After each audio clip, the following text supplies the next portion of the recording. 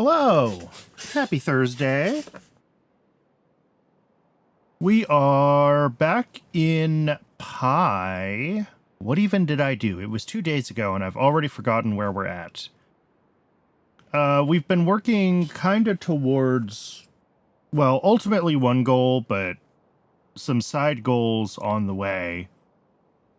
Our big sort of target position is being able to start working on blue chips and blue mechanical parts, because those are the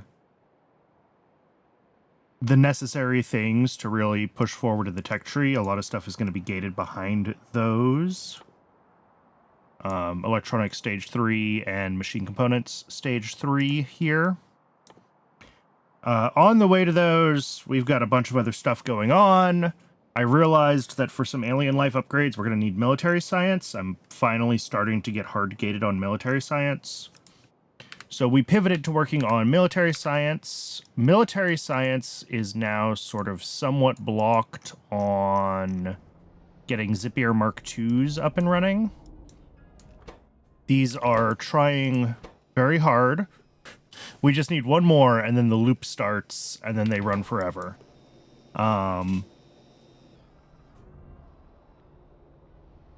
But it is going to take a minute to get those. So while we're waiting for those, I'm kind of starting to move forward through the list. I'm setting up a Tritz Mark II module setup as well, because we're going to need a lot more optical fiber here. So we're going to be upgrading all of these things, making a lot more optical fiber happen, because we're going to need a lot more optical fiber for the next tier of circuits. And the to-do list goes on. At the end of stream yesterday, we did find a couple of things that were busted, so we need to fix those. The Dingrit belt composting is the big one. But I've got kind of a to-do list of things we can work on, and then some other things that are blocked on having modules done at these new module breeders, and some things that are blocked on the availability of military science. I will need to figure out kind of what we can be working on that's not going to be blocked on military science. What other things might be worth kind of trying to upgrade. I don't know if photovoltaics are worth it versus... I assume photovoltaics don't have the saline or the molten salt input requirement that the thermosolar does. But at the same time, each of these only makes 1.5 megawatts. So if we wanted a couple of gigawatts of solar, that would be ridiculous. So it seems like at least Solar Mark 1 just doesn't seem worth it to me. But we are going to need that. Can we push into...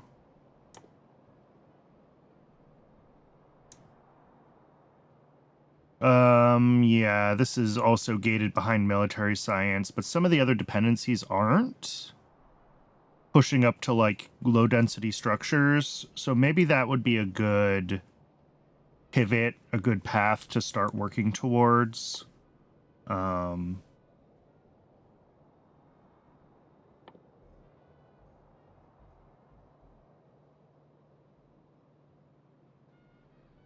Because I assume... yeah, we have to be able to launch a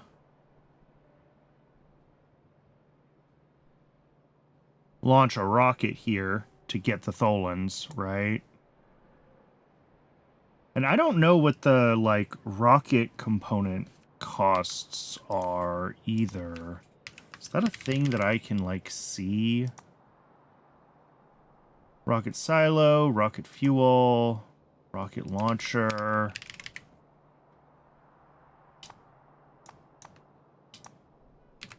Apparently not.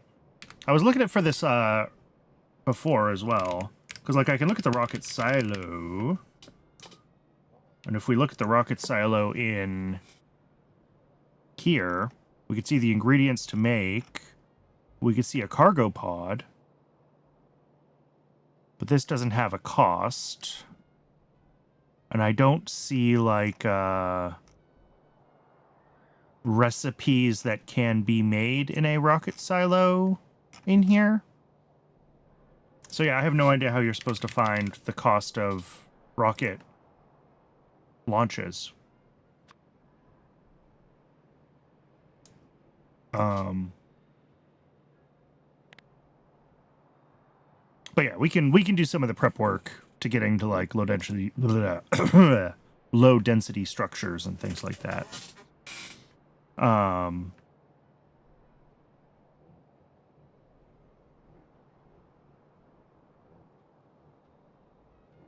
Because that's a hard requirement for prod science, and I guess just prod science. All right.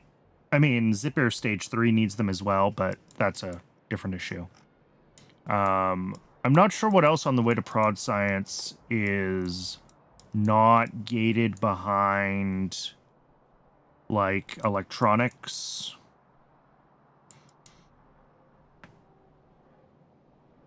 Metal organics, battery stage 3, lithium niobate. There's stuff. So we'll find something to start pushing on, some tech tree we can start trying to move down. If we get to a place where we're just like waiting for modules or waiting for research, we'll figure something out. This stuck train is just fuel. Yeah, I don't care. Okay, let's finish up this Tritz build. So what are we at? What have I done and what haven't I done? We have these guys running the compiled Tritz codices. This just needs saline water hooked up. Okay. And that'll be 2 of the inputs into this.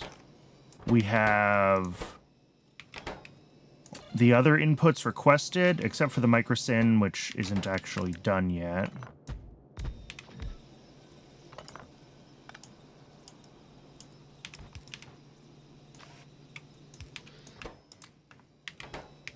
Did I fix the microsyn J25, or did I just notice it was broken? No cytostatics. I did fix it. Okay, yeah, I fixed the cytostatics. They are running again. So that is just going to take a while. But that's fine. We'll get this ready to go, and then we'll work on some other stuff. So input-wise, I mean, this is small quantities of everything, so I think just one of this inserter is fine. And then, oh, this also needs solidified Sarkarus. That's right. That's why we kind of stopped working on this, because I didn't feel like dealing with needing to get the new buildings. So we're going to need to add an incubator and a burner to our list of things. And then I need to add depolymerized organics. And the other issue is that I did not build this near... Okay, there's native flora up here. That's close enough. We'll be able to get what we need.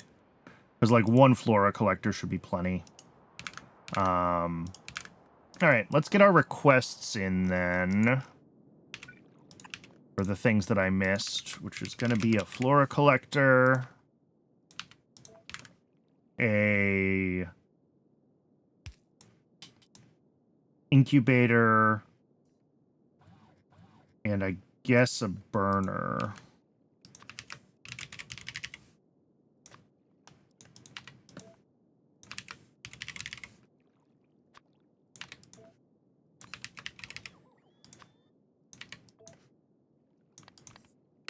That should be everything that we need.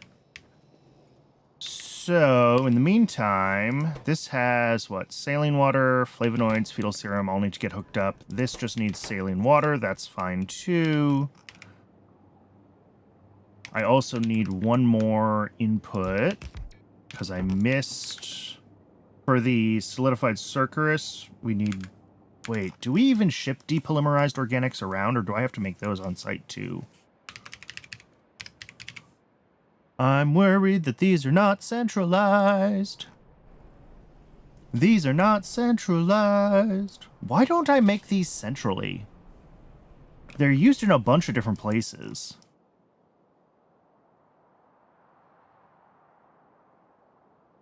Well... Alright, they're used in a couple places.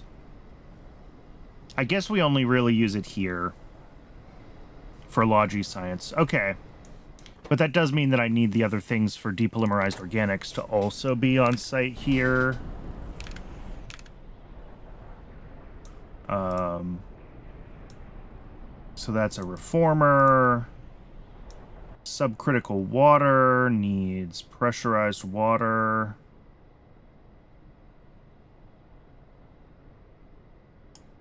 Do I have the Bodo's Stage 2 tech done? Do I have access to that? I do. Okay. So yeah, this is just a heat exchanger that makes subcritical water. I don't need a, I don't need any other inputs anymore. That's actually really nice. I do have access to this tech.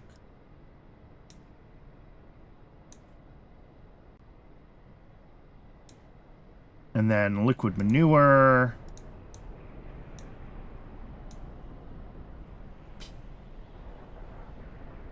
And we ship manure in. Ugh. That's just real... Maybe I should centralize this. We only use it in a few places, but like... It doesn't decay, and manure does.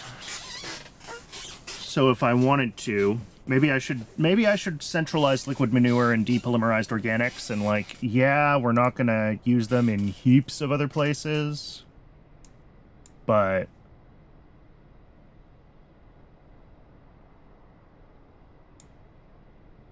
I mean, we are gonna use Sarkarus and a few more tiers of stuff. Yeah, maybe we should do liquid manure and subcritical water. All right, let's give ourselves a little... Yeah, and Sarkarus spoils too quickly to centralize, and that's fine. But we'll take a little detour here.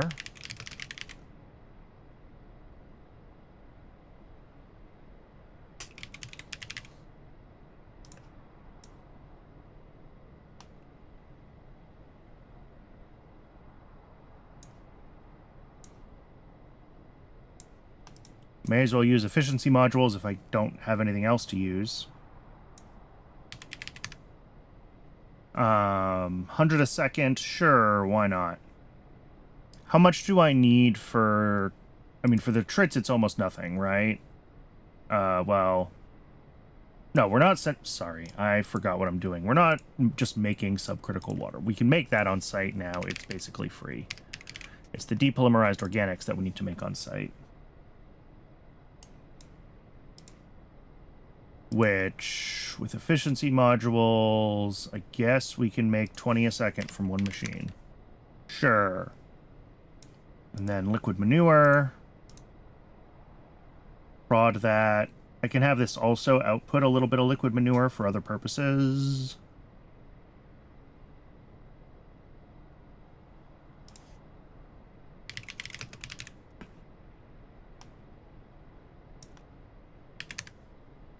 So we do something like this, and then make the subcritical water.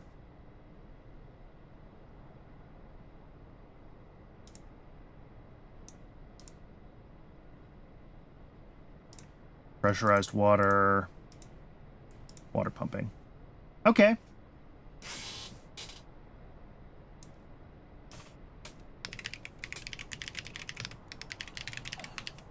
Is it actually spelled with a Z or a S for depolymerized? I don't actually know. With an S. Arguably the correct spelling.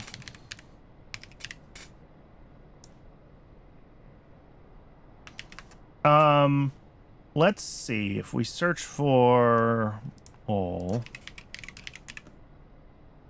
Logistics Science Pack uses how much depolymerized organics? 2 a second.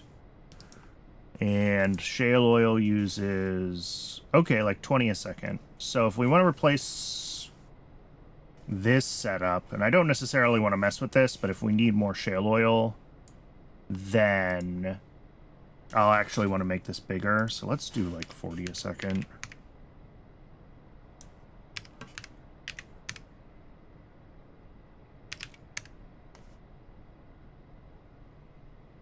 Sure. That's a fine build.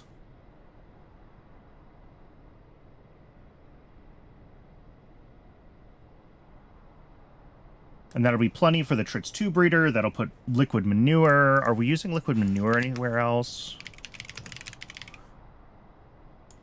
Apparently I have this setup that makes urea out of it. That's probably fine for now. But, like, if I need to add more liquid manure, we can. Right? Each of these makes 120 in 8 seconds, which is 15. Yeah.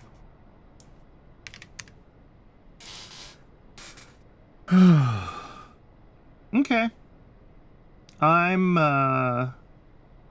happy with this scale for now, though, and again, we can add more liquid manure pretty easily. 2 of these machines is another 30 liquid manure a second, so we can adjust the balance of what this makes without a lot of problems. Shop and list.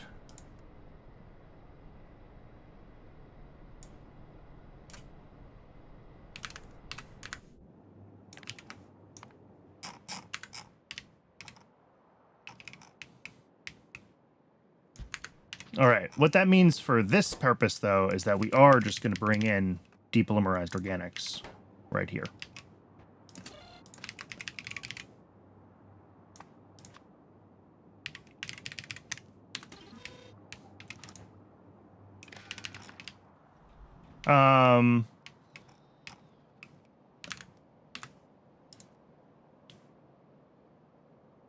Yeah. And then we'll have to set up the animal sample build, the solidified Sarkerus build. This is going to have to get longer because I'm going to have a couple of potential decay products that we have to deal with. So we're going to have room for more train stations. But I think that we are otherwise good.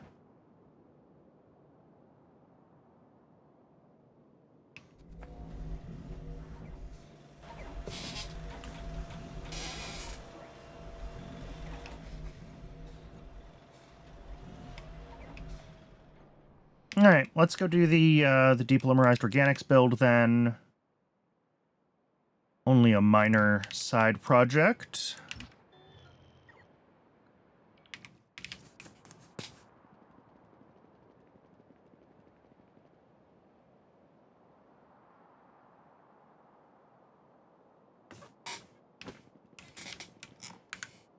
Where am I? Where am I going? We're going up here. Did I ensure that everything in this is actually going to get made? Like the Mark II heat exchangers. Surely, yes, Mark II heat exchangers. What about Mark II reformers? Are those on the allow list? Potentially not.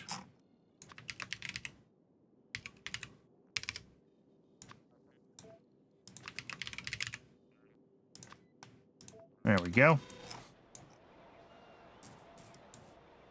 There's probably already Mark 1s around. Yeah. But if I don't add them now, then I'll forget later when I need them.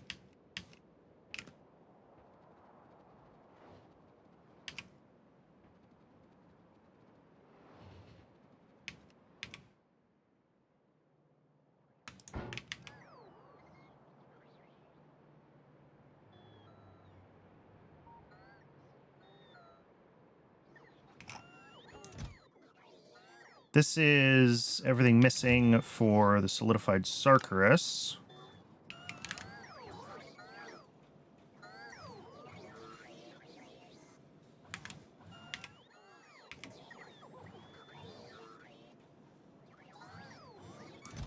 So we're just waiting for the stuff out of here, which is just the reformers, it looks like.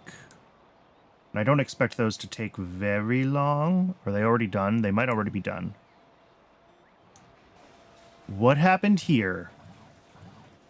Oh, nope, it fixed itself. Okay.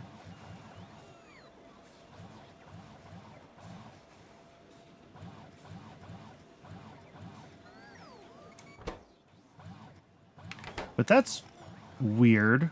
There should have been a... One of these already had reformers in it, because it crafted one of them. Interesting. Something went wrong. It got confused. I don't know how that happened. Because one of these ones up here was doing reformers before. Something definitely went wrong there, and I do not know what, but that's all right. This will be crafted very soon.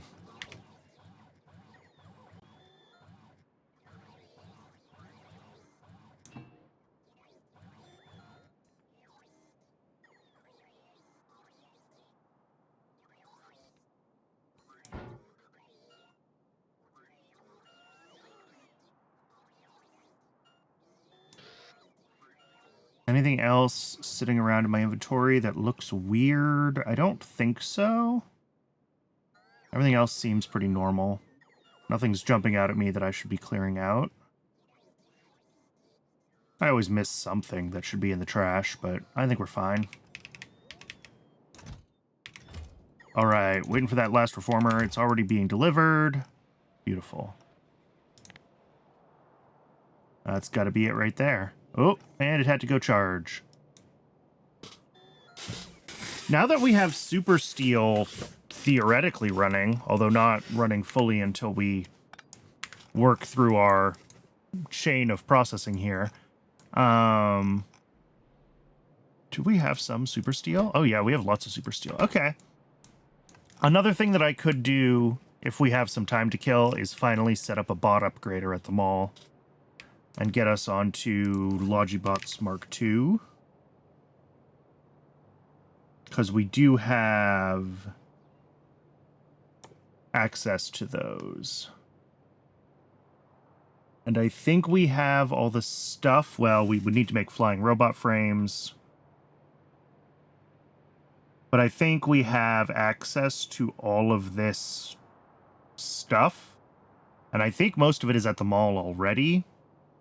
So we would just need to bring in, like, Super Steel and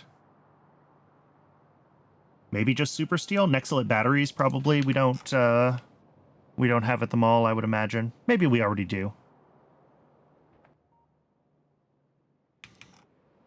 But that would be a quick build.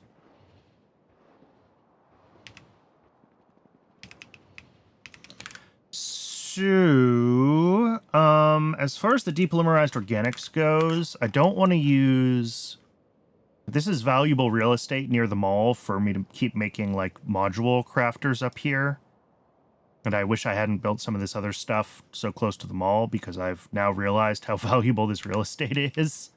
So, we're going to go away from the mall, and do the depolymerized organics down where we have some other machines set up. Could be right here, in fact.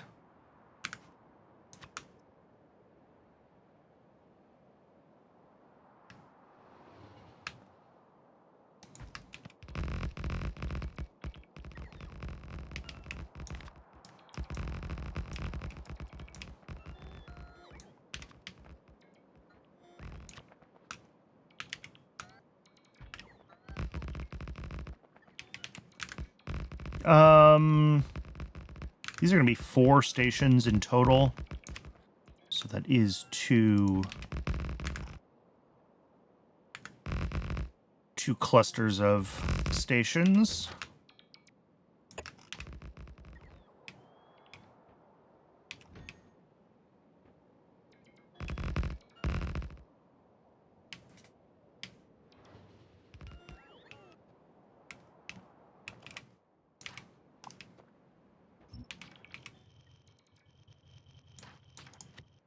There's nothing in this planner. Okay. Don't need that blueprint anymore. Don't need that requester chest anymore. I guess I do still need this one for one thing.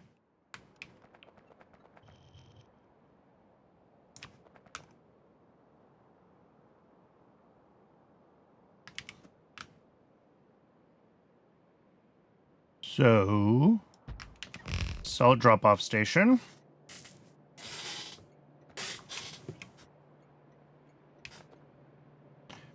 This is going to request... Well, we're actually going to have a decider combinator, aren't we? Because manure is a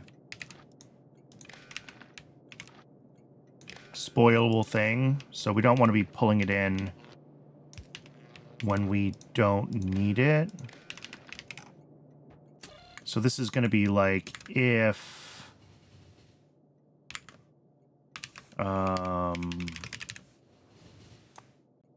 liquid manure is less than, I don't know. I think 200,000 is the number I use, usually. Or the depolymerized organics are less than 200K. Then we can output regular manure at that minus 300. Right, this stacks to 100? Yeah. All right, so that's going to be requesting the manure.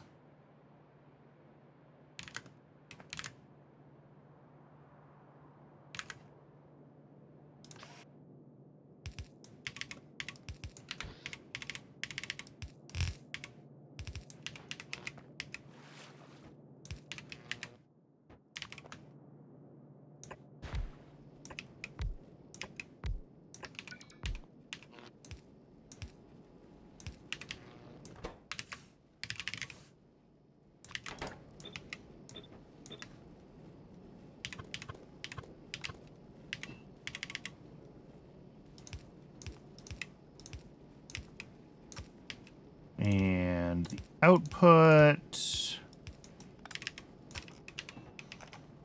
How much to each? Well, these are going to have modules, right? So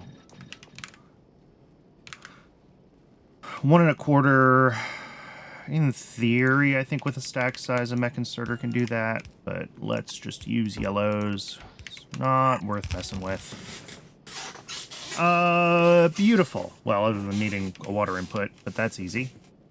So there is the liquid manure. That is going to go to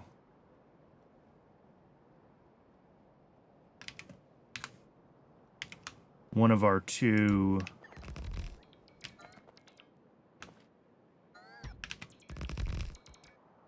Did I not? There we go. Properly force build that. And then these each need to be hooked up to here, because this is how it knows that we have our output things in the output. That was profound. This is how it will know to stop requesting manure, because it has filled up on liquid manure and depolymerized organics.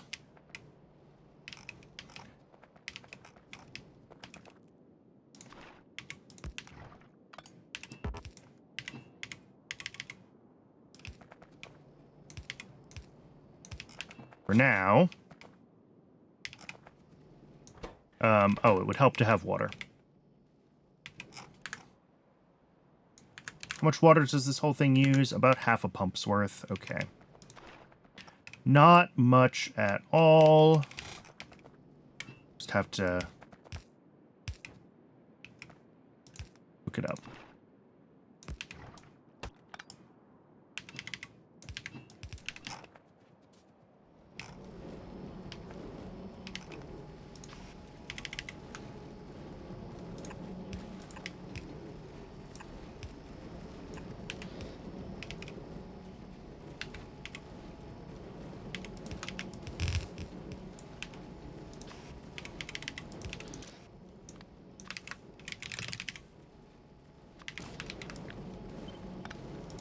All right. This belt that runs from the end here takes any output from these machines, which is only going to be rich clay, as well as any rich clay that makes it to the end of the belt. And we'll just take it around and over here.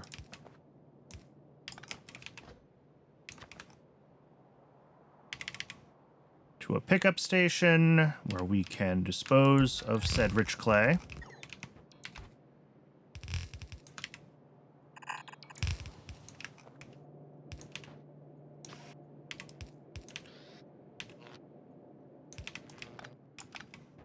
That needs to be set up with a void. I'll deal with that in a second. I think all I need to do now is get the depolymerized organics and subcritical water going.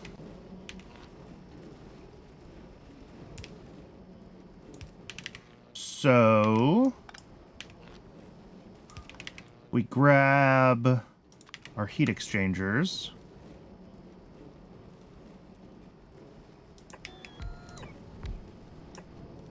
These are, I'm sure, going to be awful. Subcritical water Mark II? Yes. Oh, look, they're awful.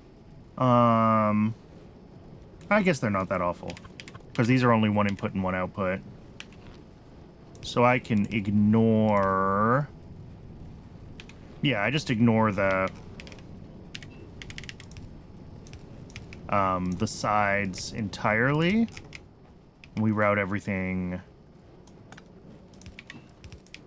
here,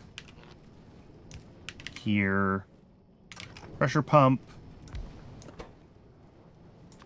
pressurized water.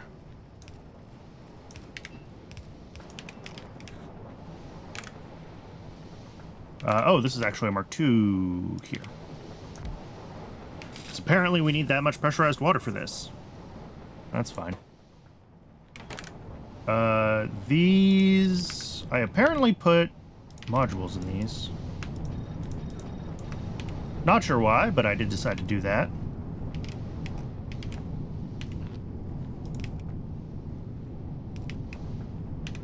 And then lastly, we have two reformers. These are big buildings, aren't they? These are big buildings.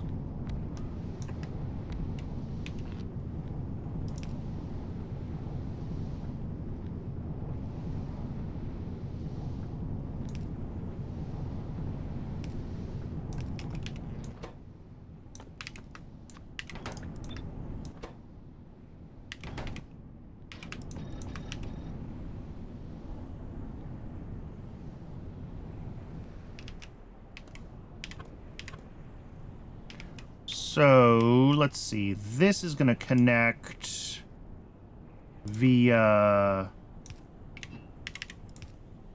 overflow valve now to the pump. And then the...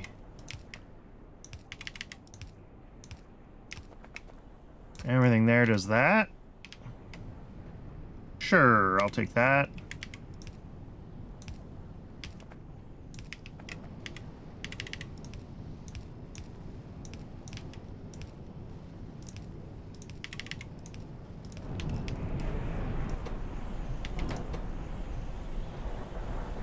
And that will make the depolymerized organics.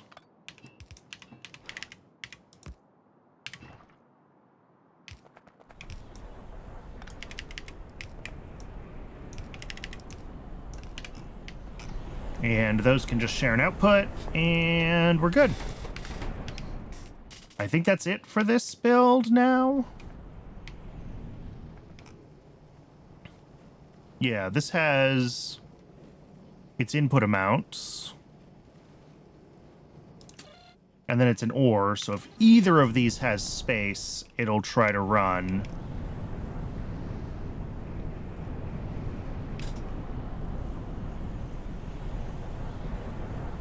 And that should be fine.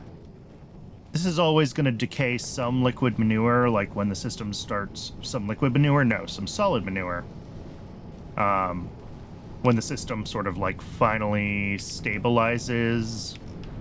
In theory, there's enough space that if there's only a little bit left, it can drain it. But if we get like a full delivery, it probably won't be able to. And that's okay. It's just manure. If we don't use it here, it's going to decay somewhere else anyway. Cool.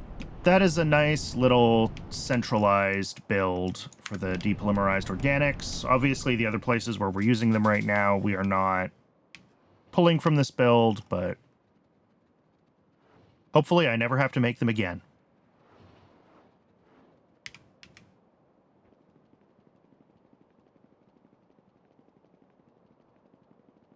So back over here in Tritland, I think I can set up the solidified Sarkarus and animal sample builds.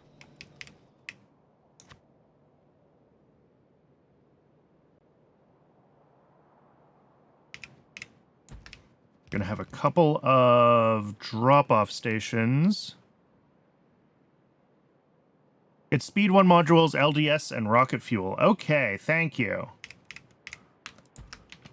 I was going to do LDS anyway. Rocket fuel, obviously, I knew I was going to need. So Speed 1 modules are the only thing that I was not already prepared to do. Is there a way to find that in the game UI, by the way? Like, without already having a I guess I could ghost a rocket silo? I didn't see it in the Pedia, Ravager. Maybe I'm losing my mind. But, like, if I open rocket silo, nothing here looks like a recipe.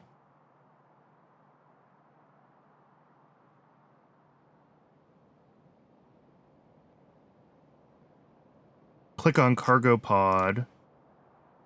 Nope. Launched by rocket silo. Spawns container landed cargo pod. Nope. Nope.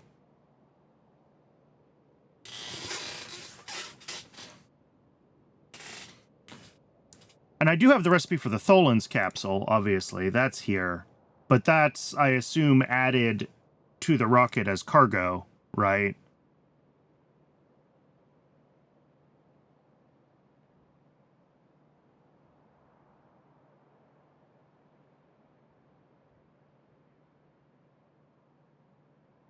Search for rocket part in Pedia.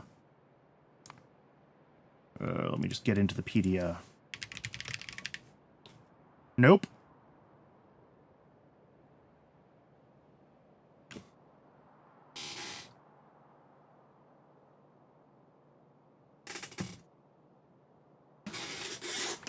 Pi is doing stupid stuff. Okay. I'll, yeah, if you could see rocket parts in the Pedia normally, then that is definitely a Pi bug. Can I find them in FNEI? No, well, because they're not an item, right?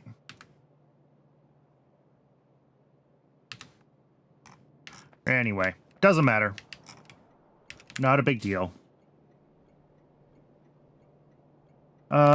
Before I do these other two parts of this build, I want to... Let's get the plumbing routed. And that'll give me a better idea where I can send belts, etc. Oh, I also realized that I really don't want to do this.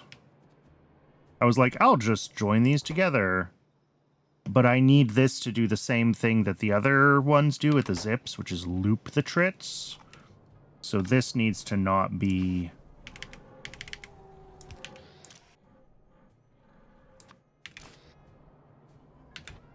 Yeah, this needs to come up to its own output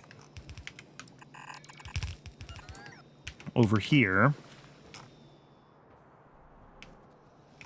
And then we'll do our output here,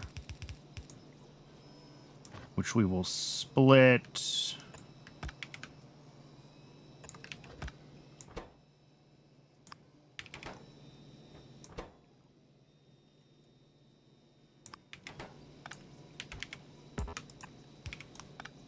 guess we don't have to split it, do we? We just do this. And then this one feeds the input, and this one feeds our output buffer? Sure, that's fine.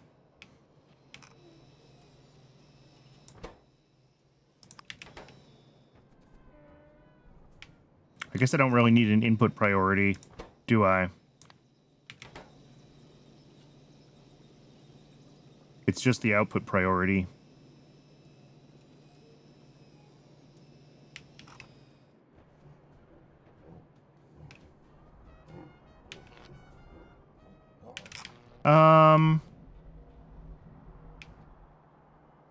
Can I do this less stupidly? Probably.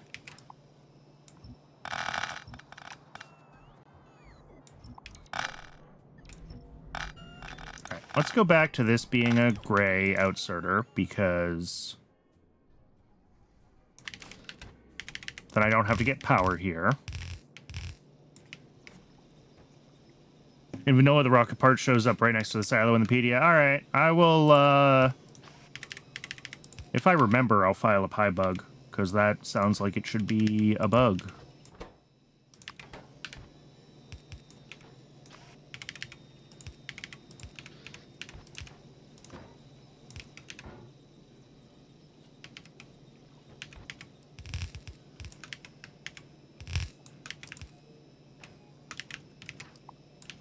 Alright, there we go.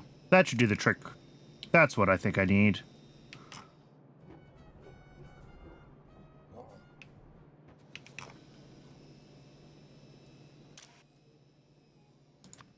Yeah, output just the trits. Any of the decay products we have to deal with separately. And then any that aren't being looped around, go to the output. Yes, that's reasonable. That is what we want. Saline water first. Come over here.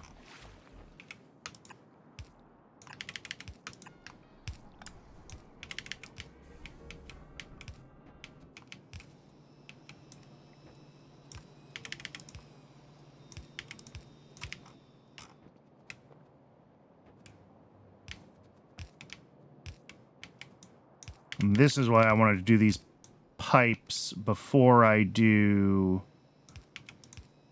the other builds, because I knew that I would be kind of dragging the pipes through where, kind of near where builds want to be, and I wanted to make sure that I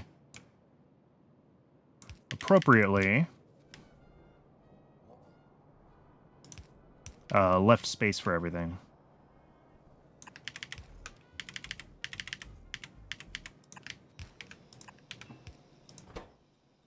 Cool. So we're still waiting for the microsyn. That's fine. We're waiting for trits down here, but they are starting to bootstrap, so we will eventually get some. These use 2 trits and output half a trit. Yeah. So they are trits negative, so it's fine to be outputting these trits back into this chest. That just reduces how often we'll get trits deliveries. And then eventually we will get them here. I do need to read the contents here. No, read contents. And then we're also going to have a little... Oop. Tall building. Almost got me there, Pi. We're going to have our outputs of our decay products here. We're going to have our inputs. Just a little sushi belt.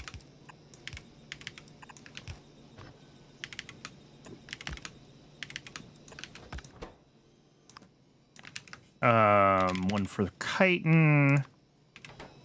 One for plasmids.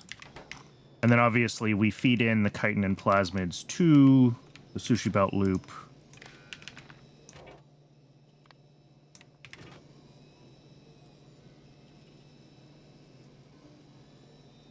I guess in theory I should be keeping track of what's in this tile as well. I'm going to choose not to, and we're just going to accept that that means that some stuff might have a couple extras. But all the numbers are made up for how much of these things we're keeping in stock anyway, so it doesn't really matter. We're going to have a bunch of stations for decay products here.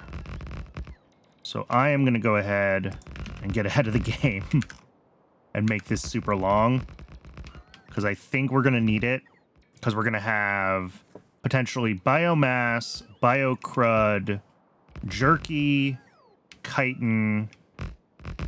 Yeah, I think that's it. I think all 4. Everything else we should be able to, like, loop back to... The plasmids loop back to an input. That's fine. And actually, that means that I really don't want to connect these up, do I? The chitin goes out. The plasmids loop back to here, which I am arbitrarily deciding now is where I'm going to be doing animal samples.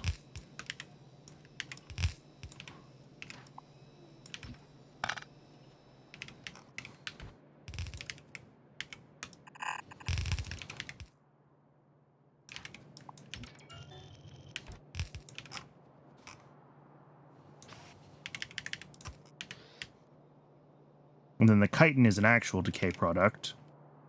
For animal samples, we need to bring in plasmids, skin and bones, and then some other stuff. Right, this needs to be a big. I have it right here, don't I?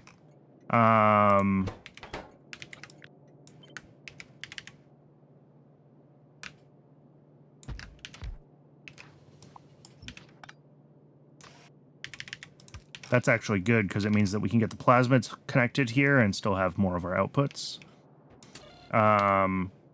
So yeah, our direct inputs are plasmids. No, minus 25, right? Because I have 6 things in total.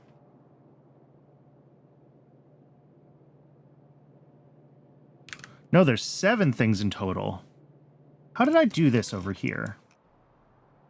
Oh, I have plasmids on a different station. Yes. Okay, so I only end up with 6 things in this one. Okay, that's fine.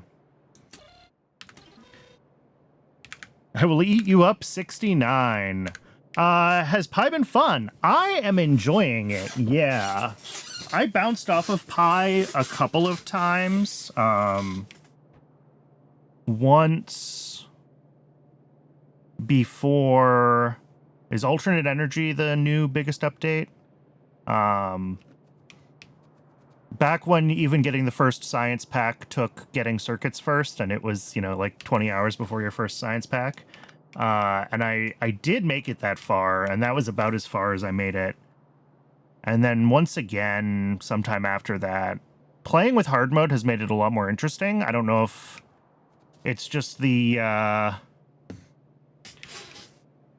Not having access to voids and having to really think about what you're doing with all your byproducts really makes a lot of the Pi recipes more interesting to play with to me. You know, especially even at like the burner phase, having to really think about what you're doing with your ash, you know, and it's not just like, I think at base Pi, it ends up being kind of just a logistics problem where it's like, well, I just got to get the ash out of here and I might get some useful things out of it and then I void the rest. But since you can't void anything in hard mode, you really do have to like reintegrate that ash processing into your whole setup. And that to me is a more interesting problem than just figuring out ash outserters for your whole mall. And then, you know, same with oil processing and all of those things, right? Where you have to really balance your products and figure out if you're getting what you want. So for me, hard mode has been way more fun than my attempts at base Pi, although maybe that's just a me problem. But yeah, it's been super fun. We're did we hit 750 hours yet? Not quite. We'll be 750 hours by the end of the stream.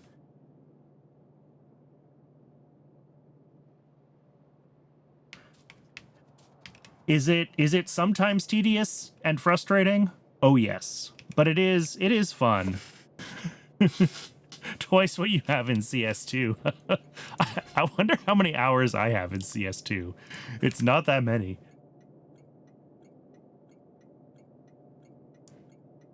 Let's see. This needs to be skin and bones that this is requesting.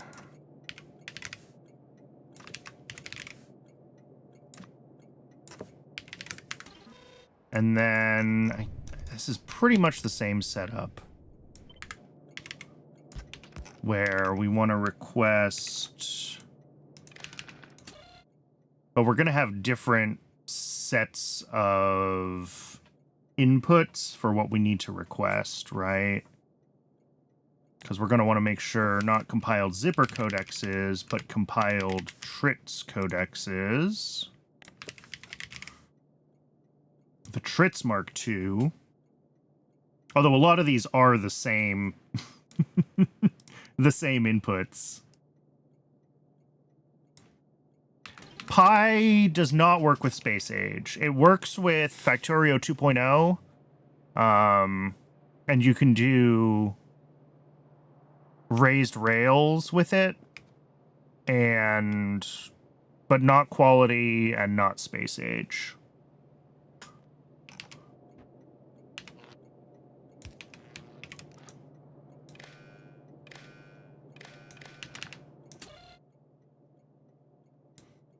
Let's see. Moss gene samples, I don't think we need. That's a Zapier specific thing. Yeah, as is the resveratrol.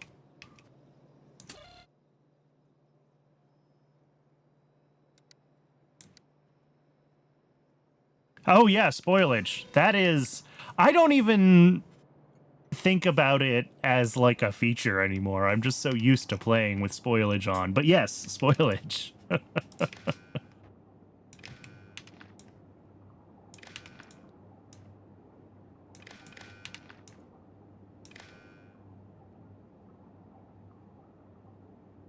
Pi does have some neat textures. That is true.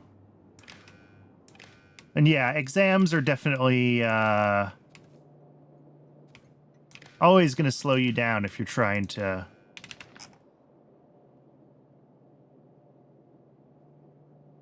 spend hundreds of hours in a video game.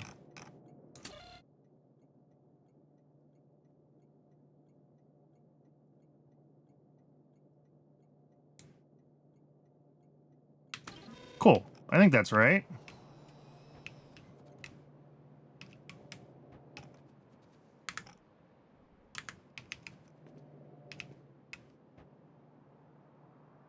And then down here, well, no, let's finish doing the actual build for this. So this is going to be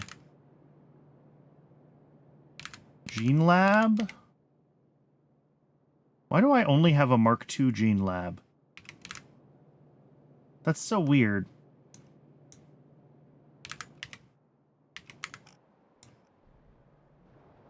Was I supposed to use a Mark II one for TRITS, and for some reason I didn't? Or not for TRITS, for zips?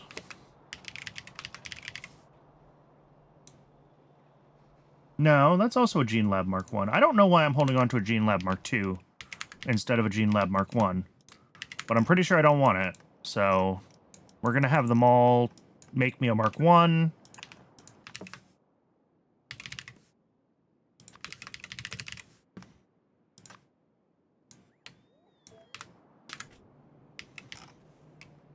And that'll be fine. We'll just paste down the Mark 1 when we're ready. Oh, I'm holding on to a bunch of these TRITS codexes. Oh, which I never finished reconnecting. I should do that.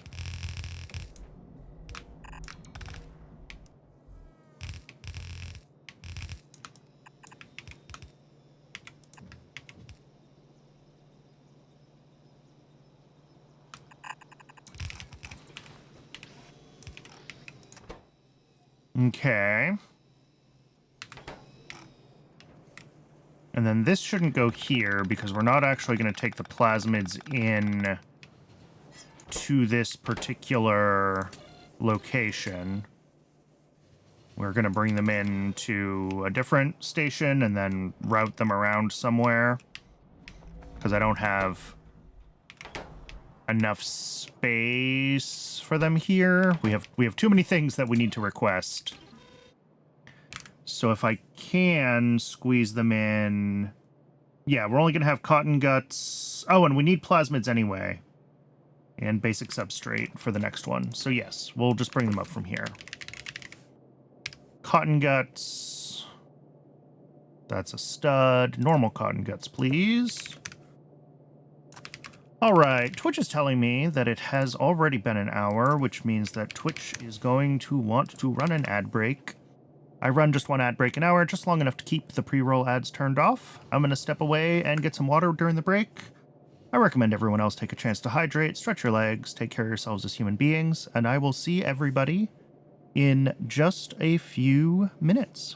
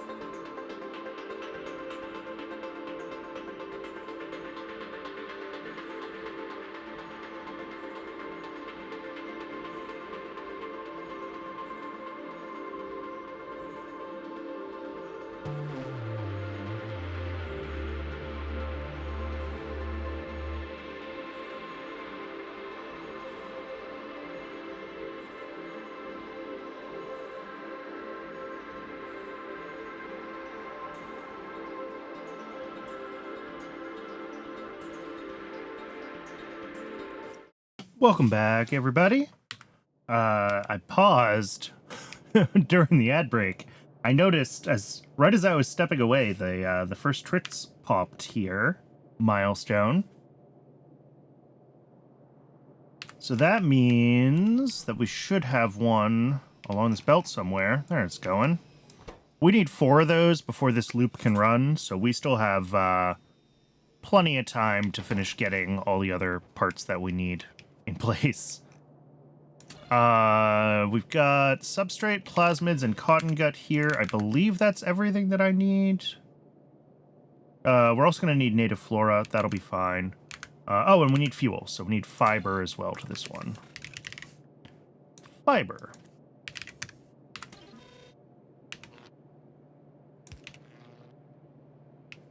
So that can run. This belt needs to go somewhere else. And I'm not quite sure where I want to put it. But it ultimately needs to come down here. I say ultimately too much. This is a thing that I've realized.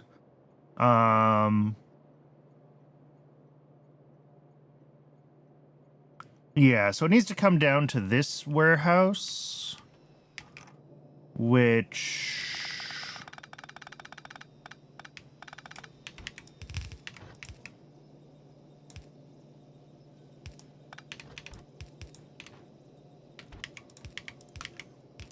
could be like this. I don't love this, but it'll work.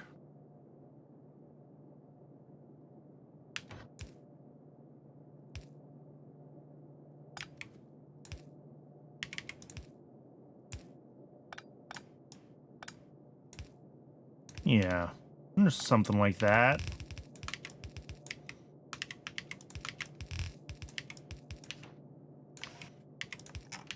So that'll be any plasmids that come out of this. Just sneak them through there.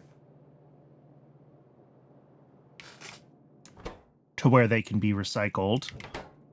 And then we are going to have a burner and this thing making solidified sarcarus. Why did I decide not to prod this one? Interesting. I'm gonna prod this. I changed my mind. I'm changing my minds about lots of things, but I might as well prod this, because cotton guts aren't the cheapest things in the whole wide world. This needs to be just the fiber. And then we will have a couple of inserters here for everything else. The depolymerized organics are down here.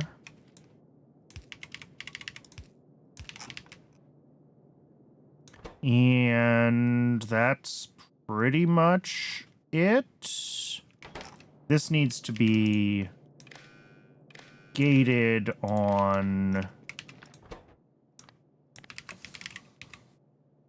sarcarus less than, I don't know, say 4 for now. We only want to be running this when we don't have a bunch of sarcarus piled up over here waiting to get used. Otherwise, we're just going to waste it.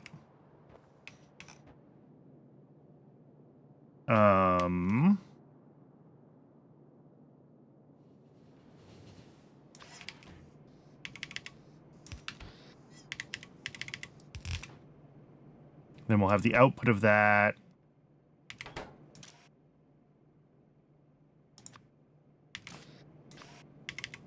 Actually going to do it as a yellow outserter. Not that we should ever have chitin. We should always be exporting it before it has a chance to become chitin. But just the same, I will put that on this same belt, and eventually it'll end up here and get filtered off and go to the output. And I also do need an output here as well for the decay products of the native flora. Again, we should always be pulling out the fluorospollenin before it becomes biomass, but just to be on the safe side.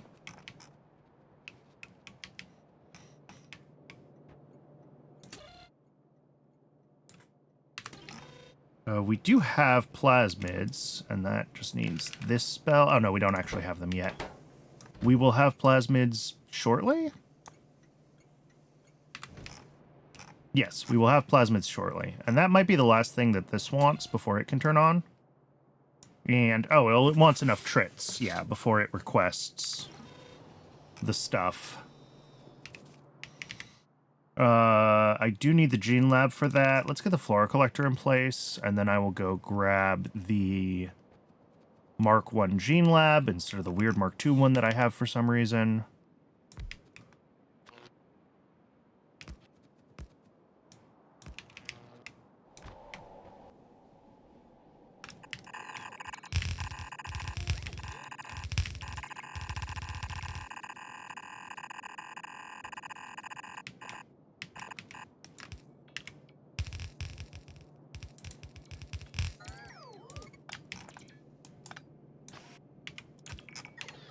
Cool.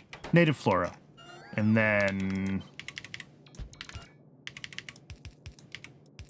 that.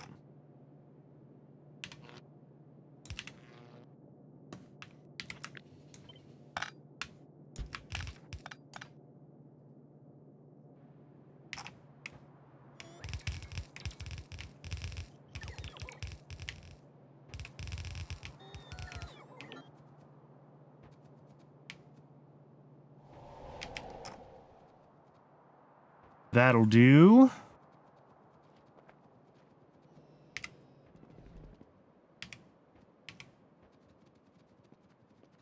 Let me go grab the gene lab that I need.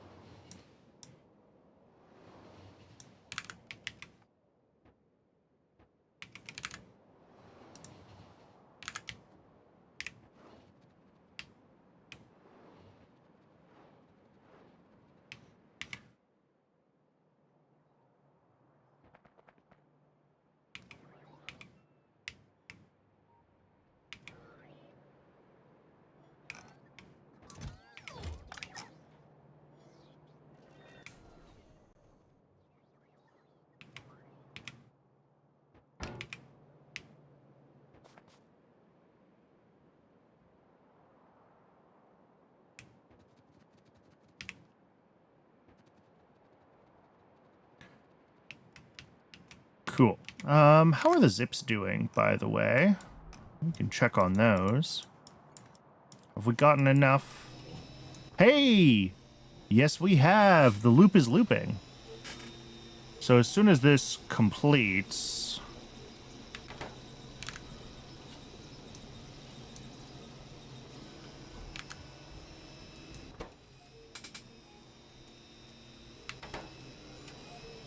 Yeah, we output our 5 zips, and they are all going to come... I really have too much of a belt buffer here, but that's okay. They will all come over to here to be recycled. Oh, this has run a couple of times. There's 8 of them in here already. We're starting to buffer zips. All right, cool. That's awesome. Because that's what's blocking military science, is getting those zips done. So here, we need a gene lab making...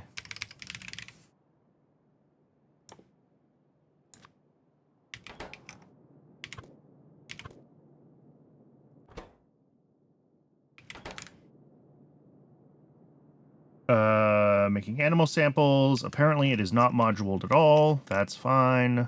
Shouldn't need it.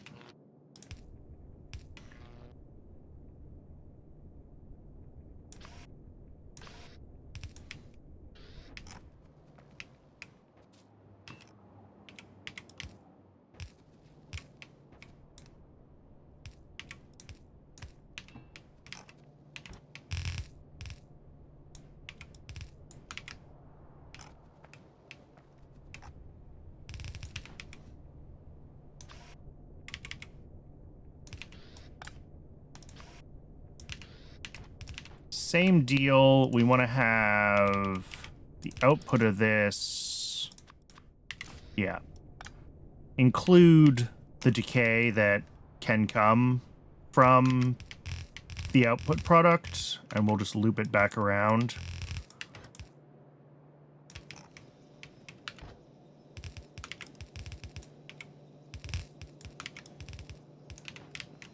And then that should be fine. That'll dump everything on this belt, and things will get filtered out as needed.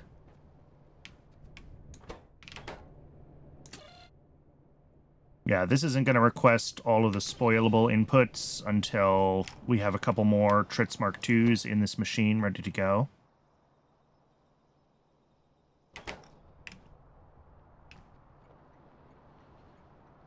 Which does mean we're wasting Sarkarus. I could, I suppose, set up a...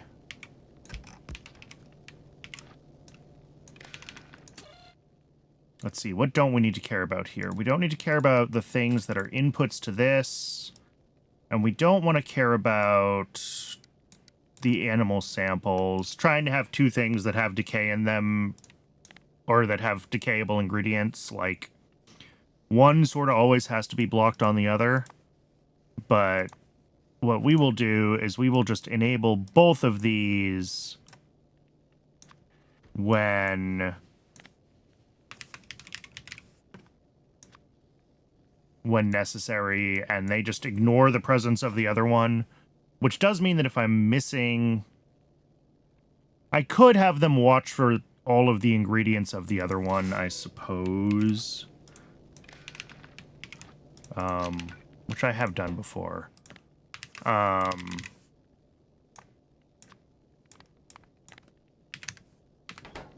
so this should turn itself off now because we're missing the trits. I could have this, I guess, watch for bones and skin.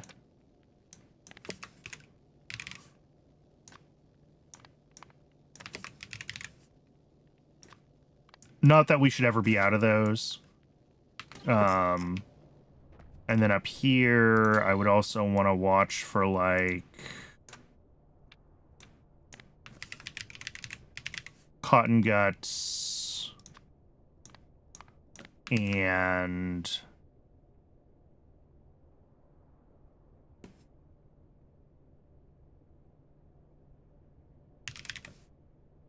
basic substrate. Yeah.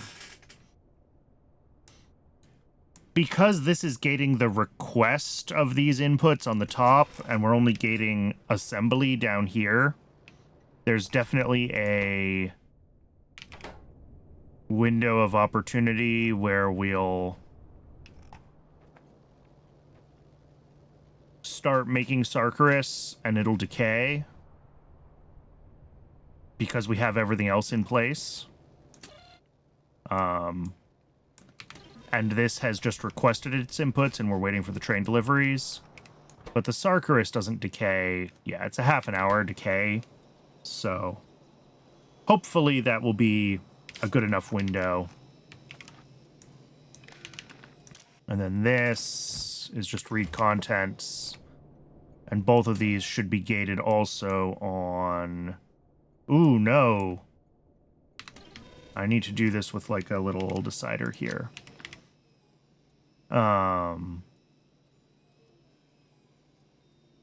Or arithmetic, it doesn't really matter.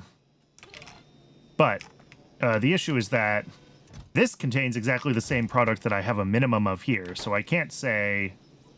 Well, I guess I do, right? I say run if they're greater than 4 and less than 300 or whatever.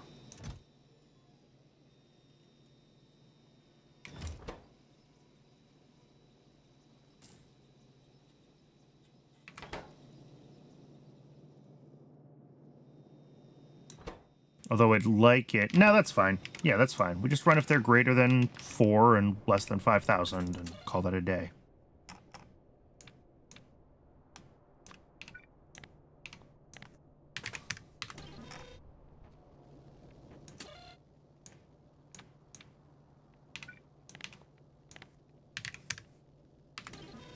And that way, everything turns off when we're not not actually running them. I should add a similar one here to the animal samples, wherever they are.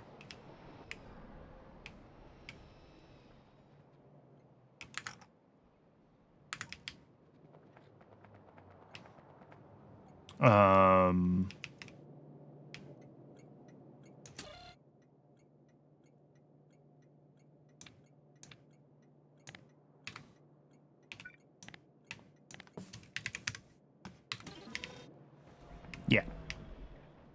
That way, when this chest fills up, we're not going to be,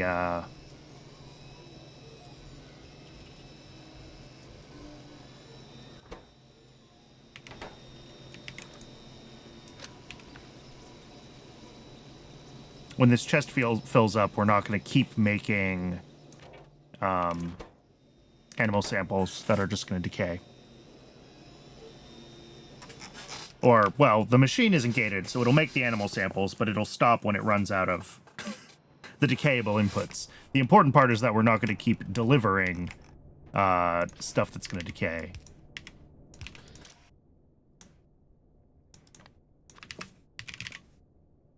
Got jerky and biocrud here.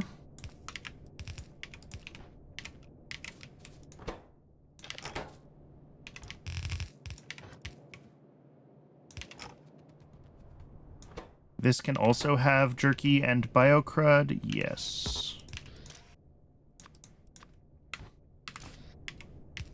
There we go. Same belt. No problem. Honestly, this can probably be one. So jerky and biocrud will go up to 2 train stations here. We've got chitin that needs to go to 1, and then we're going to have one more for biomass and fluorospalanin.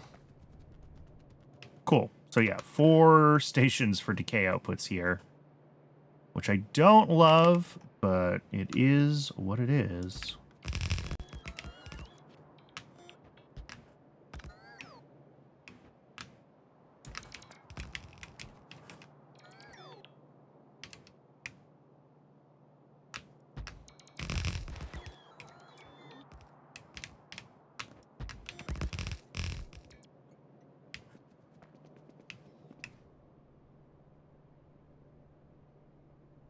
And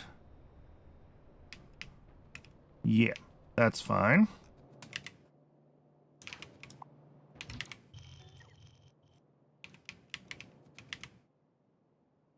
I'm still sitting on a couple of bonus modules, and I don't know what they're for.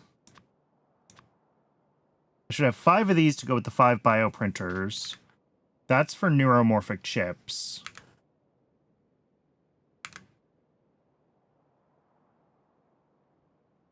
Everything else, I don't know what these 2 spare modules are for. I really don't.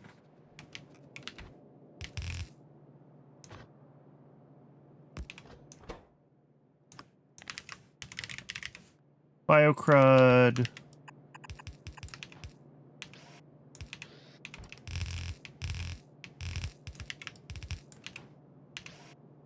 Jerky.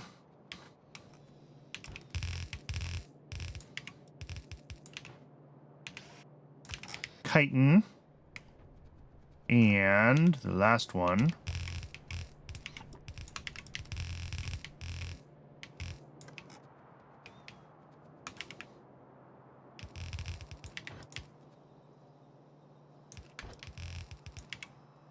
I actually changed my mind. I will do this one for biomass / fluorospalanin, and this one for chitin. Doesn't really matter. Just makes the pathing a little bit easier. This is always a little bit funky for native flora because it goes through a 2-stage decay. I always do the same thing. I just leave everything in this chest, and then any fluorospalanin will decay to biomass on site here, and then we only put biomass out on the rails. It just simplifies the train logic a little bit.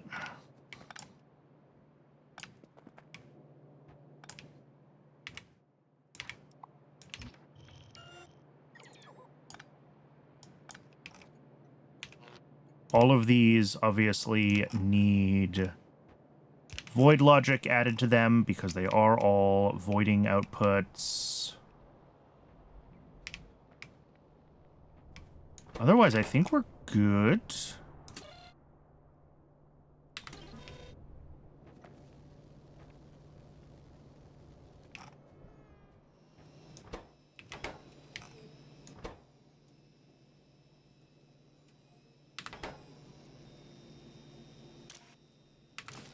Yeah, I think this is good. I think everything here, other than the various, like I said, the various bits of void logic, which are gonna be similar to the ones that we have over there.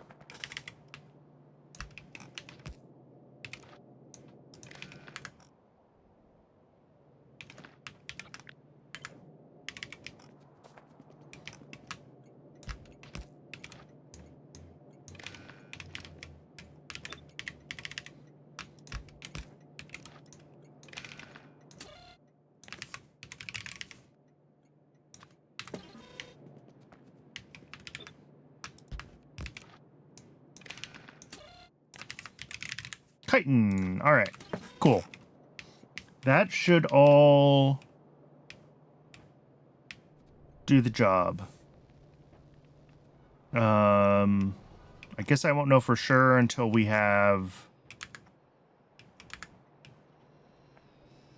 a few more trits built so that this can actually request all of the decayable stuff and we can see it try to run.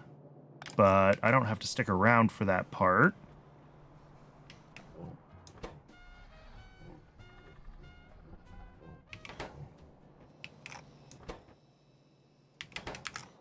Did I fully upgrade seaweed?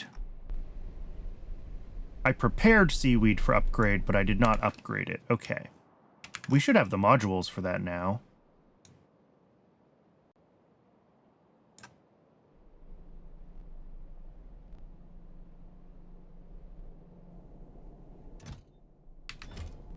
Well, maybe. What are we blocked on? Oh, molybdenum. Interesting. It's entirely possible that my molybdenum is just not set up to be able to handle how much I'm filtering off. Oh, we prioritize running molybdenum plate over the molybdenum trioxide. So yes. My molybdenum just can't handle how much we siphoned off to try to make modules. But if we do want to upgrade this,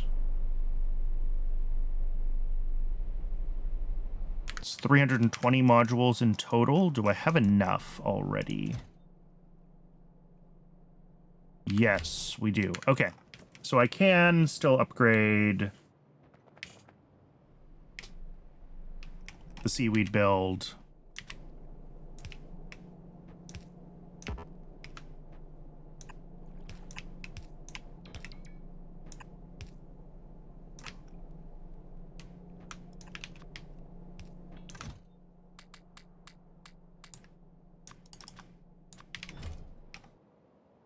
Let's get the seaweed build upgraded.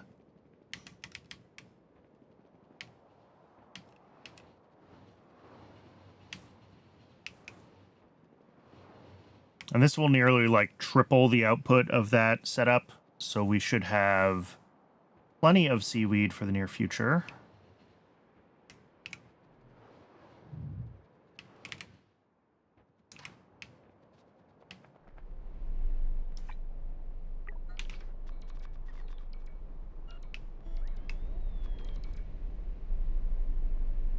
There we go.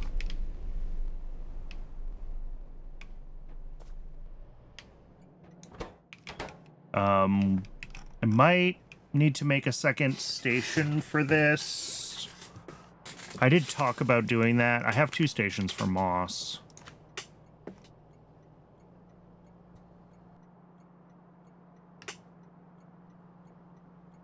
What makes this hard mode? So the main thing with hard mode, there's a bunch of small changes, but the big thing is that it eliminates most of Pyanodon's built-in voids. So you can't just, like, burn off various byproducts that you might have. You need to find ways to process those byproducts and put them to productive use in your factory. There are some other changes. Some of the techs have additional alien life ingredients, but the lack of voids is the really big one as far as how it affects your gameplay. I also have spoilage on, but that's not a hard mode thing. That's just a Factorio thing. But it is optional for Pi.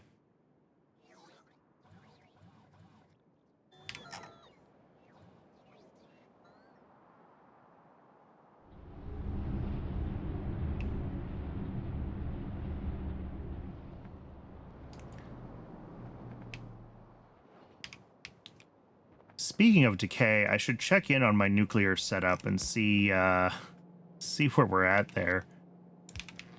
How do I want to do this? So each of these belts now is holding how much? Yeah, 45 a second. I think that we can do that with just one set of input inserters. It's only a triple stacked belt. I feel like we can do that with one set of stack inserters.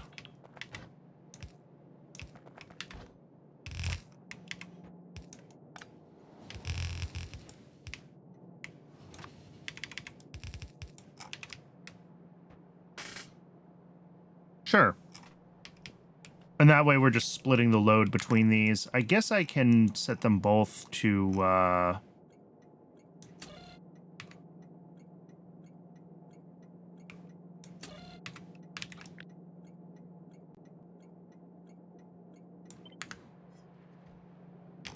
let's see. I had this setup that I designed. Let's see if it...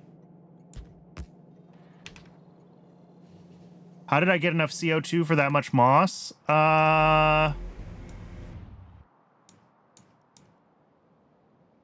That's a good question. A bunch of it is byproduct CO2, like you just get CO2 from doing stuff. I do also have the CO2 moondrop turd. And these are supplementing my CO2 production on my base. Yeah, like 1,000 CO2 a second. Yeah. CO2 drops are fantastic.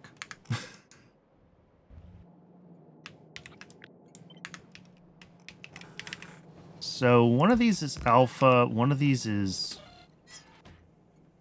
beta, and then they're both set to set their train limit to the other one. Yeah. That is how I did it. Okay.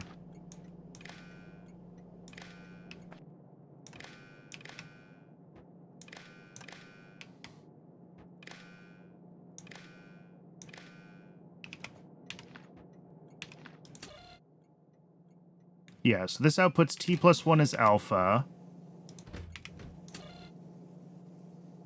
Yeah, enable train count, which happens on the T signal. Right. And then you, because you output alpha, you set your train limit to beta. And then since you output beta, you set your train limit to alpha. Yeah, now this one's currently set to 2, and beta's set to 1, because this one has a train coming. It's load balancing, is all it's doing. They each set their limit to the other one plus 1. So if there's no trains coming, they're both set to a train limit of 1. And as soon as one of them gets a train, the other one can increase its limit, and that just goes back and forth. I don't know if it's strictly necessary, but it helps with throughput, basically. In the case where I have, like, 4 trains coming, and they can all be serviced from... I guess it could be up to 6 trains coming here. Cybersyn could decide to assign them all to the same one, because it prioritizes based on distance. Not track distance, but literal distance, as the crow flies distance. So it'll prefer to send all of the trains to one of these, and you'll just end up with a queue of trains slowly moving through. And yes, these stations are quick, but it's quicker in parallel. So that's why I load balance these very high. Animal byproducts is fun. Welcome to what I like to call animal management. So as much as is possible, we do rendering here.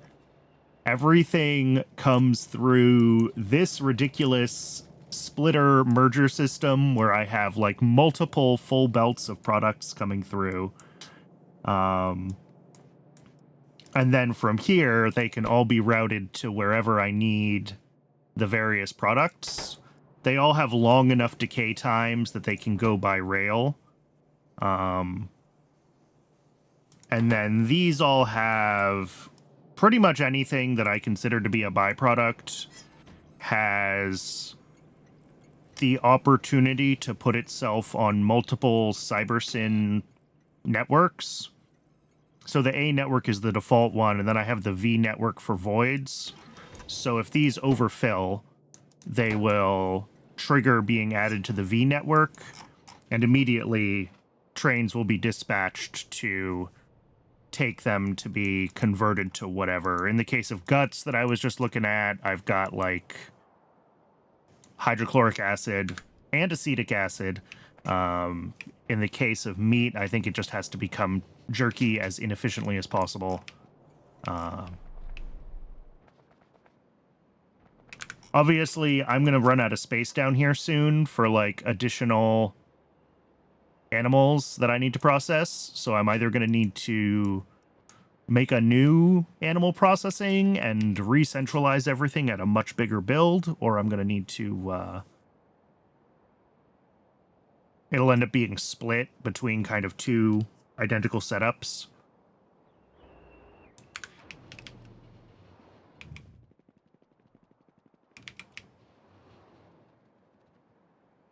All right.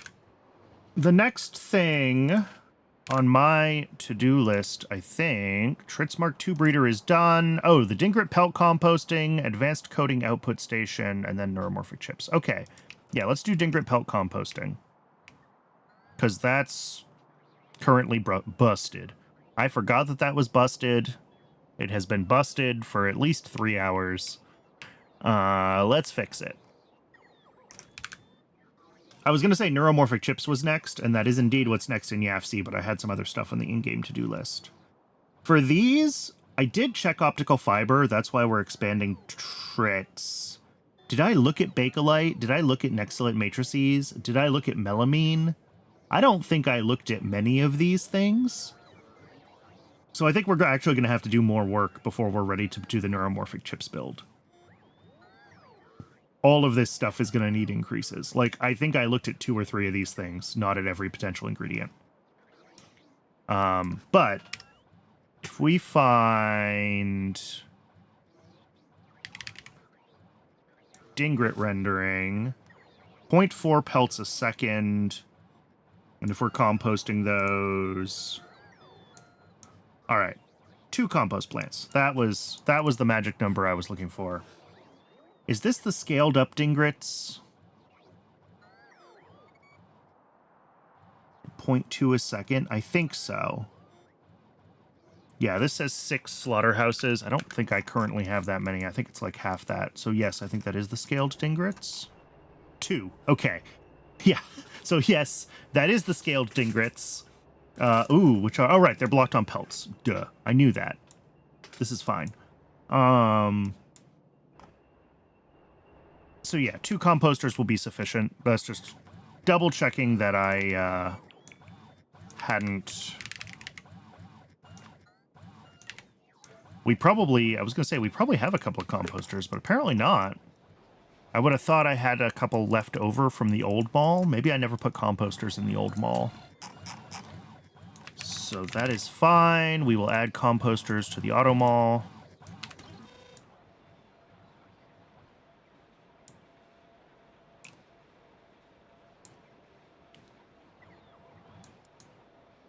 We will add composters to the auto mall? Oh, I guess we did have them. Okay. The bots were just busy doing other things.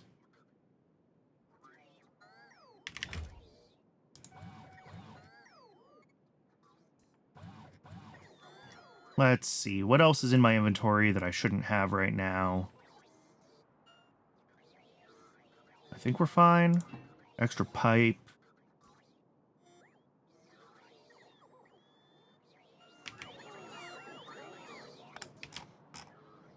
Cool.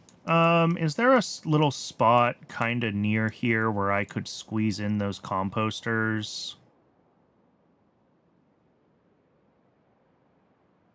Potentially. I mean, I could do it on site and just output the biomass right here. But I don't know if I want to do that.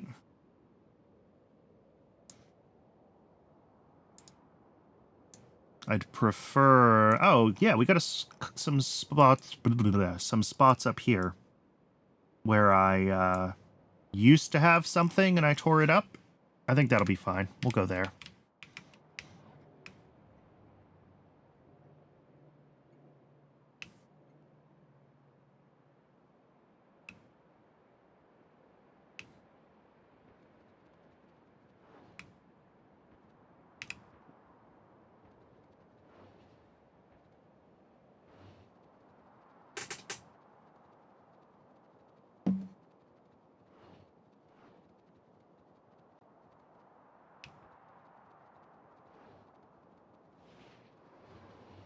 Once we fix this...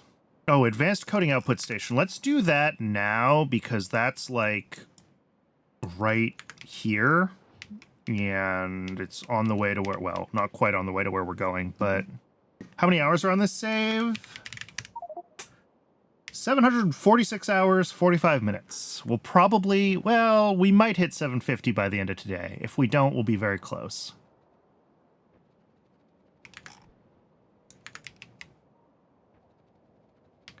All right, so yeah, this output station, I apparently was just an idiot, and this is an input station. I just literally pasted the wrong thing here.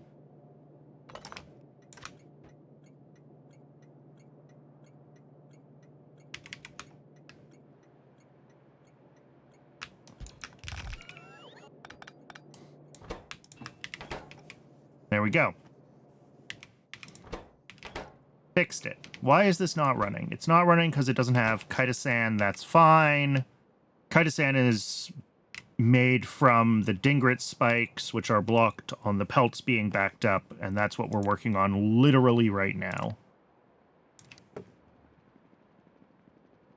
So it is absolutely fine.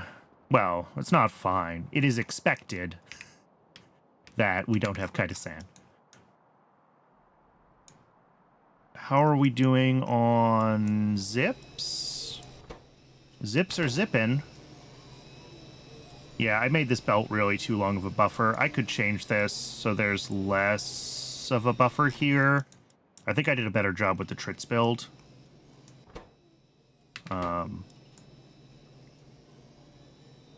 it only needs enough buffer for like 4 items to actually run successfully, so...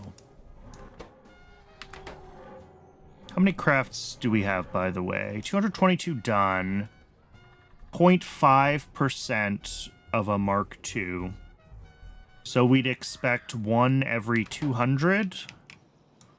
And we've gotten 2. Alright, but we expect like 800 crafts necessary, so this is going to need to run quite a bit longer. A couple more hours before we have what we need. Where am I going? Here. What is the best way to do that? North and then west.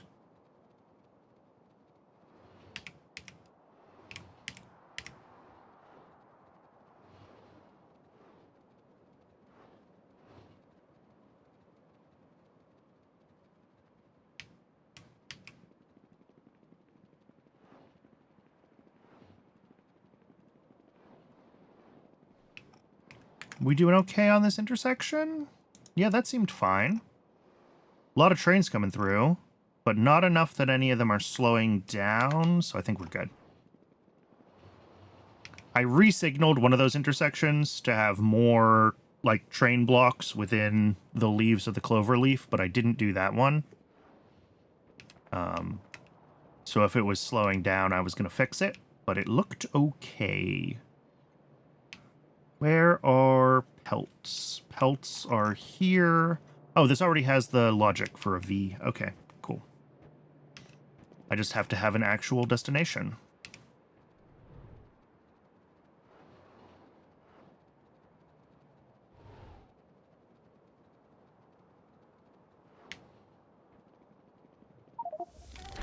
What do we got? Oh, first coated container. Excellent. We're going to need a bunch of those. Those are used... Well, initially I'm going to be using them for...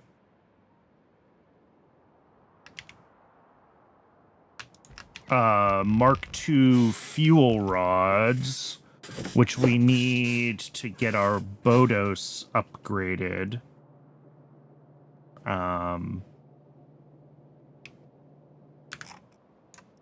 Which is in the to-do list somewhere. Yeah, fuel rod Mark IIs and Bodos.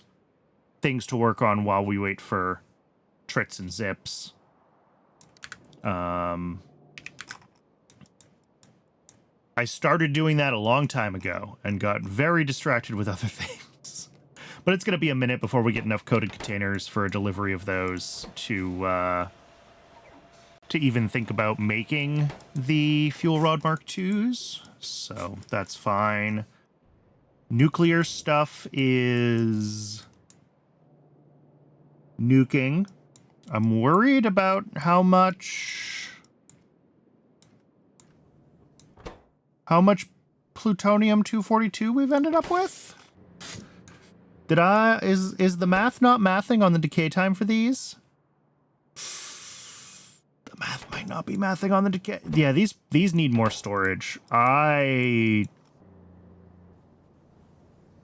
must not have done the math right on how many deposits I would need. We do use the 242 a little bit. It's used for americium. Oh, yeah. Okay, that's why. I think because I based the amount of storage on the assumption that we would have a consistent draw of the americium to make fuel rod Mark IIs, but we haven't been making them yet, so the 242 is all backed up. So I may need to extend the 242 storage to account for our lower than intended consumption.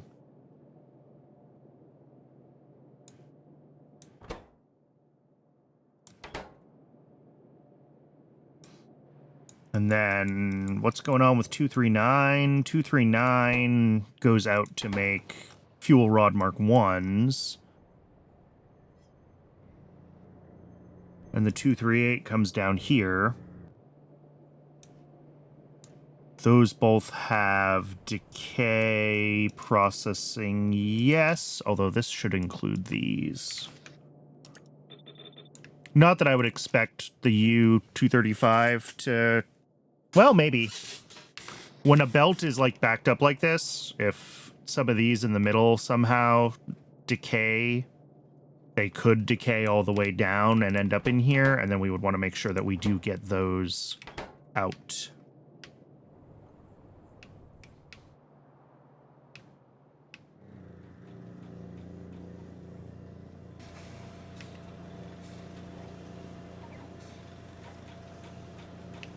Although, do we even have a correct path from this if I do that? Like, this comes out this way. We follow this down here. We get to here, where we have 2 machines that are set to whitelist filters. So I think the answer is no, we do not actually correctly handle separating out uranium oxide / ash from this. If that does ever happen. Yeah, I assume that this whole belt is U-235 the whole way through. All right, that's bad. That's wrong. I'll have to fix that at some point.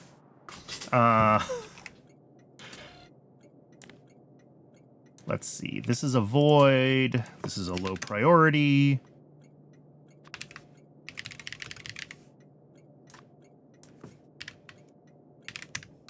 Fill it with dingrit pelts.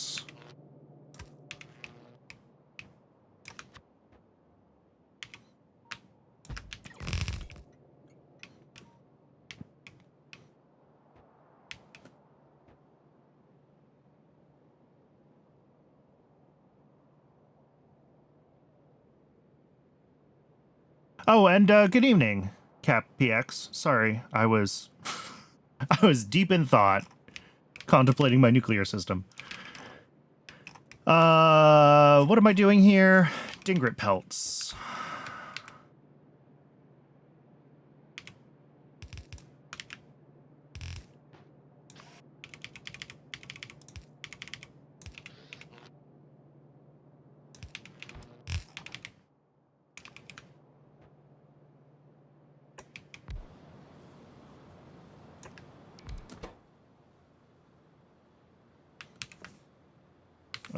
Oh, I don't have to... I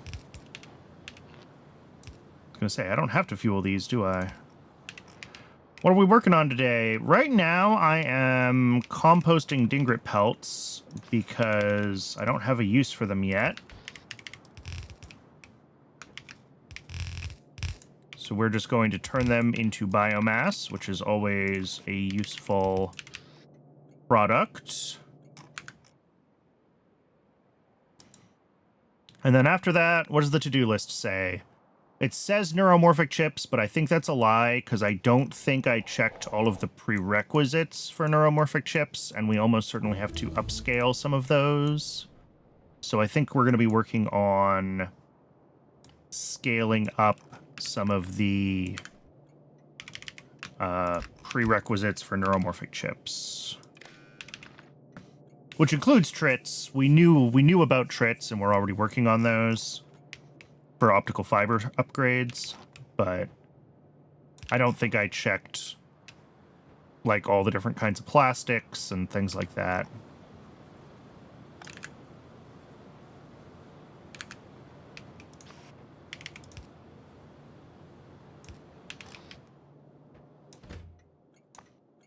Cool. This has got some pelts on the way, which means that we will have unblocked animal processing. Dingrit's running. Dingrit's running. Are we gonna get an alert? Was it gone? Was it blocked long enough for stuff to decay inside those machines? Yes. All right, headphone alert. Whoop, there it goes.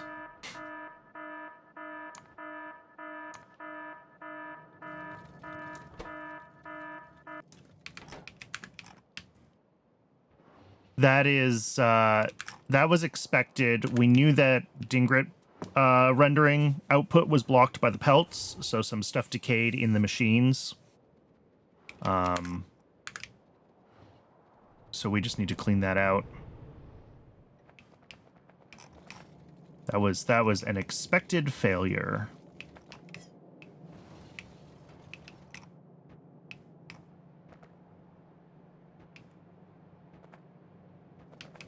Sorry, I was like 3 seconds too late on warning people with headphones about that.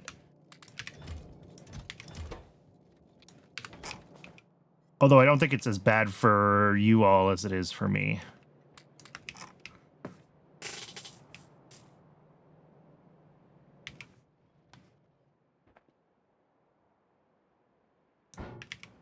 All right. Dank repel composting. Done. That should unblock... Uh-oh. I knew one of these was stuck. We have another one stuck. We have another one stuck.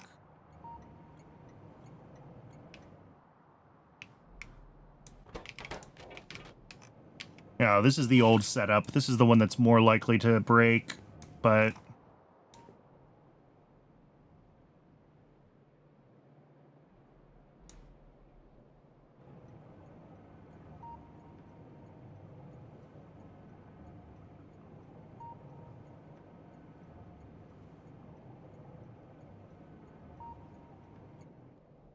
Yep, this is why we're moving away from the sushi fuel.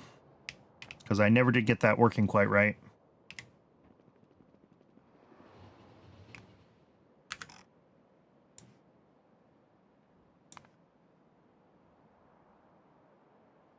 Let's see, mount stage 2, and then all the rest of this pre-stuff that starts to use Pi-Sci 3 again requires military science.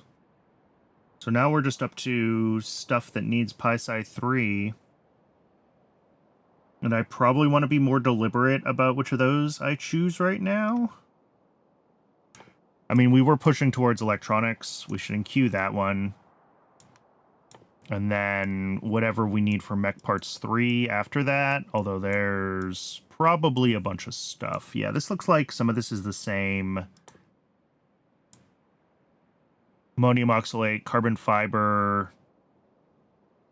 LDS for rocket silos. Yeah, that's some of the same chain.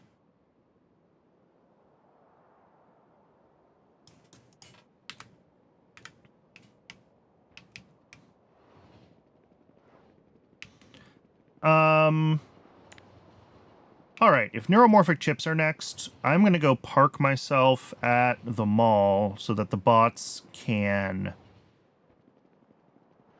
deal with my inventory. And then we'll pop into YAFC for a little bit, and we'll figure out... We'll just double-check all the inputs to neuromorphic chips. Make sure that whatever needs to be scaled up there, we can scale up. And then... once we have... Ooh, that's a busy intersection. Is that doing okay? Yeah, that's fine. There's just a lot going on right here. We've got iron plate and antimony oxide happening right next to each other, which both have a lot of traffic.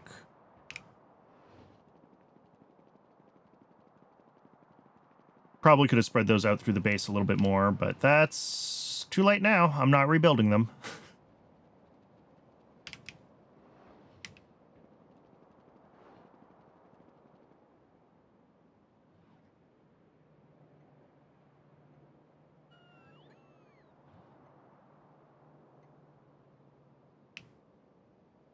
All right, we park ourselves here, and we pop in here.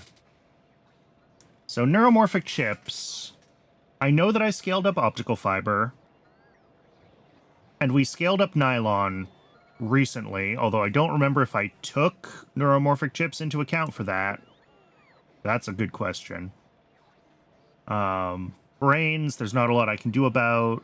Nanocrystalline cellulose, I think we're only making in small quantities, so we need to scale that. Bakelite, I'm not sure. Electrolytic capacitors. A bunch of this is stuff that I'm not sure what scale we're making it at. So this is where we check, like, okay, melamine. We're making melamine at, well, apparently 6 a second, but we also have plastic from other sources, so theoretically up to 12 a second. And we consume melamine at what sort of scale? That's melamine resin. I'm going to assume we have enough melamine resin. Oh, interesting. Plastic 2 is also via melamine. We just don't output it.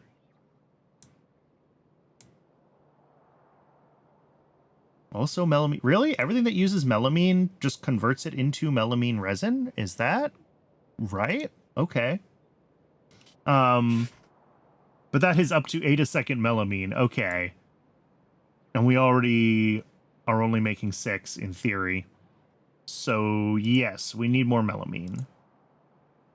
Probably I should refactor how we're doing melamine and then converting that to plastic, because, like, we have 2 different places that are doing, like, a total of 22 melamine and then converting a chunk of that into plastic. All right, well, Twitch is telling me it is ad break o'clock. I am going to step away and get some water during the ad break. I recommend everyone else take the opportunity to hydrate, stretch your legs, take care of yourselves as people, and when we come back, I will untangle my plastic, because I don't know what the hell I was thinking when I built this. I'll see everybody soon.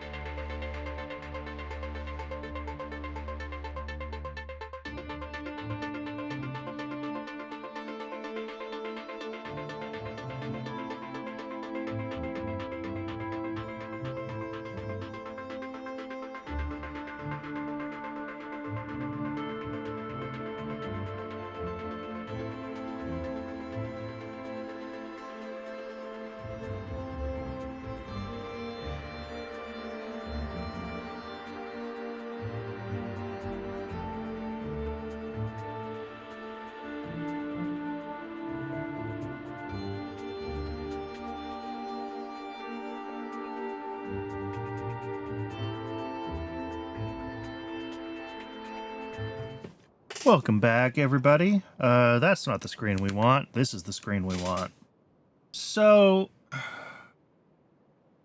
I'm seeing right now a total of 8 plastic bar a second, all coming from 2 different ways of making melamine. What I think I want to do is probably rip the plastic bar manufacturing out of both of these builds, figure out how much plastic I need separately from how much melamine I need, and centralize the conversion. Because this is all silly.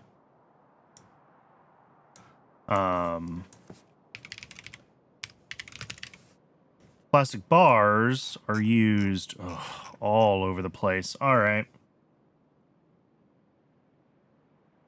Apparently, Dilmo food. Here, let me pull this over so I have it with me. Optical fiber uses... Oh, we're going to use a heap of plastic for our optical fiber upgrade. Okay, so we do need to scale this up anyway.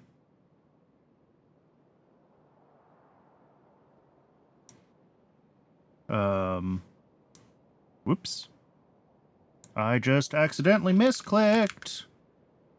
And closed YAFC. Let me reopen that.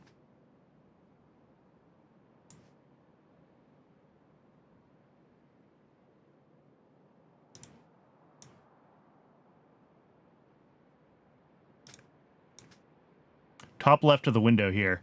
They're not that close, but they're close enough when you're not paying close enough attention.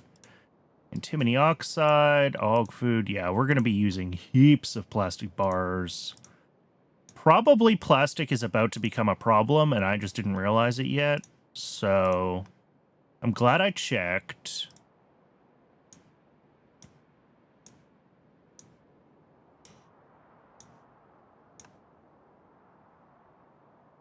I'm going to skip what we need for blue chips and blue mech parts for now. We'll add that in too.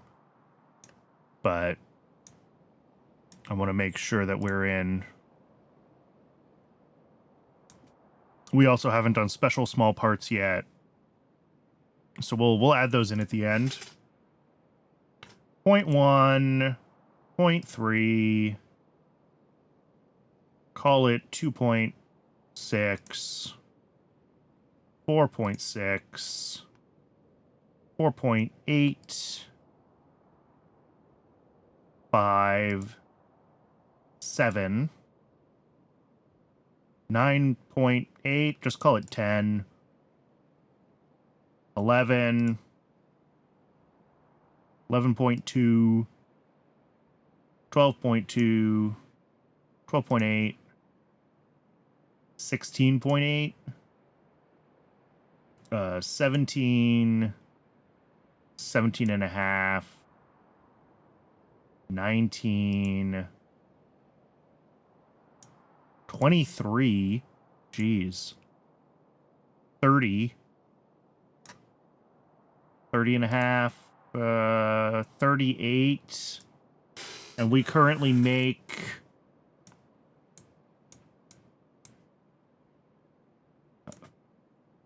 I don't know if this is even running or not, and I certainly don't want to depend on it. So we make like a quarter of the plastic that we need. So yeah, this needs to change. That's not feasible. All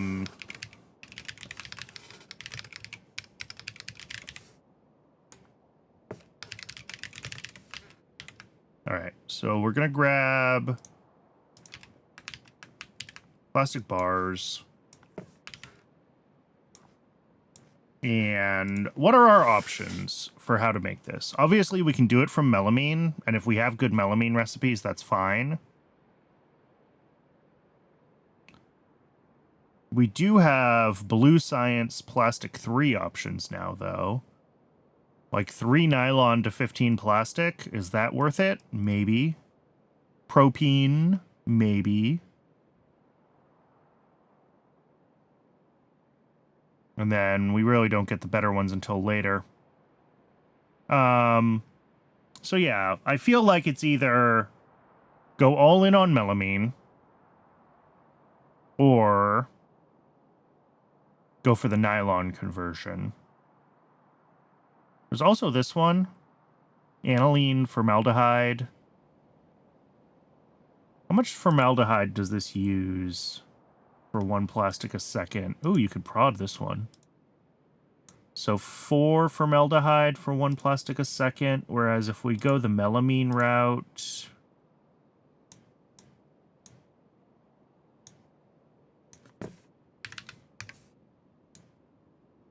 about 4 formaldehyde for 1 plastic a second. Okay. So in that case, it's about phenol versus aniline, chromium, and hydrogen. If I wanted to do from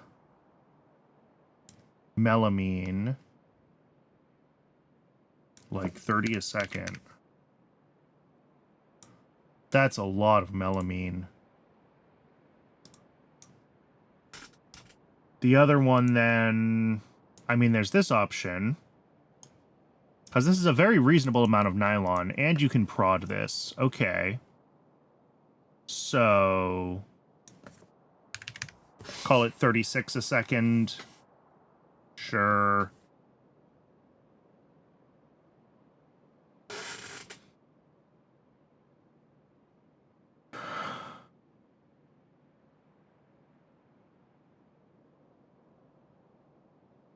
And then we only have to scale up nylon by another, like, 6 a second.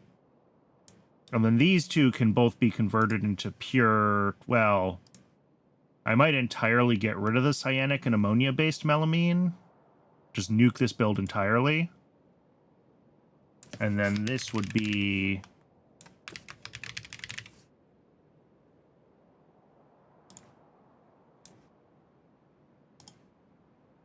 Whoops.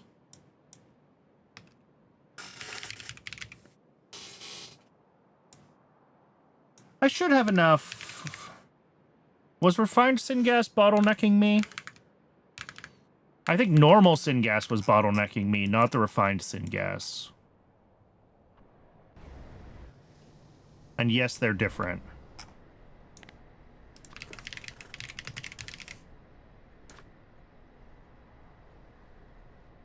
Yeah, I'm sitting on lots of refined syngas. We are using our dedicated production facility. It's not like we have a bunch of it buffered, but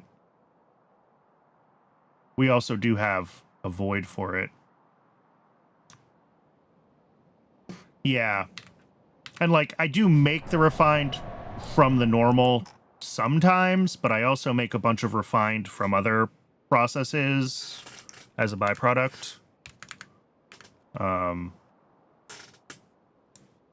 But no, that's a reasonable thing to be concerned about, is how much refined syngas this takes. But, like, the syngas processes are things that we can always scale up. Getting a few hundred more syngas is not the end of the world. And then melamine-wise, apparently we only need, like, however much we need for melamine resin plus 2.5. And I guess I should double-check the melamine resin.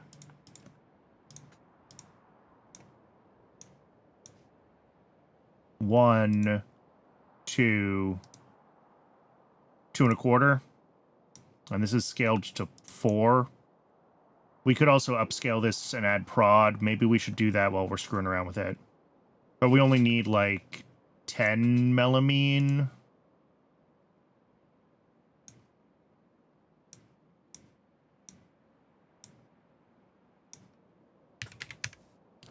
Yeah, we should upgrade this like this. And then that would be 10.5 melamine, but that's not going to happen, so... Just call it 10, move on with our lives. I guess I could call it 12. 6 machines. Because I know we have a bunch of phenol. I'm pretty sure we have enough formaldehyde. And then this build just gets nuked entirely.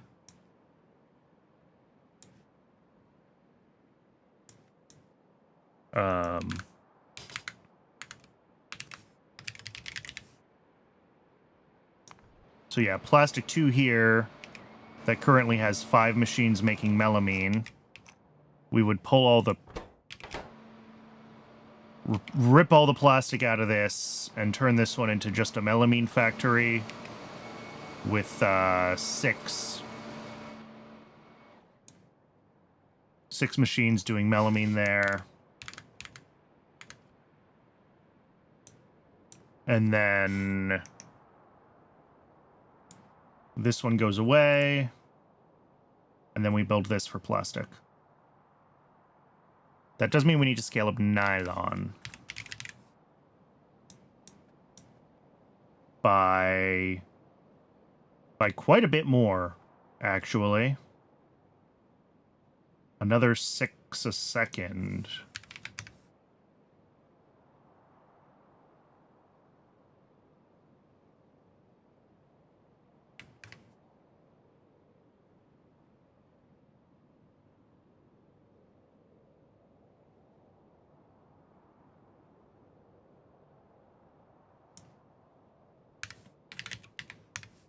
Yeah, I mean, this is nearly doubling the nylon production. Do we even have space where we're building nylon to do that? That's another concern, because wasn't nylon already a snug build?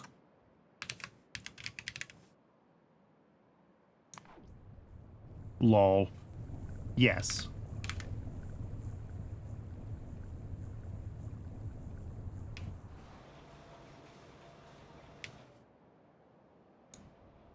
I mean, we have plenty of space on the other side, so I guess we can always do that. I'll just put the machines on the other side and call it a day. Okay. So yeah, if we wanted to double nylon and make that our main plastic, we could do that. Again, the other option that's considered sort of modern, there's this propene-based one, which I guess YAFC thinks is about the same cost-wise. $139 for 15. It thinks it's a little bit cheaper.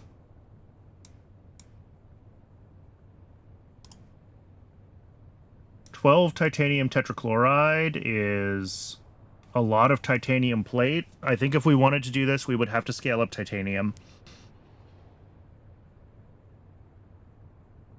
It's a lot less chlorine than doubling our nylon, though. No, it's more chlorine than doubling our nylon.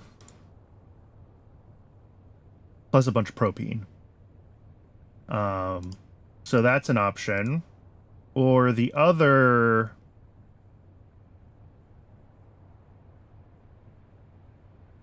Yeah, this is the one YAFC thinks is cheapest. This one splits the middle price-wise, according to YAFC. It's a lot of formaldehyde. I don't know if I'm making aniline, like, centralized anywhere. But it can be prodded, at least. It's a fairly big build to make that much aniline.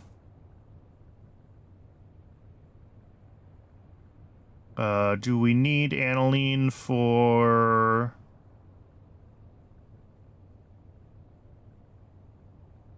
I was going to say, do we need it for rocket fuel anywhere? Kind of.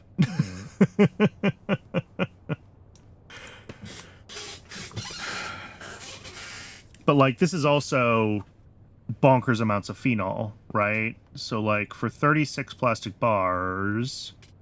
25 phenol, 150 formaldehyde, a bunch of chromium. If we just go through the melamine process, which is actually the one that YAFC think is his cheapest, as wild as that is. Yeah, I mean, we end up using 36 phenol and 144 formaldehyde.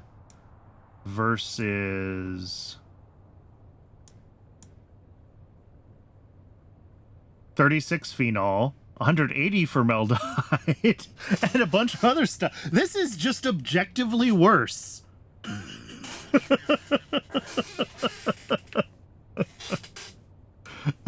I don't know what universe I would want to do this in.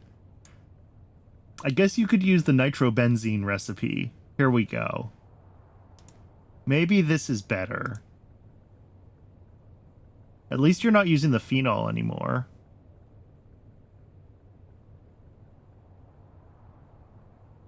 Yeah, you definitely don't want to use the phenol-based aniline if you're going this path.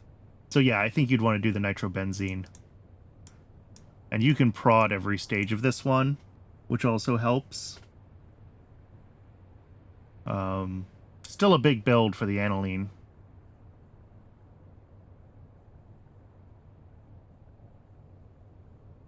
How would our formaldehyde look if we were trying to do this? I imagine yeah. We would also need to scale this up for scaling up melamine, to be clear. You know. Although maybe not. If we only need like 12 a second total output, then... I mean, that's our existing melamine build. Although we should not be using this one. We should switch over to this one. This is a wonky recipe.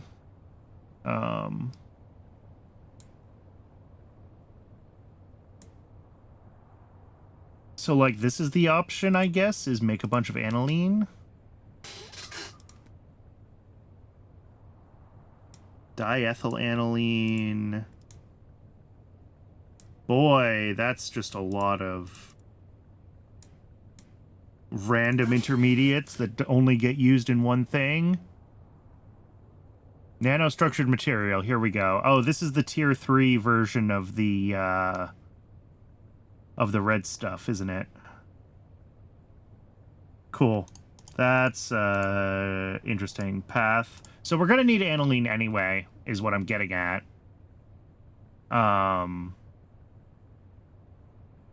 But do we want to make this much of it?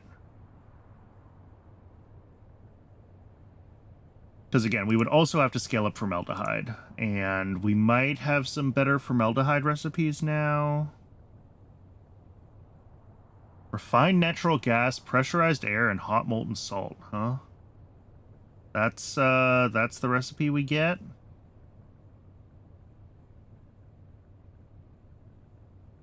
Not awful. It is a new recipe compared to this.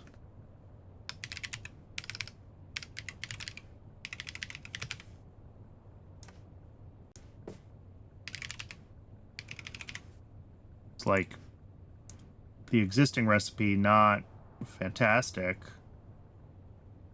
Oh, interesting. This one no longer pulls methane. Or molybdenum. Those are both nice things to not have to pull. It can be prodded. Okay.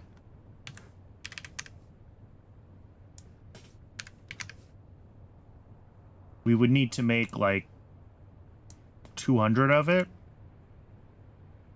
If we're using 150 for plastic, then...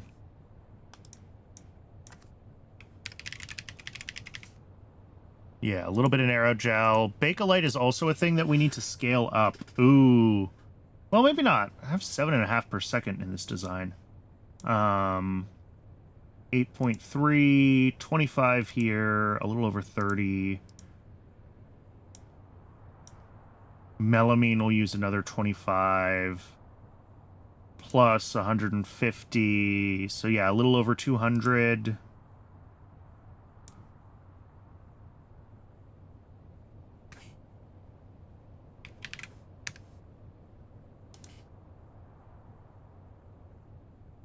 Yeah, 225-ish. Go for 240 because it's a nice round number of machines. We do have to be able to heat up the molten salt, which, funnily enough, we could actually do based on natural gas power here on site. Throw efficiency modules in those, and they don't suck up too much. I don't know if we're making this much refined natural gas a second. Like, I think most of the places where we're currently making it, we're immediately turning it into condensates and doing other things with it. So my concern would be that I don't actually have access immediately to this much refined natural gas.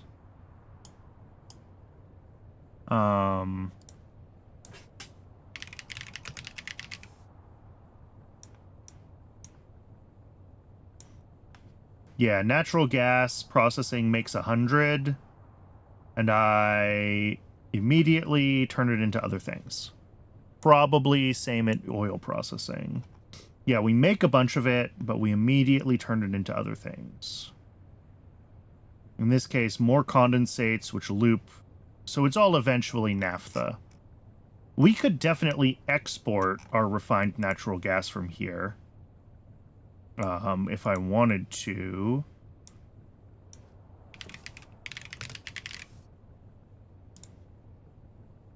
Question is, how much can we export?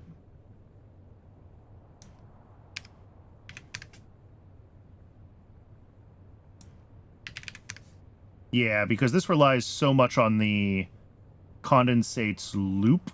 I think we would only be making like 200 of it or something. Not even that.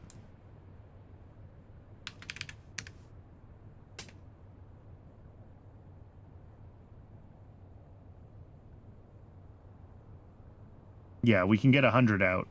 And apparently that is the magic number.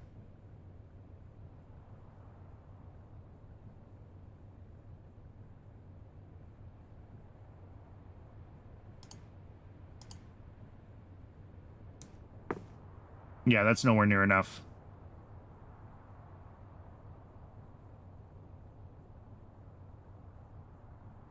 I mean, we should be able to get like 250 out. Right? Because that would be 1-to-1 from that. And then... yeah, it doesn't like that. If I get rid of this recipe...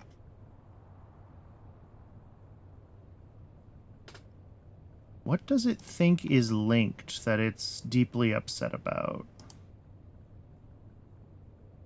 Extra products, 294... oh, I have to allow overproduction, probably. Nope, still doesn't like that. Allow overproduction of condensates? Still doesn't like that.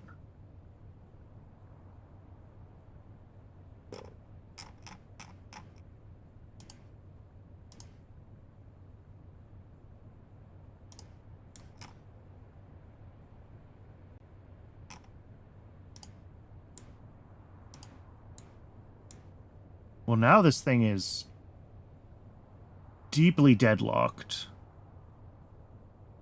But I'm not sure on what. Because I've removed the offending recipes.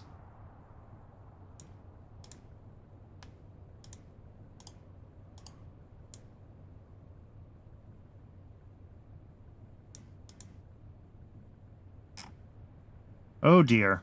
I have broken my EFC, and I've broken it hard. Oh, it's probably because we no longer have enough naphtha for some other process later on.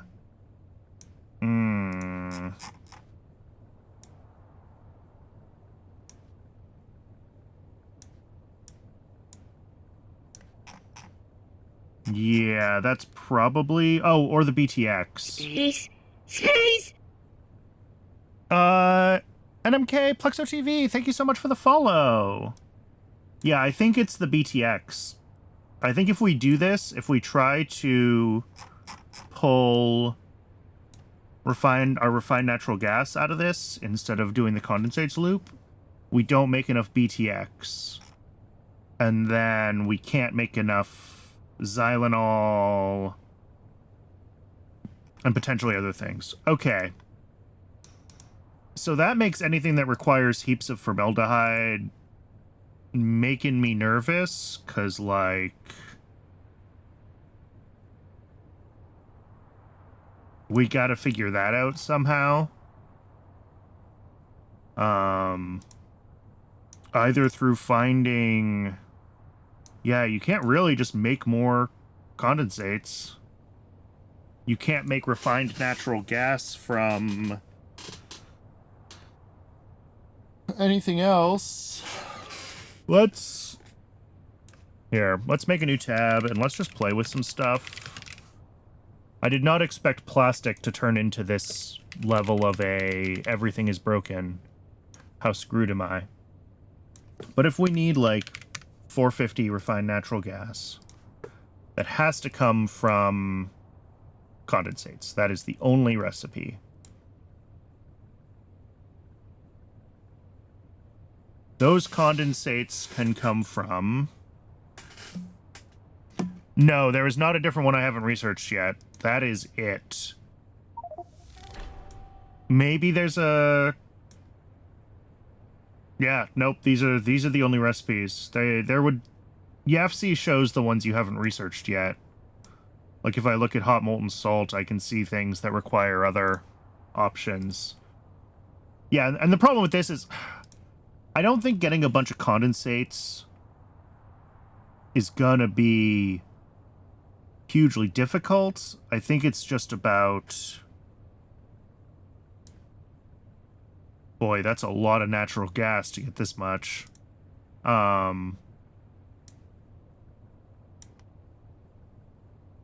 Even with speed modules, that's a lot of natural gas mines. Well, it would be Mark II, wouldn't it?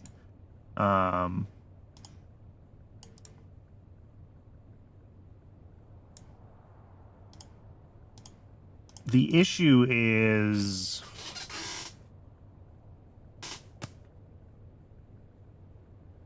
So, okay. What if we just don't? Yes, we need a lot of formaldehyde, but we're not getting it from refined natural gas. So we just have to keep doing one of the ways that uses methane. Like, we just scale up the current process. That's a lot of molybdenum ore a second, but it's not that much methane in the grand scheme of things. It's not that much oxygen. So I think that's what we have to do. I think formaldehyde 2 is a pipe dream. Formaldehyde 1 is the way to go. And we just have to scale this up. That's fine.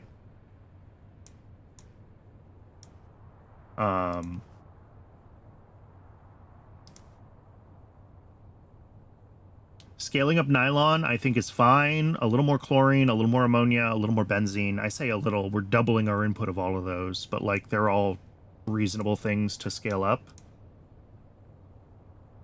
And then we would be able to use... Oh, I don't have to do both of these, right? It's either we go for nylon, or we go for one of the ways that uses a bunch of formaldehyde. So we could skip the whole formaldehyde upgrade entirely. Keep this at 90 a second, where it was. And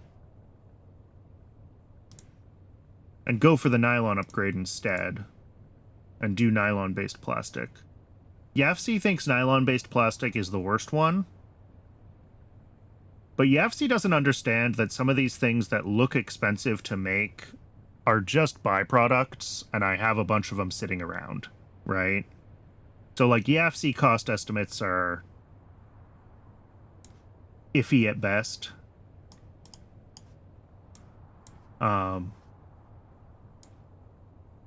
This is a really simple build, at least.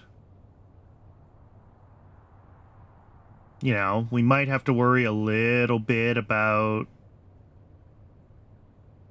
getting a little more refined syngas, but we always have options for refined syngas.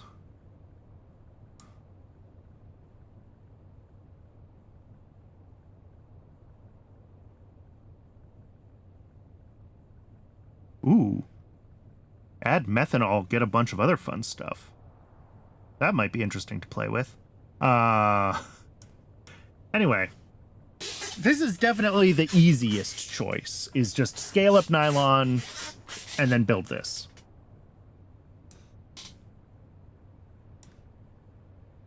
I do like easy things.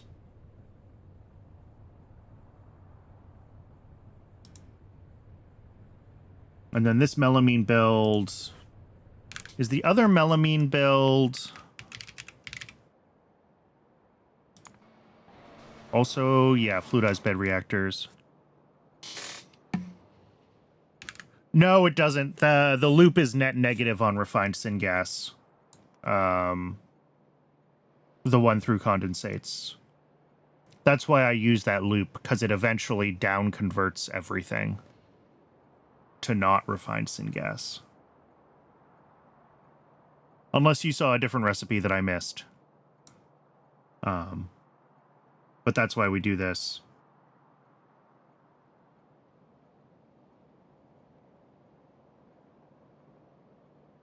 The condensates. Oh, well, we're not doing the loop in this tab, but this one.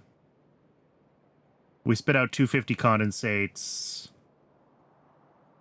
Those get turned into 1-to-1 in refined syngas, but then the refined syngas is only 2/3. So it ends up making a bunch of intermediate condensates extra because you're doing the loop, but it is net refined syngas negative. And net condensates negative. Really, net condensates negative.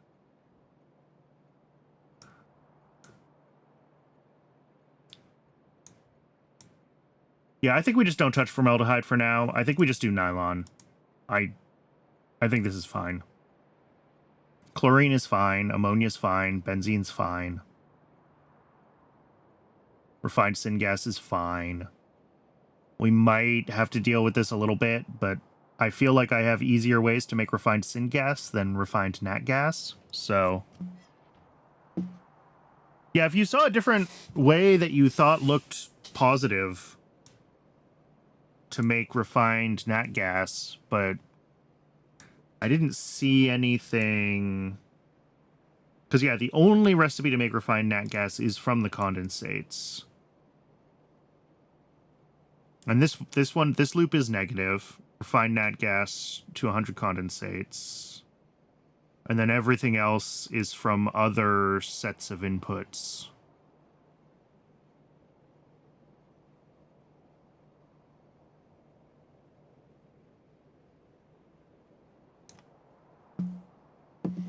In theory, I can pull that 100 out. In practice, I'm not sure if that's true. But yes, it let me pull up to 100 before it refused to solve. But that's not anywhere near enough to do what we want to do. So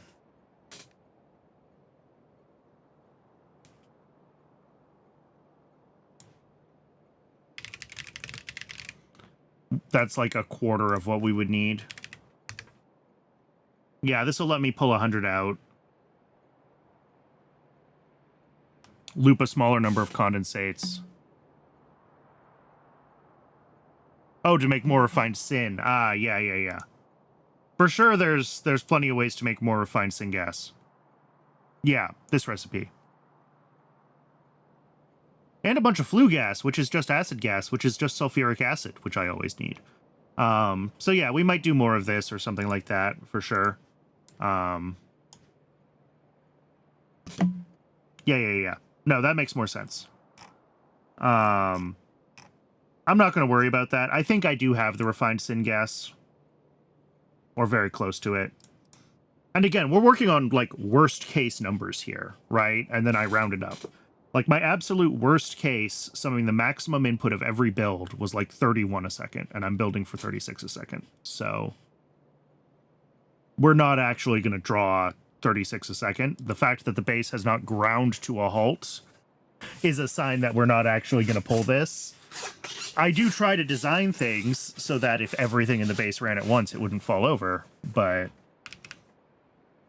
this is future-proofed, and we'll probably only pull like half of this refined syngas most of the time.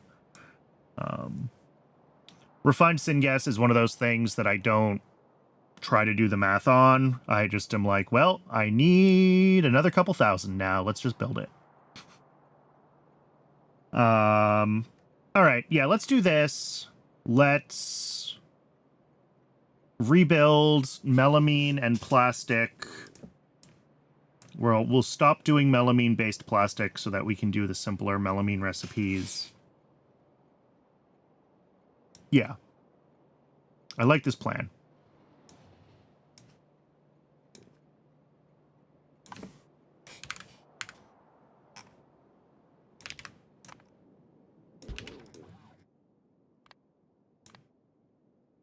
And then we are also going to need another 20 prod modules and 10 mixers.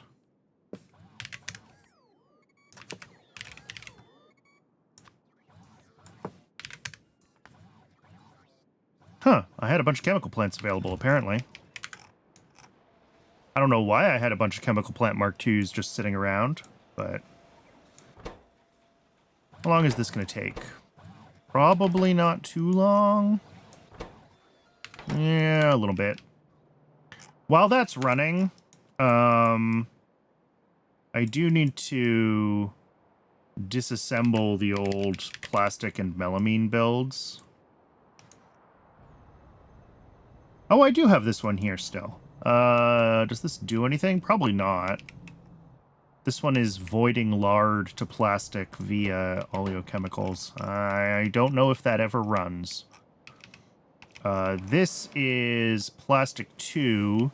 This is the one that we're going to turn into just a melamine build. So we're going to have to pull all the plastic out of it. And then up here, this one we're just going to turn off entirely.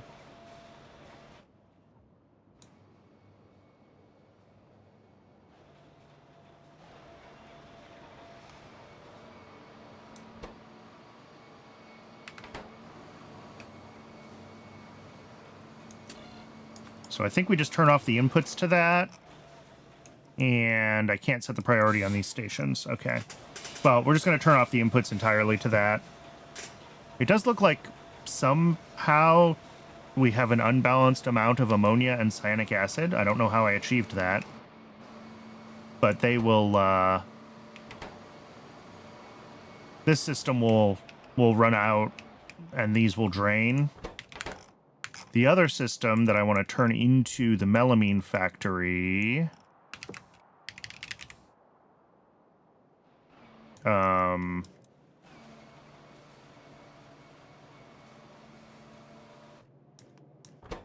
I don't know what to do with that one.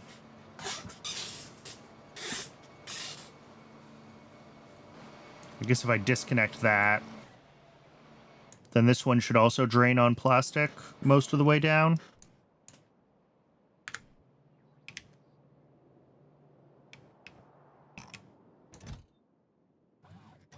Three more mixers. Okay.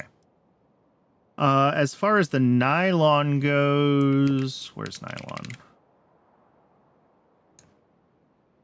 Yeah, we have plenty of space to the right, so I think we'll just have to build more. We'll copy and paste the nylon over to the other side, and that'll have to be fine. And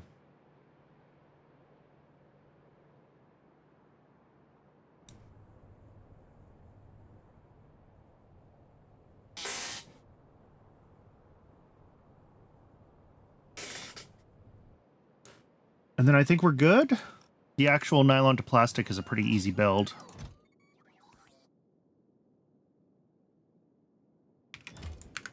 Just waiting for the bots to bring me the last couple of mixers.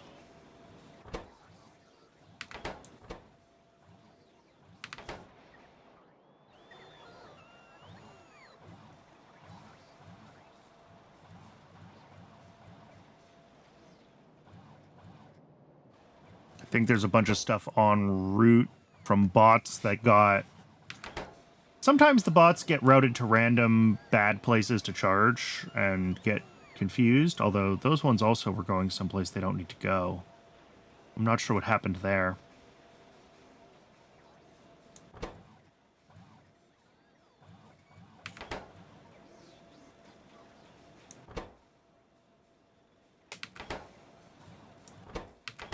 Oh yeah, I see like advanced small parts coming from all the way over here.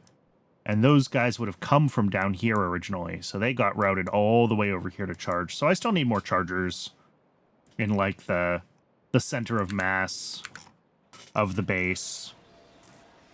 That is probably part of what's slowing the system down. All right, that should be the last mixer though. Yeah.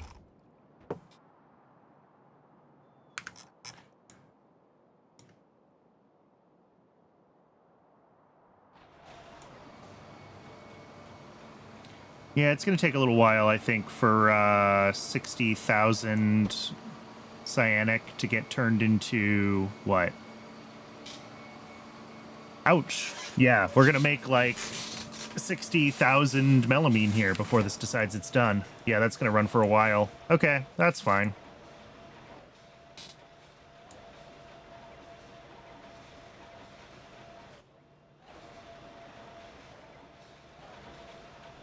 I could make this not a plastic factory anymore. So that would only output melamine until it drains its buffers, and then that'll make sure that the base pulls the plastic from the other build.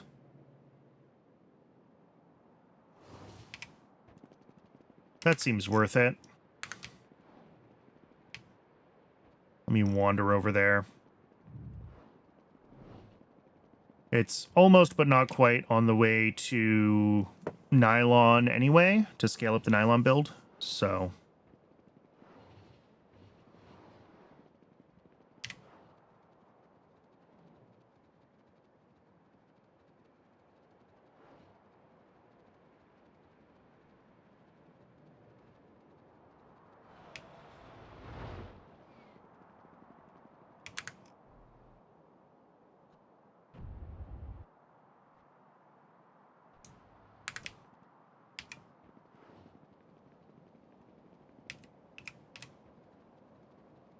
We are definitely in the early part of the base, where there are no lights for anything.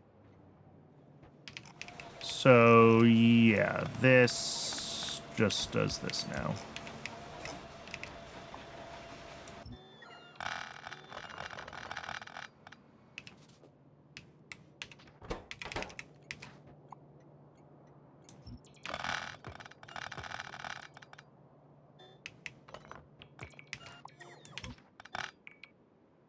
And this build is still going to be shut down. Does not need to continue existing, but... Where are we doing melamine resin? Oh, down at electronics. I guess that makes sense.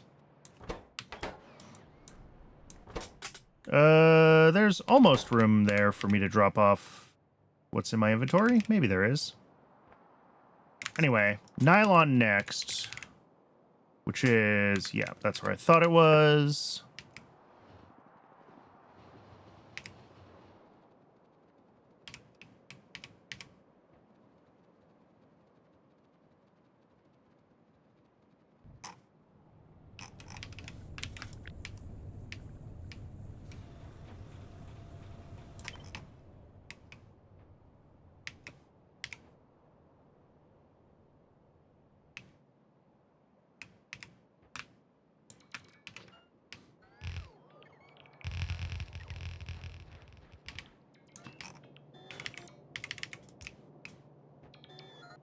No, that's not going to reach, is it? Nope. Darn.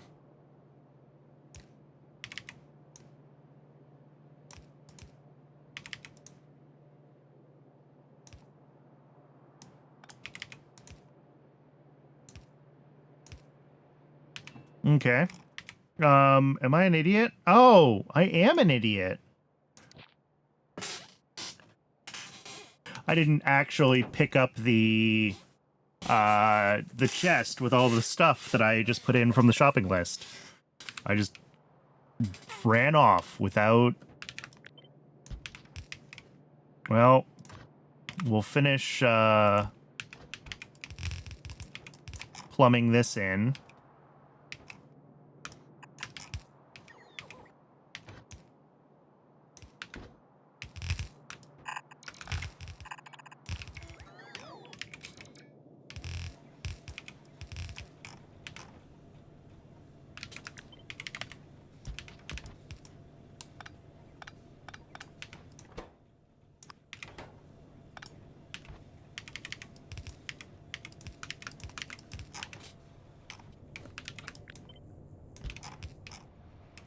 There we go. That should do what we need. Yeah. I think that's fine.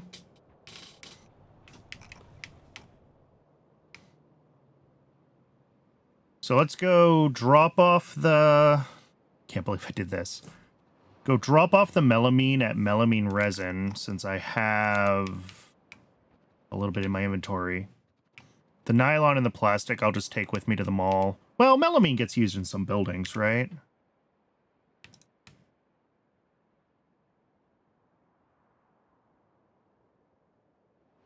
Maybe not. Oh, agitators use it. Yeah. Okay, then yeah, I'll just take it with me to the mall. That's fine, it can go into storage. I was trying to avoid, if it wasn't used in any buildings, taking it and having it live in storage forever at the mall. But as long as something will eventually use it, then it can come to the mall and just go into storage. I don't care.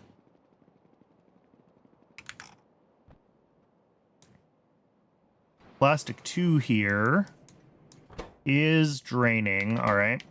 So I do have to keep an eye on that. This is going to become just the melamine build soon. Basically, as soon as it's drained its plastic enough that I can throw that plastic in my inventory instead of... What about nichrome? Is that used in buildings? Sure. All right. Not worried about it then.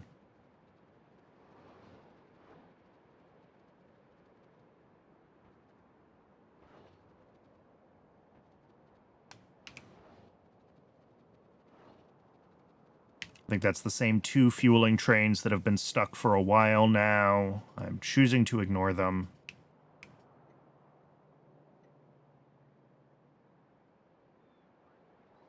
Oh, look, there's the thing I didn't do.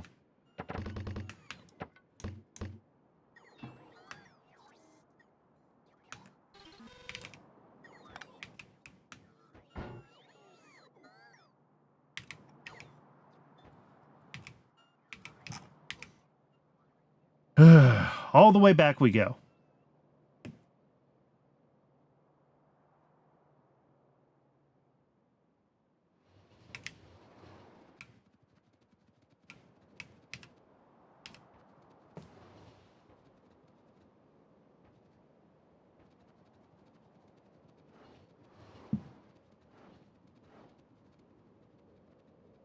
Hey, Selfrin, welcome in.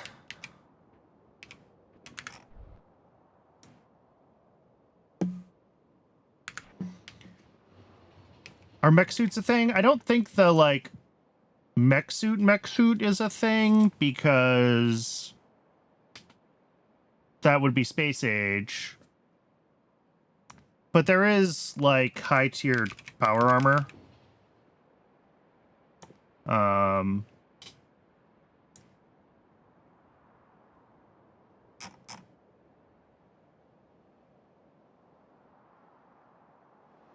The Power Armor Mark II here. I don't know if there's a higher tier one. What do I have? I have a Mark II. But I also have a quick start mod that gives me the...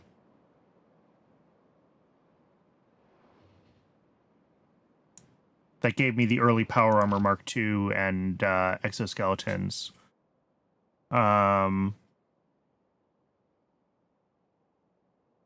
That doesn't... Pi might be adding the flight capability to the Power Armor Mark II? Because I don't think my quick start mod would be adding that. Maybe it is.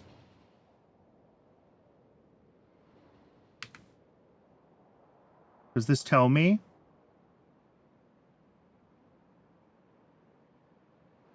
It doesn't really.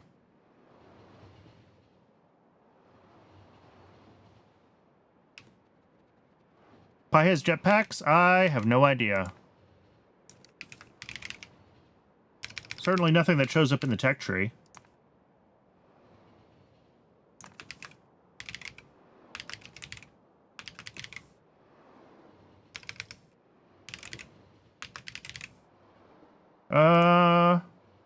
No?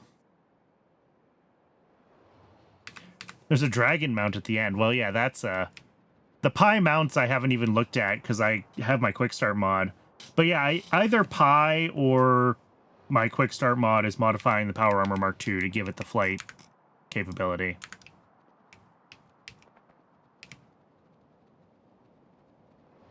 I am not sure which one.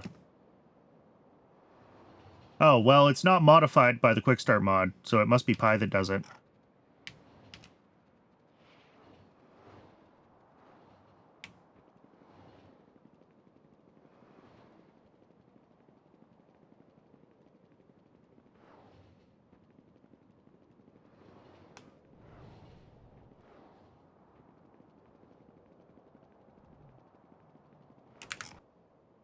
Am I... Nylon's up there. I took a wrong turn somewhere.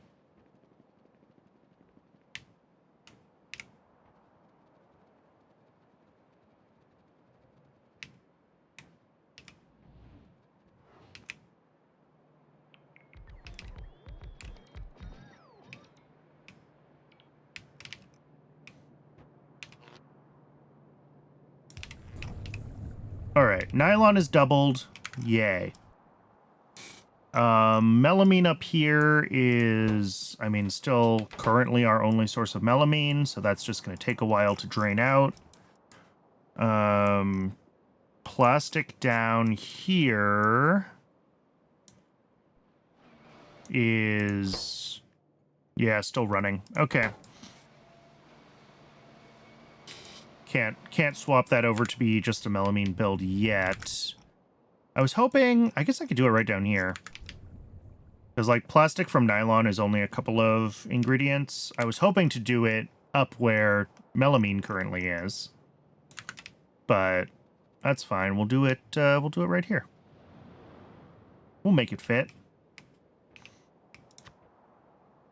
So, we're going to have a solid drop-off.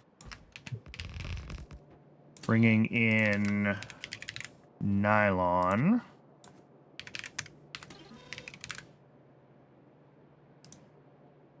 We're going to have 14 chemical plants. Okay. We're going to have a fluid drop-off.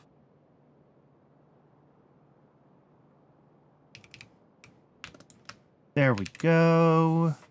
My brain is already turning to mush. This is a bad sign. We're not even 3 hours into the stream yet. Refined syngas.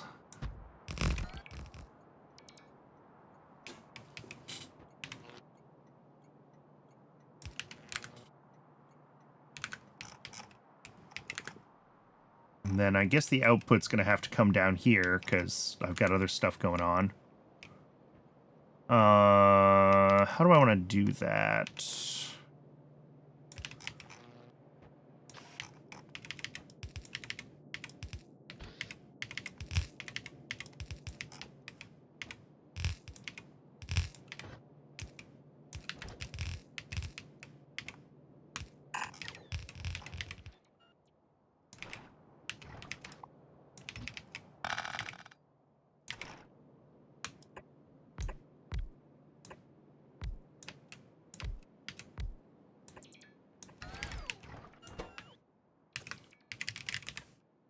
'Plastic from nylon.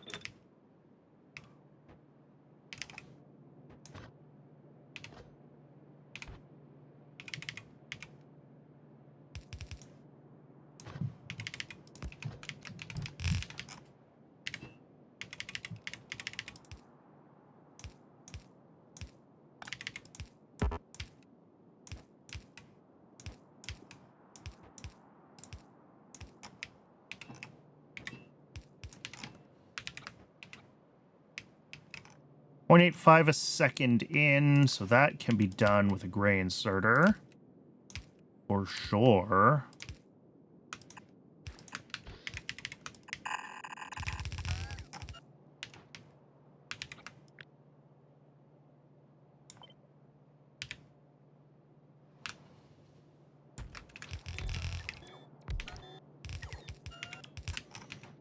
And then, like, 5 a second out, which is a lot. Oh, but these have prod modules, so it's going to be, like, half that.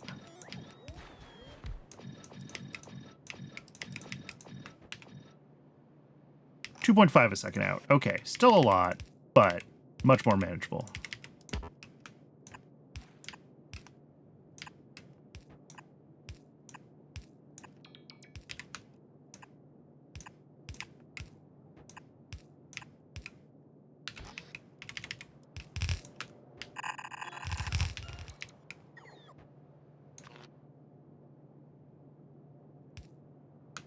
Of course.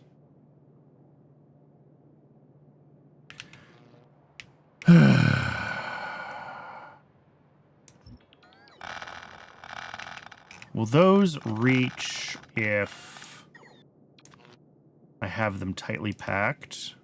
Yes, it will reach if they're tightly packed. Okay. That's fine. It just means that I have to readjust some things, which we will do after the ad break. Twitch is telling me that it is ad break o'clock again. I do run just the one ad break an hour, just long enough to keep pre-rolls turned off. I'm going to step away and get some water during the break. I recommend everyone else take the chance to hydrate, stretch your legs, take care of yourselves as humans, and I will see everyone in just a few minutes when the ads are done. Thanks for sticking around.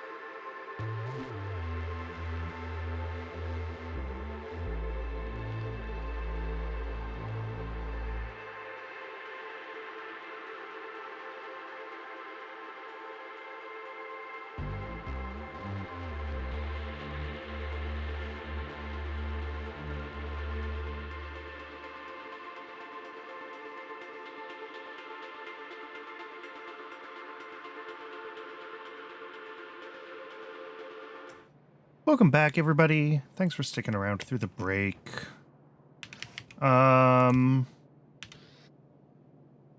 Okay, this just needs some slightly different shenanigans than I had before.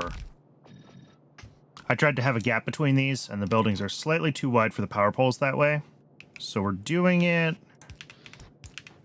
sans gap, which just means that I can't use the same syngas inlet that I was gonna use, because now it would overlap with the power pole here.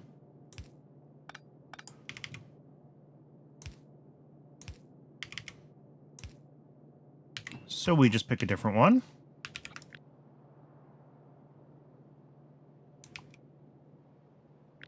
And I think...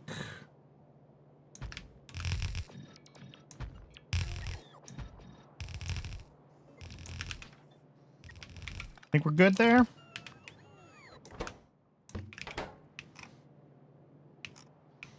Yeah, I can power all of those now. I can bring in the syngas in one place.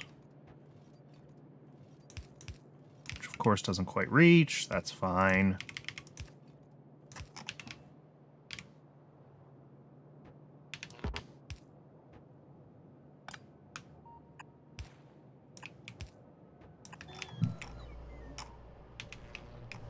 And that looks like good plastic. Okay. That comes right over here to a solid pickup. How much does this build make? Oh, this build makes like 36 a second. What? What am I doing? That wouldn't fit even on a red belt. This has to have stack inserters.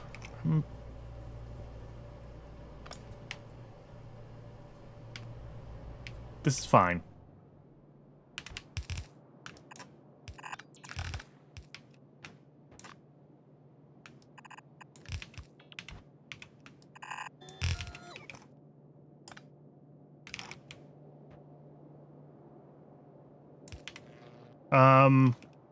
Actually, with 2 belts of throughput on this, I should make this a high throughput pickup.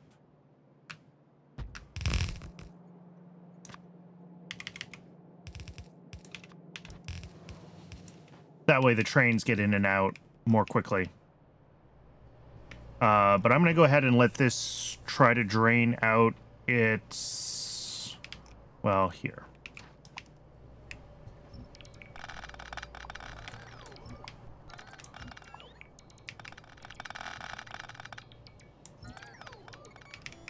Should be able to do that, and then just run these pipes backwards. I'm just trying not to void too much of this refined syngas. It probably doesn't really matter.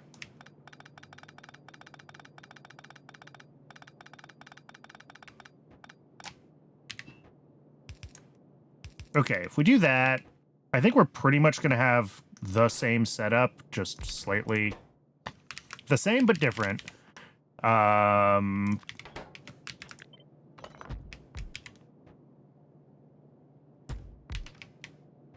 We will have power poles in the same places, except now I need them on both sides because they're a little further apart. The blue inserters become stack inserters. The input inserters are gonna still be gray inserters.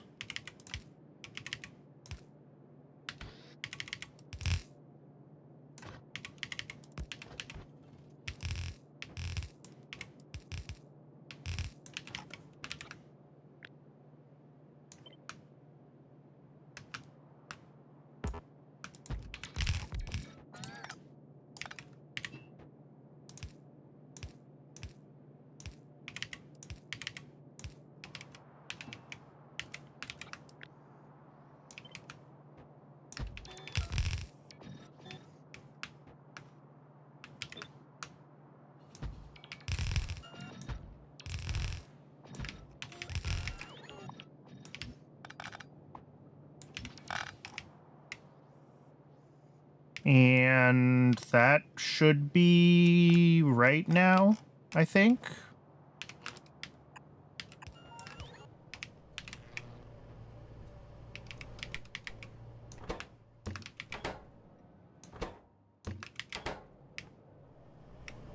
Yeah. And because belts stack to such a stupid amount... oh, you're right. It was 14. I miscounted. I thought I had enough. Good catch. Thank you. Because my belts are stacking so high at this point, like... this belt is not going to look very full, but it is way more than we could carry on an unstacked belt, so... Sweet. That should do it. How's power been doing, by the way? Seems okay. We may have finally gotten enough molten salt into the system that we're no longer power failing these. Yeah. Yeah, we've got a couple more modules running.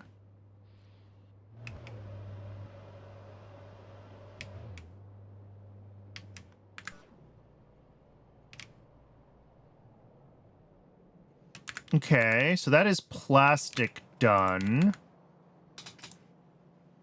Melamine, here, let me add that to the to-do list. Because this is just something that I need to fix. Tear down old melamine and upgrade new to 6 machines.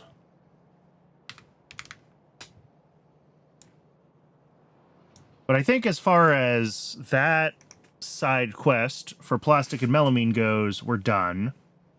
Optical fiber, we know we have to upgrade. That's why we've got trits and trits rendering upgrades here that we need to take care of. Nanocrystalline cellulose. Let's check that out. How much of this are we making? Lol. On the scale of what we need for this, we are making nothing. PySci 3 uses a little bit, 0.023, but this is using hilarious amounts. We need like 10 times as much. Almost exactly 10 times as much. Okay.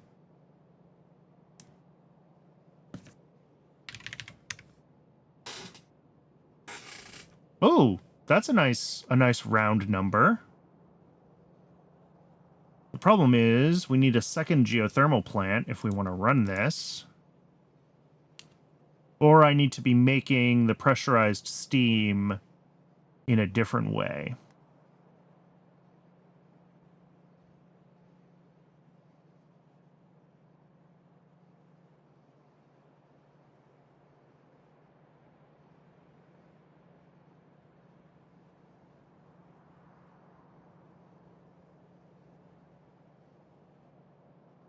Let me see where I'm making it currently. Because I think I just got lucky that there was a geothermal fissure nearby. Yeah. And I was able to just use that. But, like, the chances that there's another one in the immediate vicinity that I can just power this off of seems low. There's one over here. That's not too far. Okay, I could hook that up.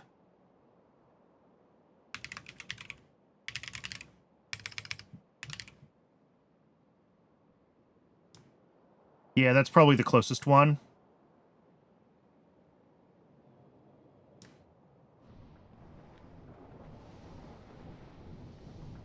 And then I'd have to change this, because for whatever reason I decided to run this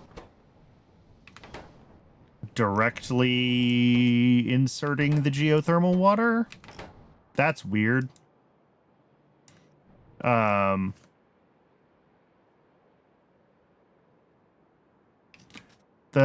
The one to the north up here, I guess is closer than that one, technically. But also, I'm going to be building around here, so this is like, although this is right in the way, I'm not going to be able to put a train T here with this geothermal fissure, so maybe that one's better.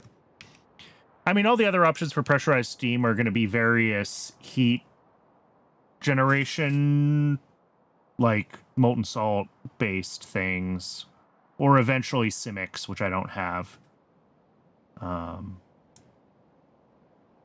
Maybe if I'm cooling from 2000, I could set up an LFR. That's not a power input.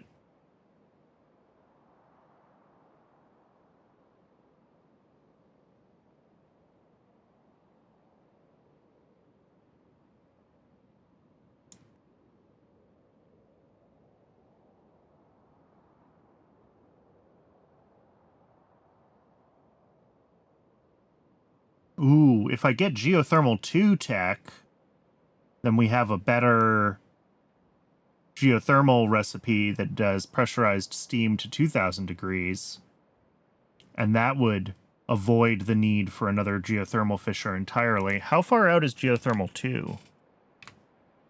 Probably deep in the tech tree. Or sorry, I guess it's geothermal 3. Yeah, it's hidden behind machine components, renewables. We could get there.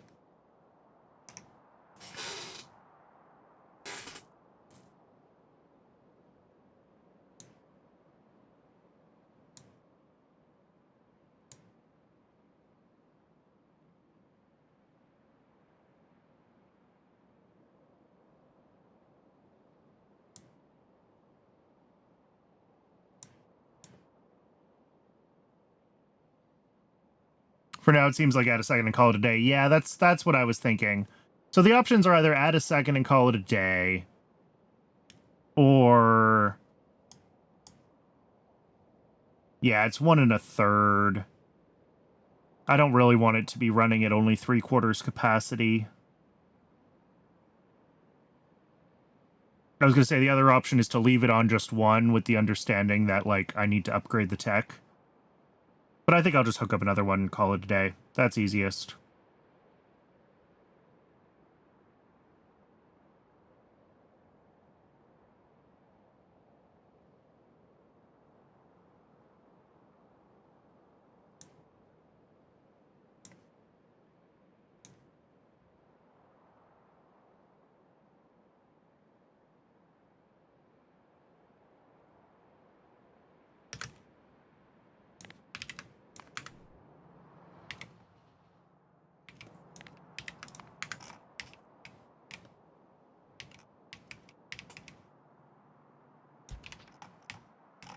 What is currently there as far as... we've got 2 biofactories and 1 nanomaterial factory. Okay. So we can take those out of the requests.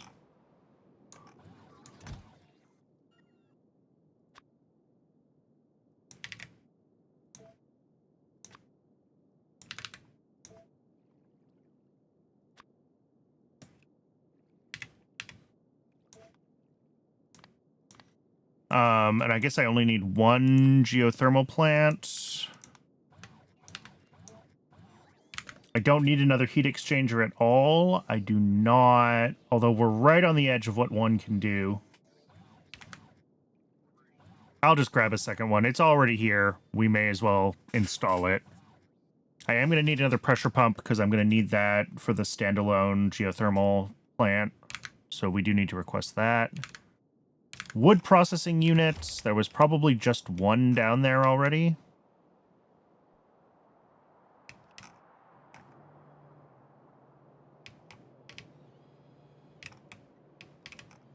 Yeah.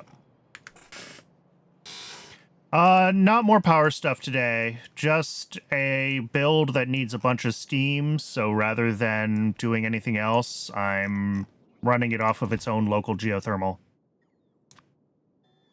Because there's a couple of geothermal fissures nearby, so why not run it on its own geothermal?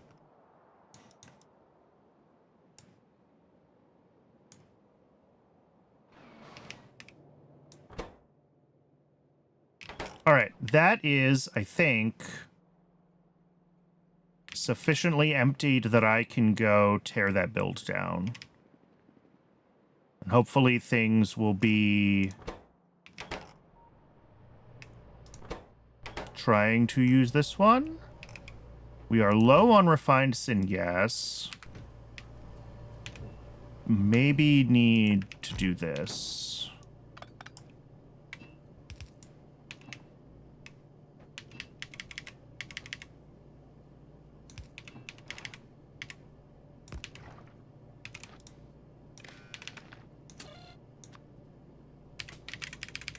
Or I'm actually out of refined syngas, and I don't have as much extra as I thought. In which case, we're going to have to make more. But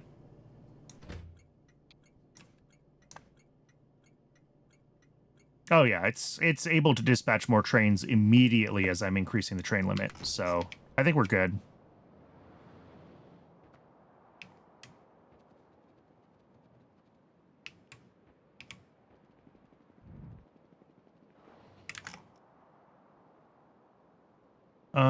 Yeah, let me go up to the melamine build.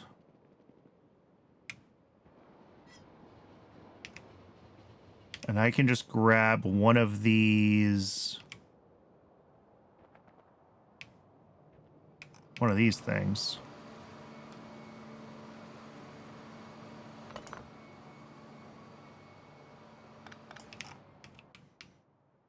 And then I can drop that down at the new melamine build on my way back to the mall. And we'll finish decommissioning this older one. So I don't think there's any reason to keep using the old melamine recipe now that we're redoing our whole plastic chain. While I'm moving around, before I forget again,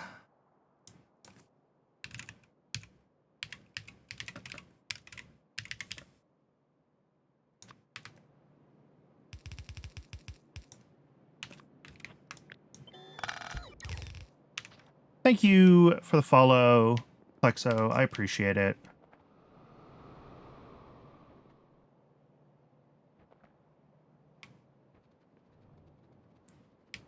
I did forget about that for the better part of an hour, so apologies.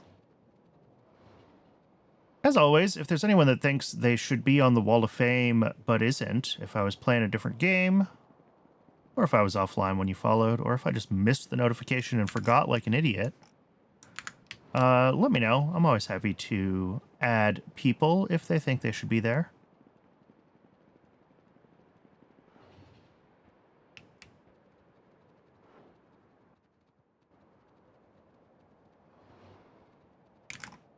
Plastic is there, which is not going to be called plastic anymore. I need to rename that.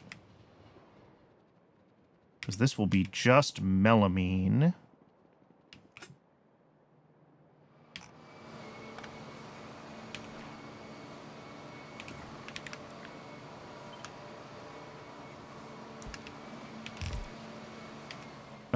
This part all comes down.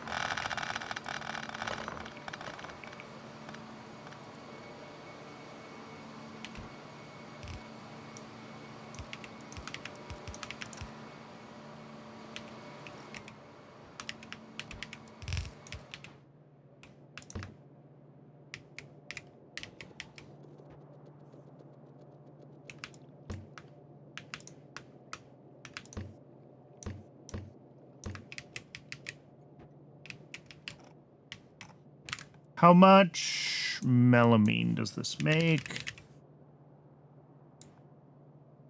12 a second. All right, so that is the better part of a belt.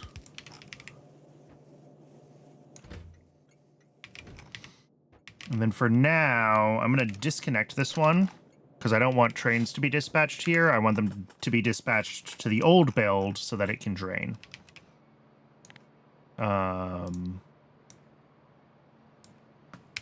Tear down old melamine is still a to-do list item.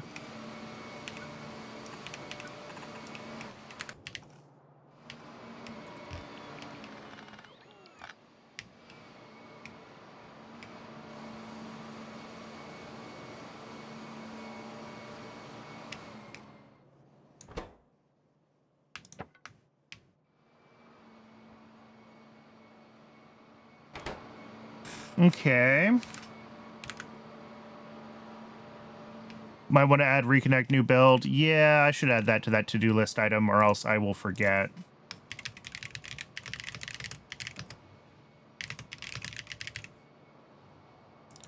Good point. I was like, I'll remember that those are the same task. Surely I will remember that those are the same task. When have I ever forgotten important parts of any build before?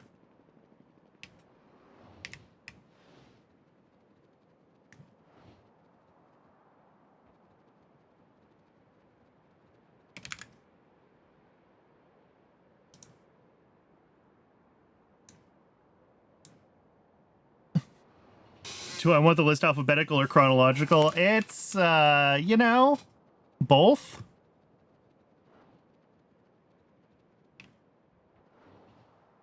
I want to be able to cross-reference.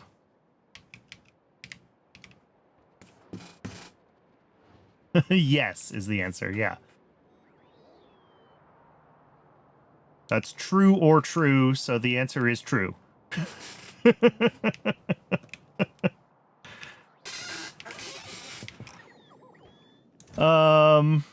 This looks like everything we need here.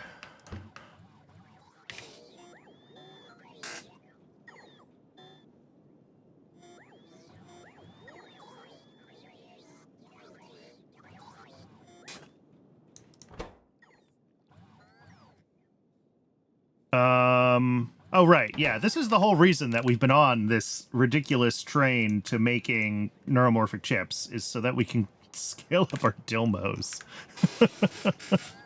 Time to pull up a spreadsheet. Yep.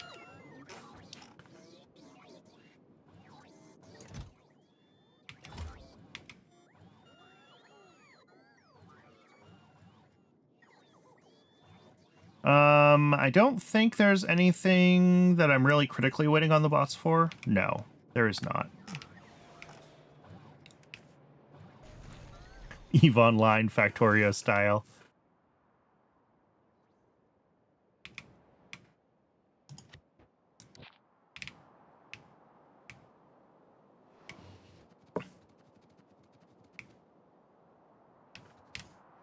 It's spreadsheets all the way down.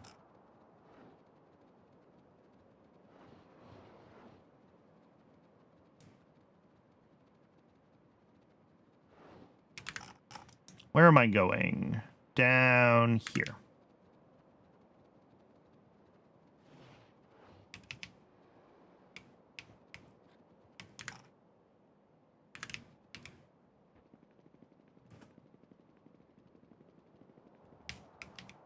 Let's do the other geothermal first.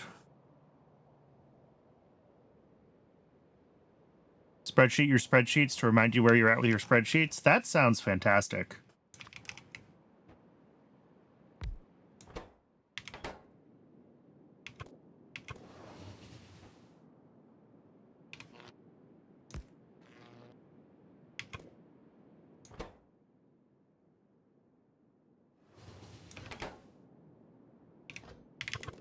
Where do I want this to point? I guess to that side is fine.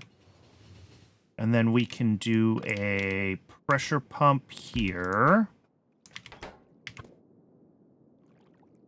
Water. Water. Here.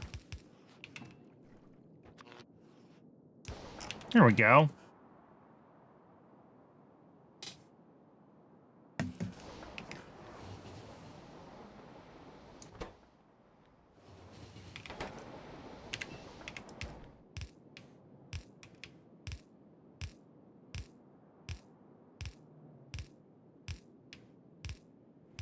Let's see if this ends up being long enough that we have to, Hey! It didn't end up being too long. Okay.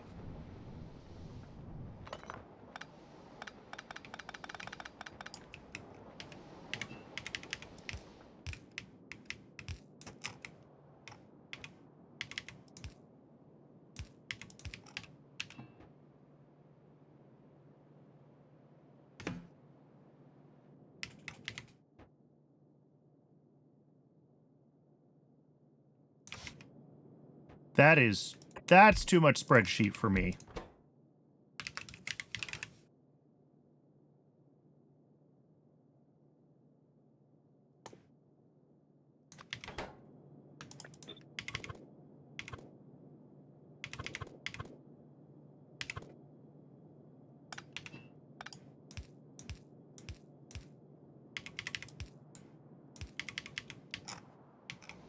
And the pressure pump comes right over here. I think that works. I think that gets us our pressurized steam.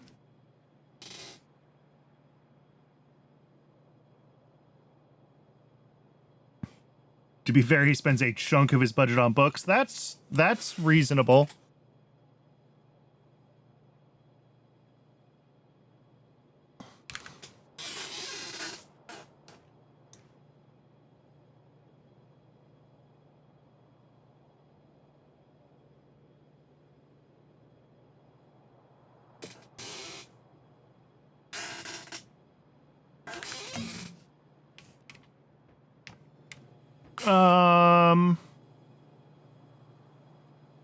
So, how do I want to do this? The issue is that these are not in a perfect 2-to-1 ratio.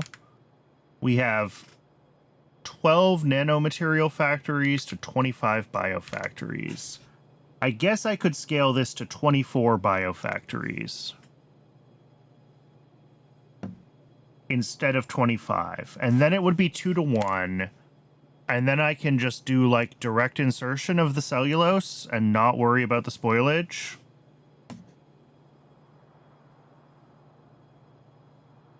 I kind of like that plan.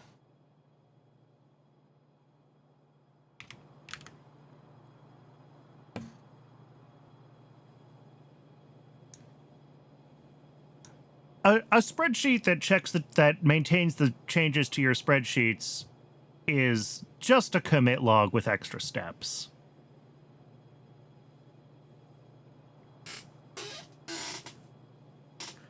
I've never regretted adding a change log, but I've always regretted not adding one. Yes. That is a thing that I agree with.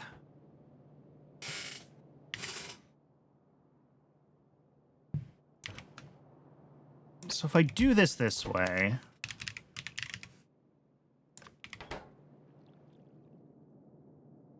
These have kind of annoying inputs, but we'll figure that out.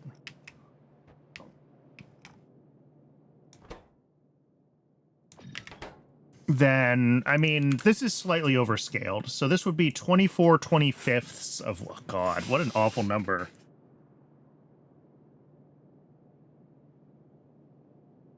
.3824. Yeah. And then technically it wants 11.5 nanomaterial factories, but that's good.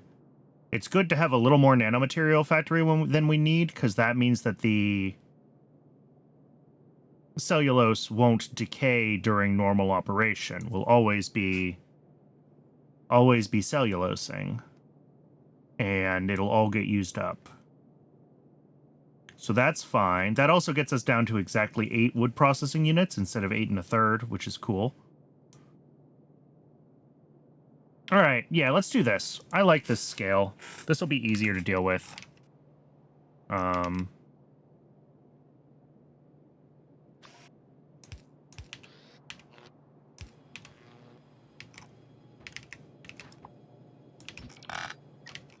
Just got to figure out the various belt and pipe routing changes.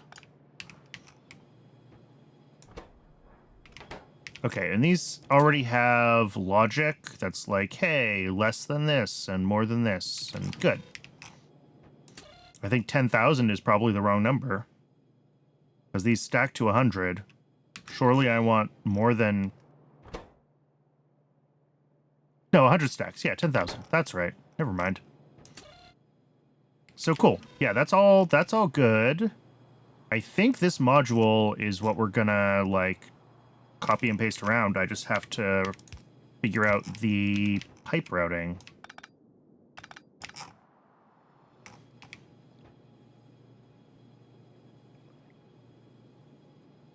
Filtration media is just one thing. And then we'll take the output there. That does mean that we need power across these. Input belts.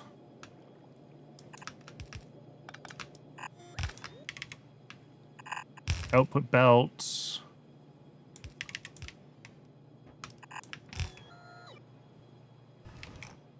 And then the boric acid, which will end up kind of doing that all the way down the chain. And then I should be able to just be dropping these.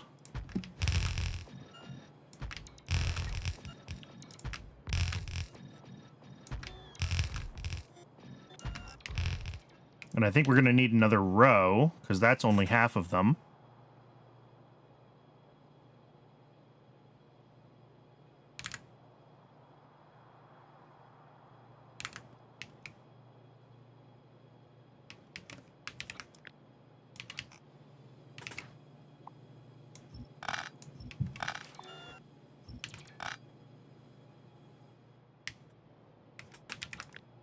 So whole thing again.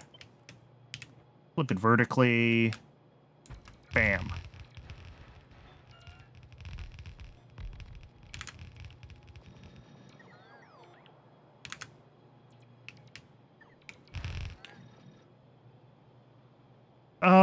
What is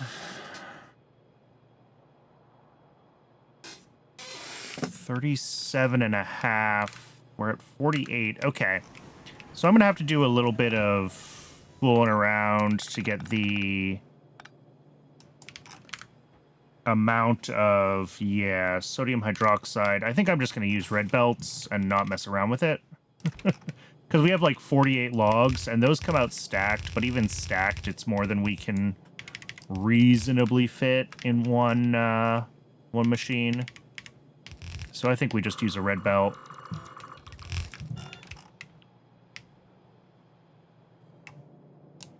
Filters are at 1.1 a second, so that can still be fine.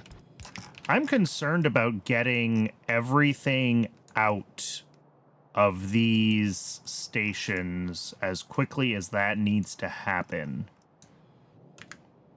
Because, like, we have 8 a second logs. We have basically a whole belt of sodium hydroxide.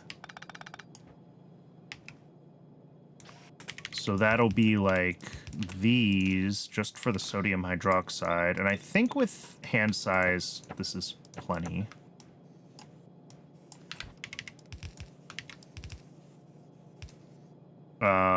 That needs to go... Well, each of these goes with half of the...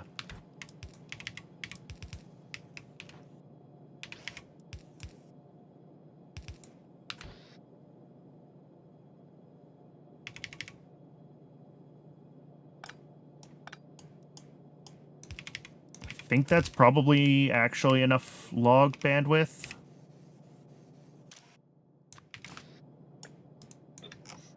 Okay. And then I have 8 wood processing units, and each of those, well, they'll be in like pairs. I almost want to do them down here, don't I? I have more space to work down here. I'll figure it out.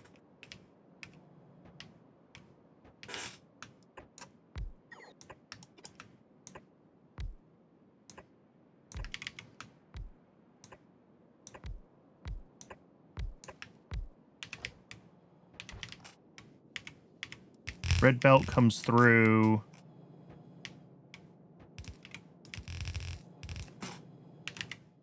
We're going to split this belt.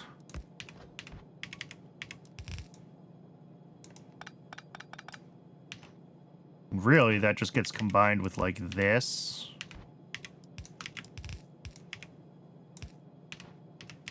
Which means all of that sodium hydroxide is now on the wrong side. All of those woods are on the wrong side.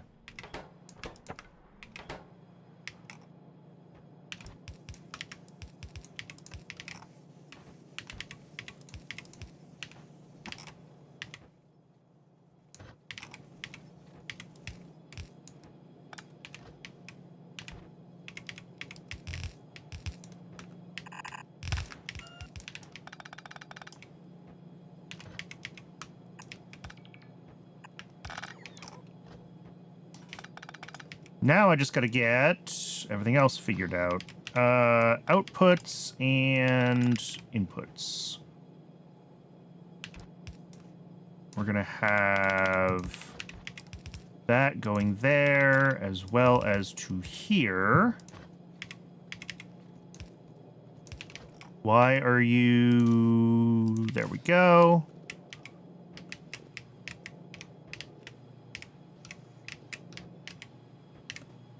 It was outputting the right thing. I didn't realize the filter wasn't set.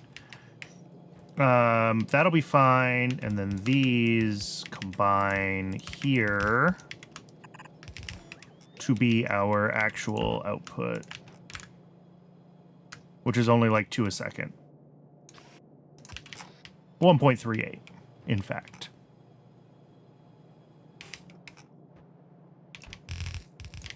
So I think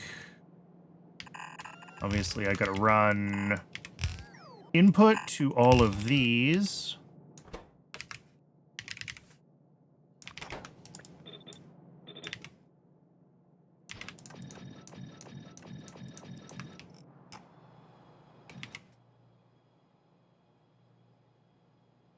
I'm holding on to 7 productivity modules, which I believe is correct. Because I have some spares, because I changed the way I was doing some things.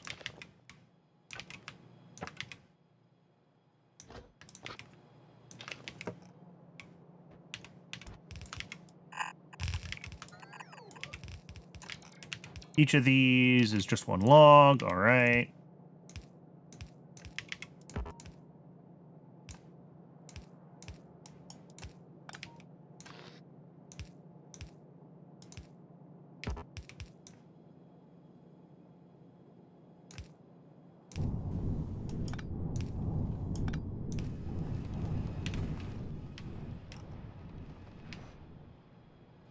So, what is left? Boric acid needs to be hooked up. That is a straightforward connection. This needs... I need to run the green wire. Oh, yeah, the green wire's not run all the way down. No! I didn't have it in the right place. Fortunately, the way this is set up, these fail in the state of not running. And then I just have to sort of bridge across here.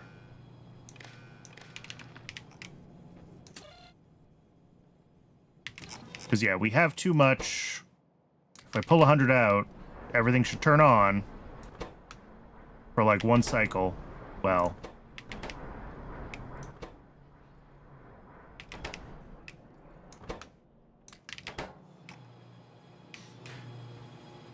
So what do we need to do to make this actually done? We need to handle decay on this belt.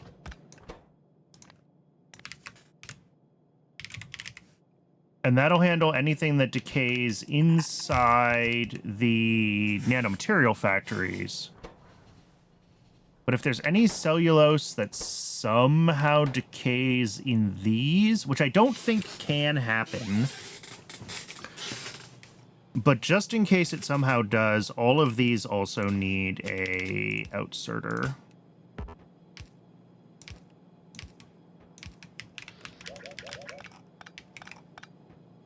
And it needs to be filtered.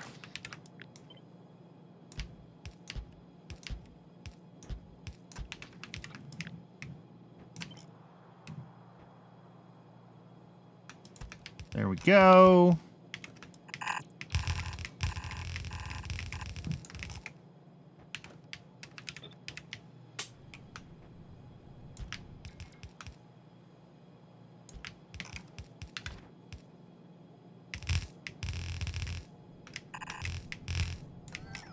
Ooh, now we're in, like, gnarly, weird belt land.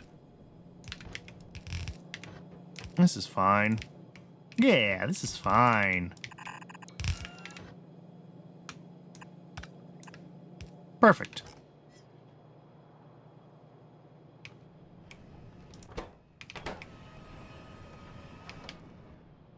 So other than the fact that we don't currently actually have enough demand for nanocrystalline cellulose, I think... Oh, I didn't hook up steam yet. Nope, we're not done. I was going to say, other than the fact that it's not turning on, I think we're done. We're not done. We missed a step.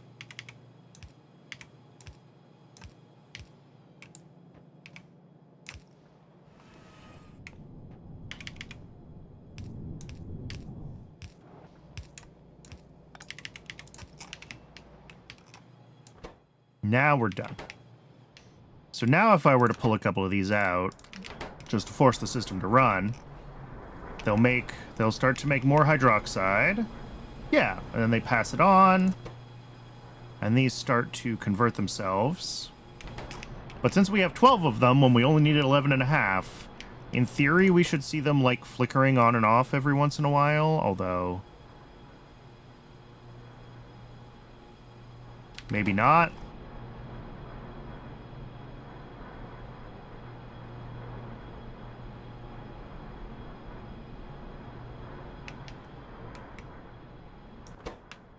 Well, we put that in there. It all halts. Yeah, these are done. These are done. Cellulose is going to have to start decaying. And we will get a little bit of biocrud output every time that this, like, stops running, just because of how it works, right? I don't try to account for the fact that, like, oh, there's 8 cellulose in here, so we should really run these machines one more time. There's nothing like that. There's no logic to try to flush the system. So we will have a little bit of biocrud kind of trickling out of this all the time, but I think that's fine.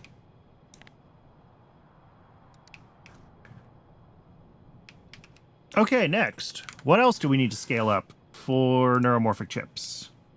Optical fiber, we know we really can't do yet. Nexalate matrices and Bakelite. Possibly microfiber? Am I even making microfiber centralized? I feel like I've been making it on site, which is probably stupid. Oh, I also don't even think I make paramagnetic material yet. So that's a whole build chain that I just missed. Sweet. All right, Nexalate matrices. How many of these are we making? We're using 0.5 a second for neuroprocessors, and we make 1.6 a second. Oh. We should upgrade this so that these are prodded. That would be good. But we're going to need more also for here. So that's like 1.5 plus... So we need like 2 a second. Yeah, if we were to upgrade this to...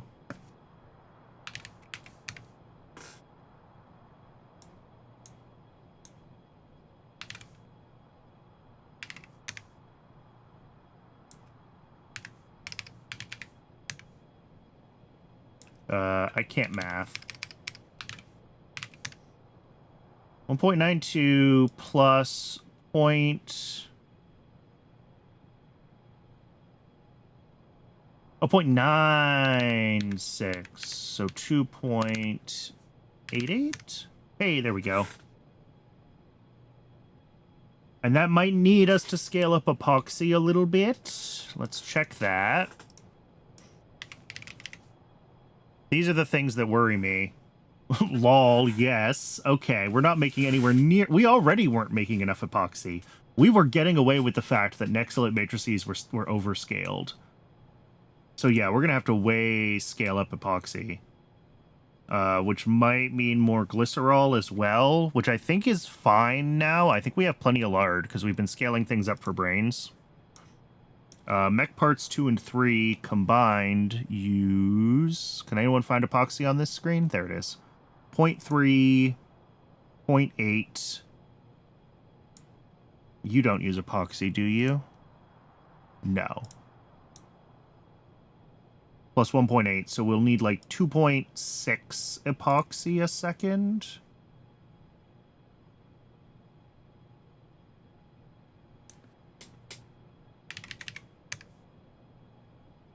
Okay. Actually, that's not quite enough. We would need another machine. Ooh! And look at that. That ratio's nicely. Okay.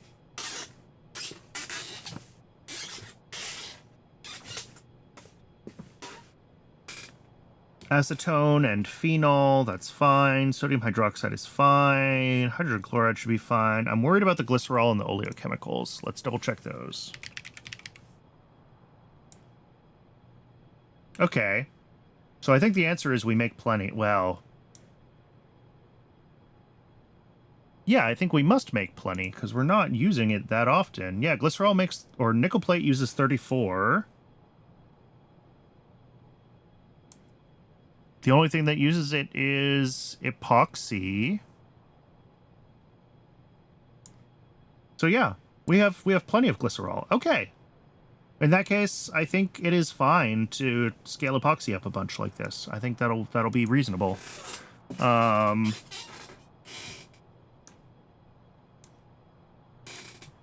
And then also scale up Nextlit matrices. Should we check on the next thing, or should we just do... Let's just do these two. Let's get our shopping lists going for them.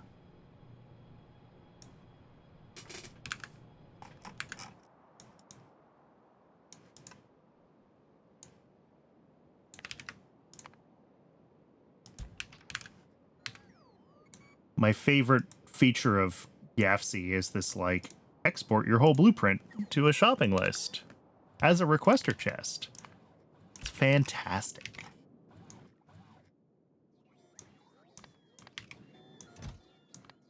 I'm not going to need this pressure pump because there's already one on site there for Nextlit matrices.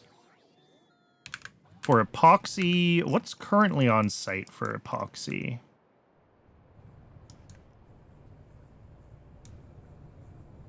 We've got 3 chemical plants, 2 of these, and 2 of these. Okay.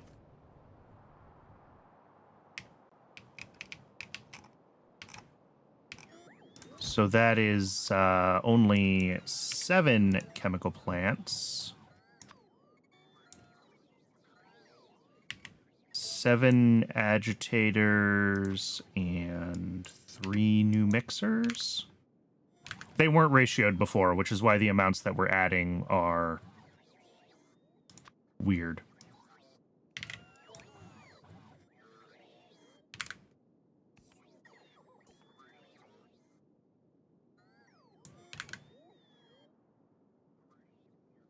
But that should give us, yeah, 34 more modules. We need 48 in total, and we should have 14 over here already. Yeah. Yep. Okay.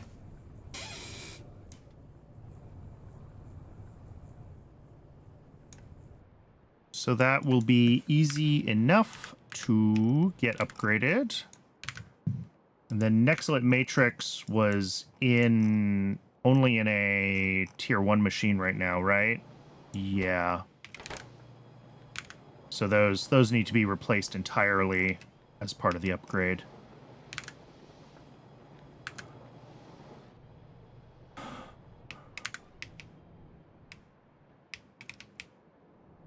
All right. I don't think that I can really confirm whether or not this build is fully working correctly until we're ready to do neuromorphic chips, and we need to pull from this at scale. So we are going to go ahead and head back to the mall. Go ahead and head.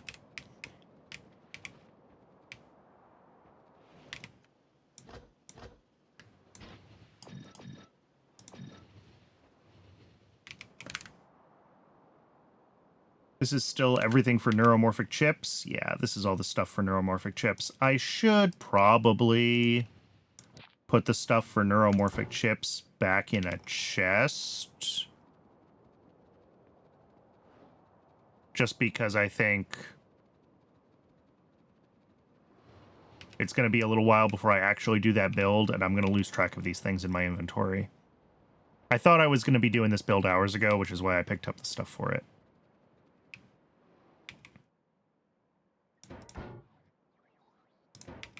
So let's do that. Turns out there were quite a few yaks left to shave before neuromorphic chips.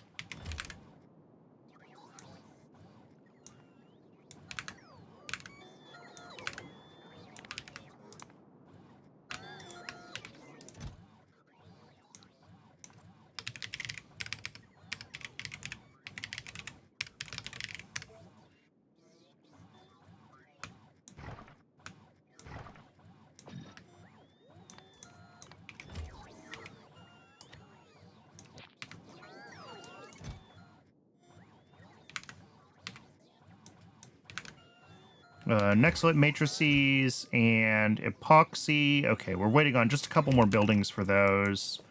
While we're waiting for the next buildings, I should really be trying to get, like, ahead so we don't have to wait for crafts.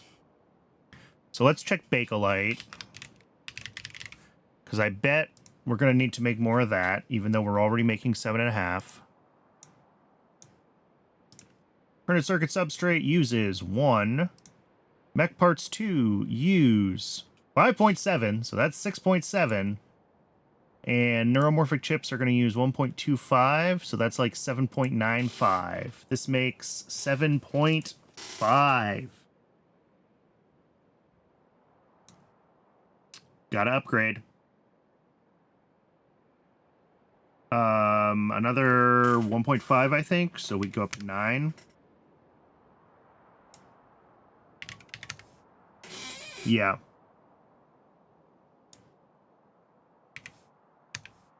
All right, so that's 1 high-pressure furnace, 4 more chemical plants, and 10 modules. I'm going to do that one by hand, because I know that that build is already...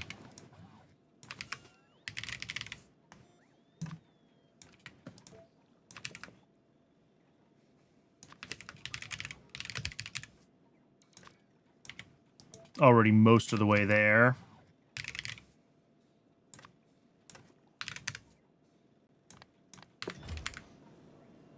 And after Bakelite, what else do we need? Microfiber. Microfiber I don't think I've been making globally. I think microfiber I've been making on site. Yeah.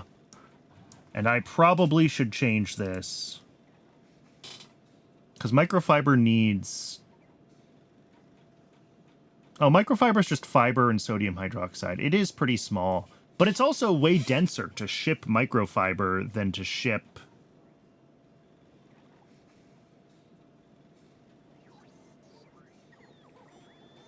the ingredients. So I really should centralize this.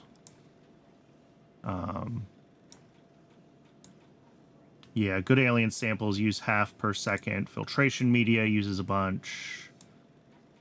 But okay, if I wanted to not change the way we're currently doing things, we could do this on site. But I do think I should just set up a centralized build, even if some things right now still have it on site, even if I don't, like, convert them over. Electrolytic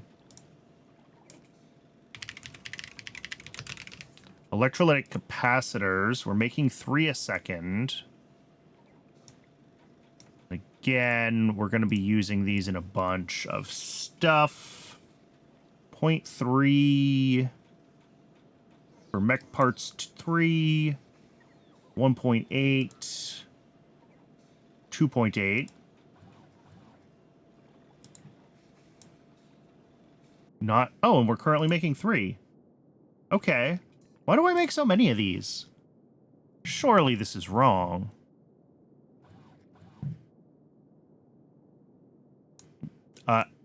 I don't know why I decided to make so many capacitors. 0.28 here.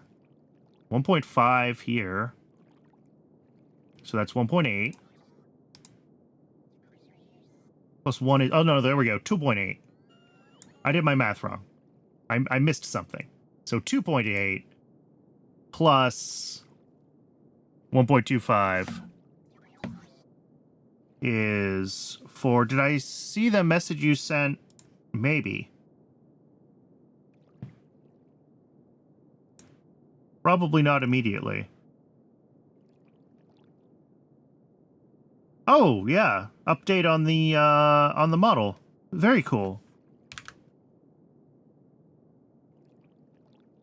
I did see that very briefly earlier today.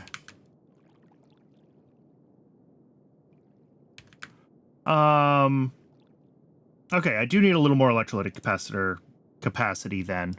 And we will plan that after the ad break, because Twitch is telling me that it wants to run an ad again. As usual, I'm going to step away and get some water during the break, and I will see everyone in just a few minutes. I appreciate everyone sticking around while the ads run. I know ads are no fun. We will be back as soon as Twitch lets us.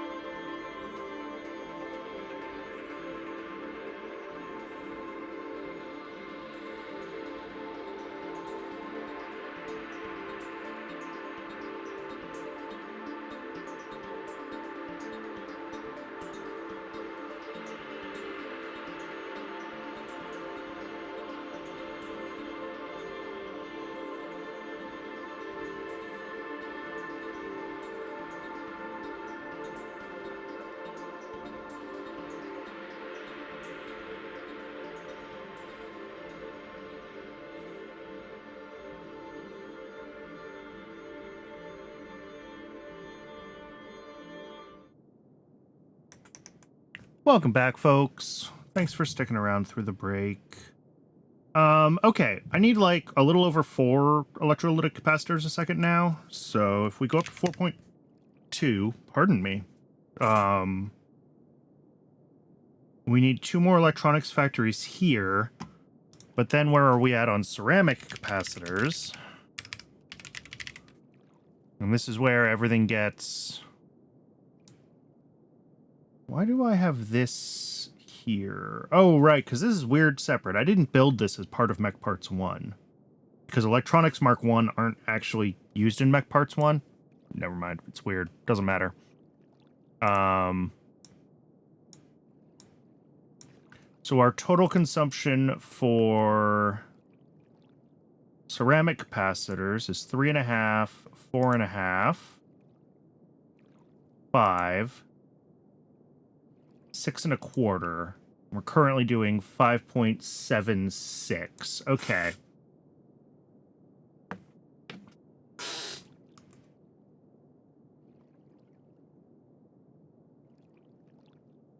So 6.48. Should be one more assembler there. Ooh, yeah.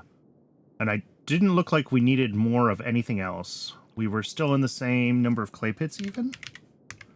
Yeah, we're still in the same number of clay pits even. Okay. So that's just 3 electronics factories then to upgrade both types of capacitors. That's not bad either.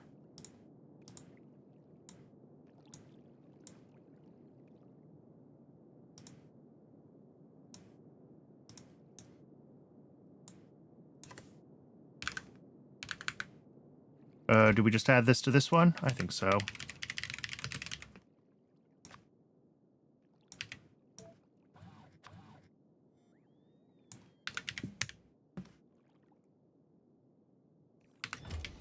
Okay. In the meantime, I believe we can do the epoxy and the Nexilite matrices. Yeah. Those are easy enough to do for now. And then we'll come back for these ones afterwards. That will get us Bakelite and capacitors. And then looking at neuromorphic chips, we've already done... I didn't check biofilm. This only needs 1/4 a second. I guess I should double check it. We've done melamine. We've already uprated nylon significantly. So I think it's just needing to make the paramagnetic material, which I totally forgot I needed.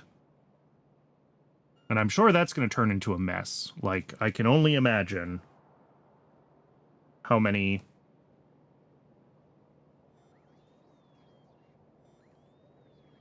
ingredients this has. Oh no. Okay. Whoo! I saw something that looked like an alien life thing, and I was worried I was going to have to start a whole new creature. We don't have to start a whole new creature. We get myoglobin out of meat. That's fine. And everything else here is pretty standard.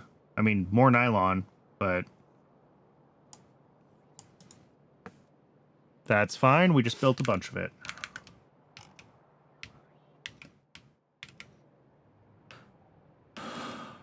Let's go upgrade epoxy.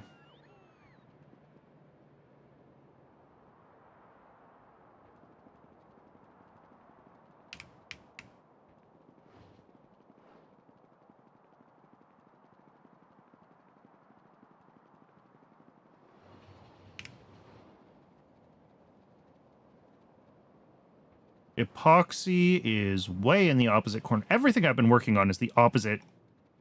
Auto UVs are always terrible. Yes.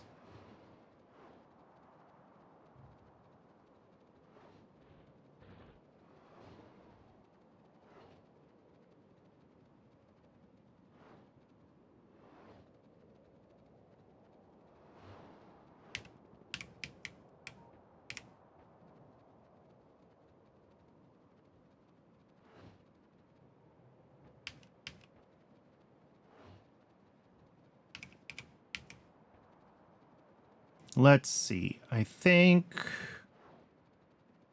we should have epoxy right here. And how many? We're going to have 10 of these machines in total when all is said and done, apparently.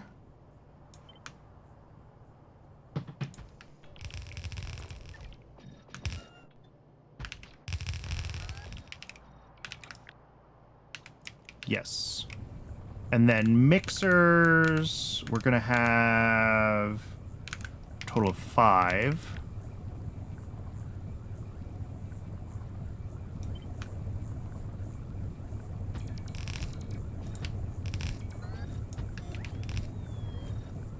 And I'm out of pipes because this is fine. We will just do a big ol' pipe upgrade on the whole place.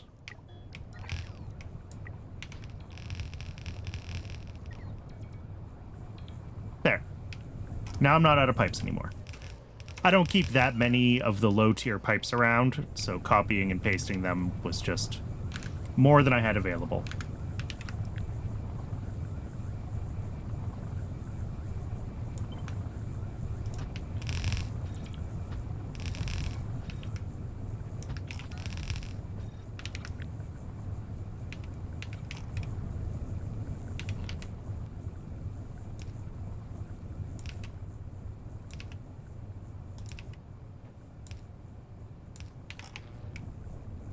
There we go. That was easy. Probably, yeah, this needs...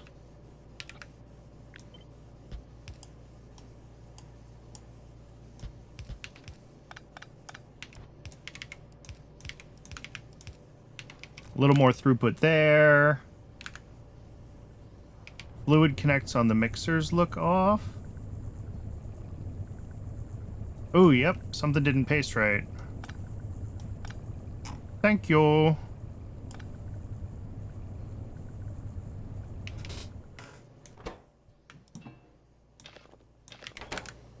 And then hydroxide is 3 a second. That definitely is not going to be a mechanical inserter anymore. But it weirdly can still be just one inserter. Iron is 0.6 a second. Mechanical inserter is fine. 10 a second phenol. Yeah, we've got the capacity for that here now. This belt needs to go longer.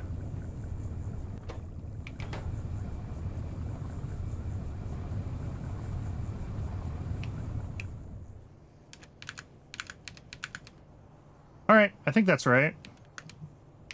That should be quite a bit more epoxy. And then Nexilate Matrix is nearby, isn't it? Yeah.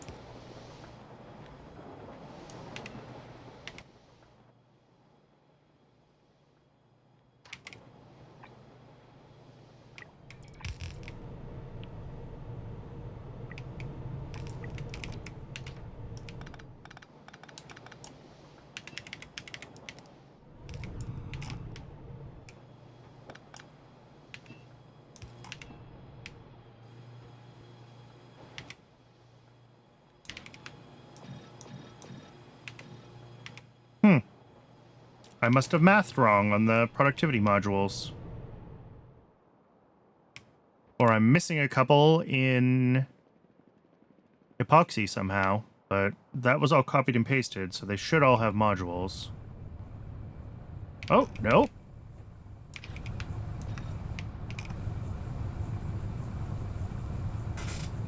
There we go.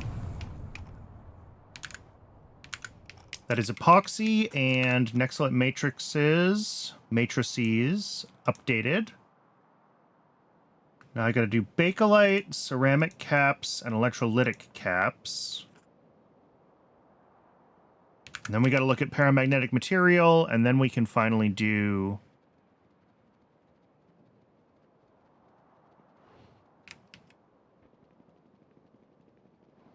Why the spare machine ghost on the matrix? Because there were two of them there in a pair that were mirrored, and I was lazy when I copied and pasted, and the ghost just got left there.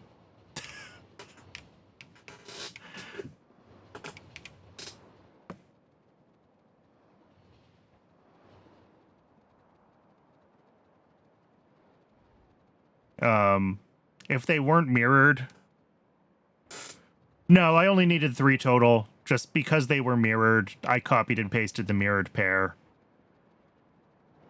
Because I didn't want to accidentally mess up the mirroring.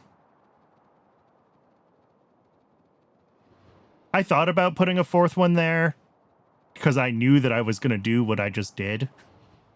And I didn't update the requester to do it. There's random ghosts like that all over this map.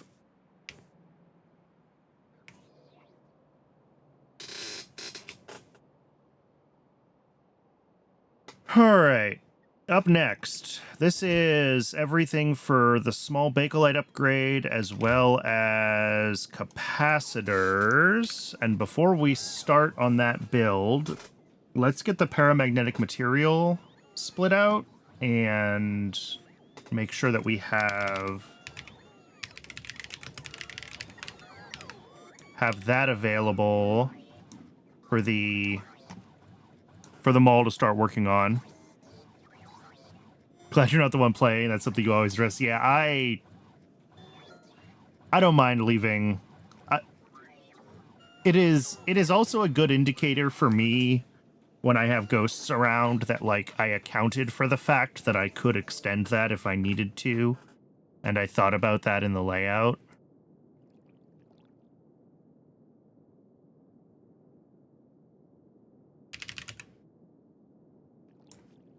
How much of this do I need for neuromorphic chips? Just 0.5 a second, but we probably are gonna need more, huh? Yeah, this is used in alien enzymes, which is prod science. Okay. So, like, yes, we're gonna need a bunch of this. Do we just start at 1 a second and... Oh, that has definitely happened to me on more than one occasion. Where I'm just like, where did the bots go with this stupid machine?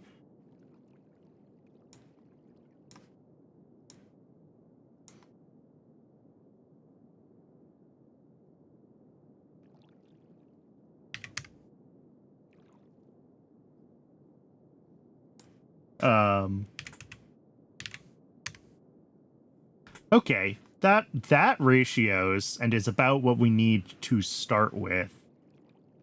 Maybe we do double. We do 1.2 a second. There we go. Yeah. The buildings are ratioed here. That's really what I was trying to make sure I did. We only have a 12-minute decay time on the myoglobin, so we do have to keep that in mind when we're designing this. This is also a lot of urea and a lot of meat. Maybe... I mean, it's fine. I'm worried about how much urea that is.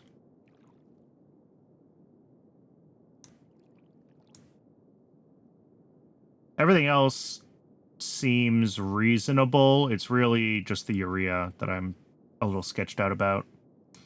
Powdered phosphate rock, I guess we're doing on site. Hey, you can even prod that, which no longer ratios nicely. Darn it.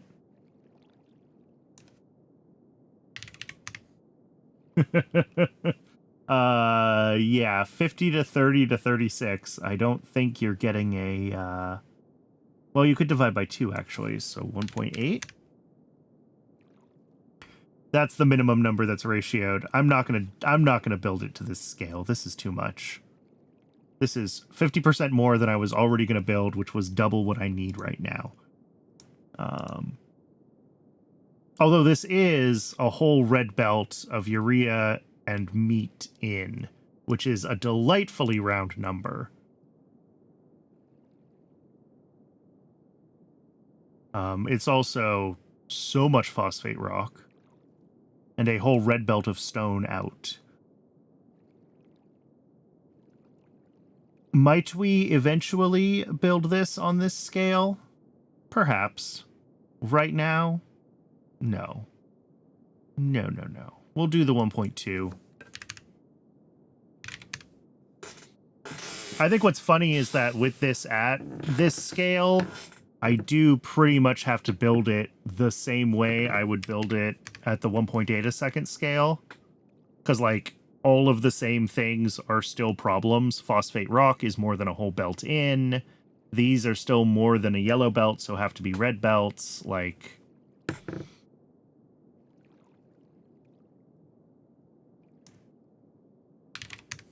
So I'm effectively, and I might even ghost it all in at one. Maybe I just build it at 1.8 a second. Move on with my life.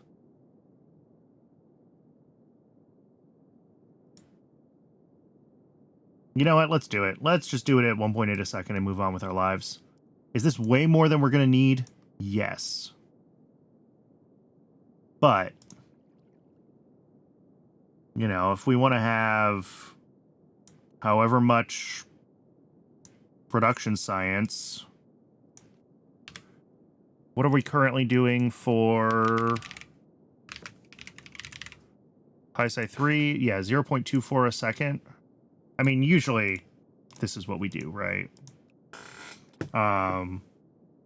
Okay, so this is only using like 0.1 for the science packs.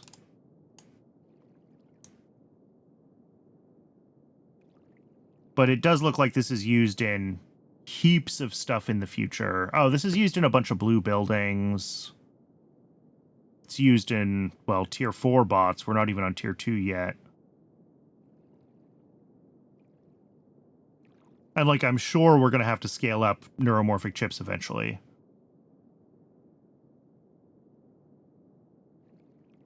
Yeah, I think we just build it big.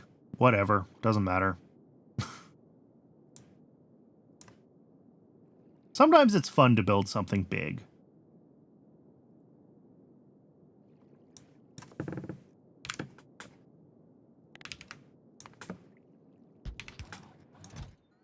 And that's going to take a minute for the mall to get all caught up on that.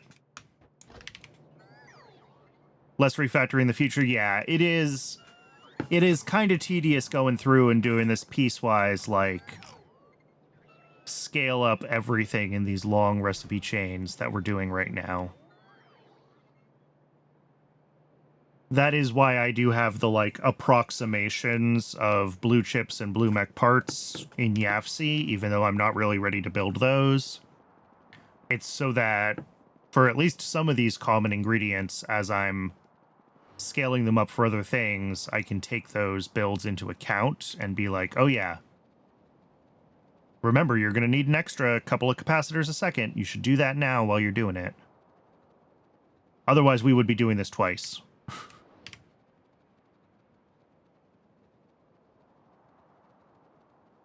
All right, so ceramic capacitors down here.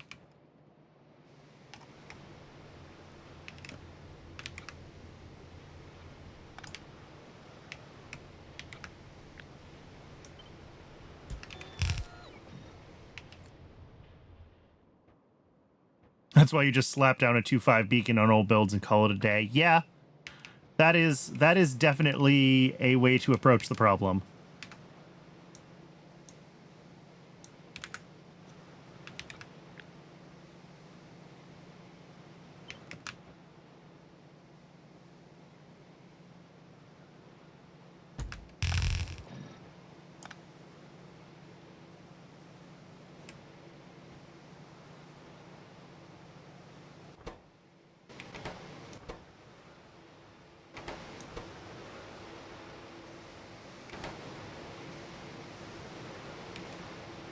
Cool.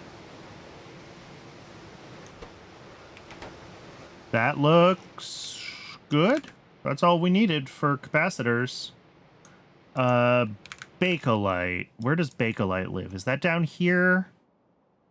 Or is Bakelite up with... I think Bakelite might be up here. Yeah, oh boy, Bakelite's...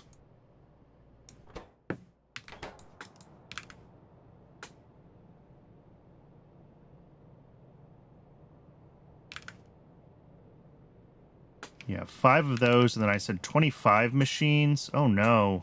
Why did I say 25 machines? I didn't realize this was a column of 2, is why I said 25 machines. That's fine.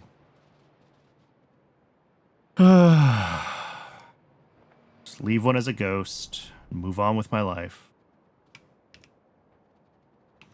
I guess I could grab one more chemical plant on my way by.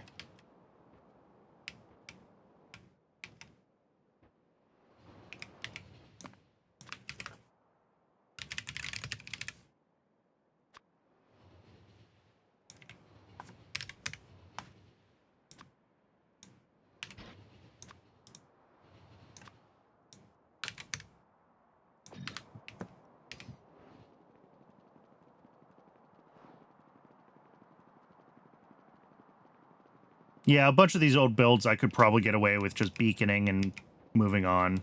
Just adding speed beacons to them. But I keep finding ones where, like, I'm right at the edge of belt capacity and things like that. Speaking of, did I double check that for capacitors? Neither of these should be, like, right at the edge of anything. No. And no, I think we're good. And both of those builds, I believe, were made before I had inserter capacity bonuses, so I shouldn't have to worry about that either.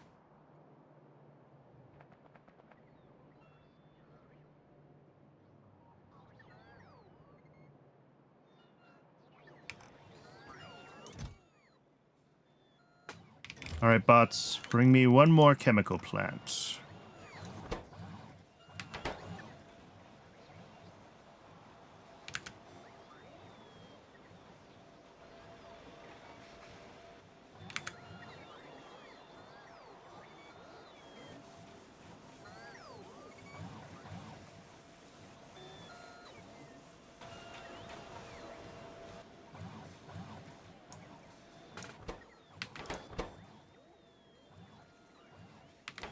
Come on. I know you can do it. I know you can do it. The bots are busy doing something.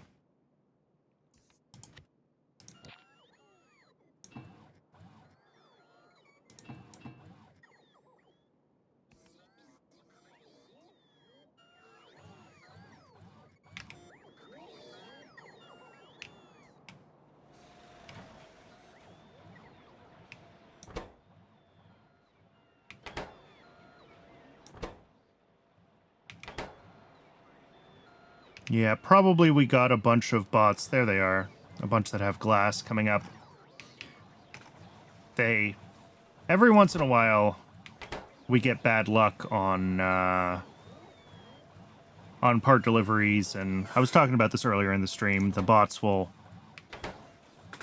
try to find the best place that they can go charge, but sometimes that means getting pretty far, pretty far separated from, like, the main path. So I need more chargers, like, around here. Probably these ones that only have one charger. Both of these could have 4.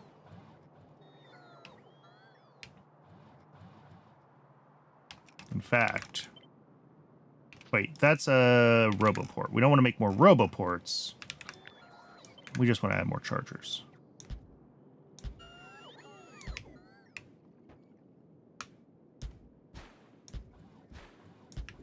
And I'm not dealing with that pipe, so we're going to leave that one.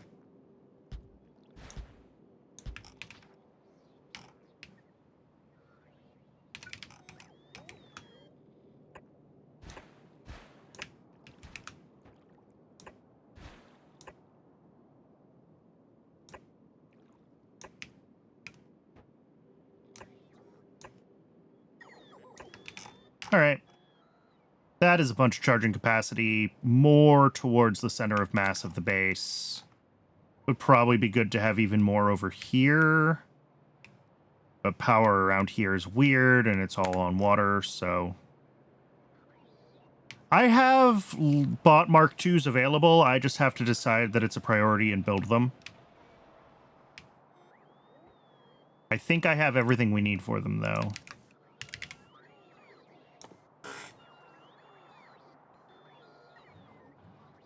Flying robot frames are fine.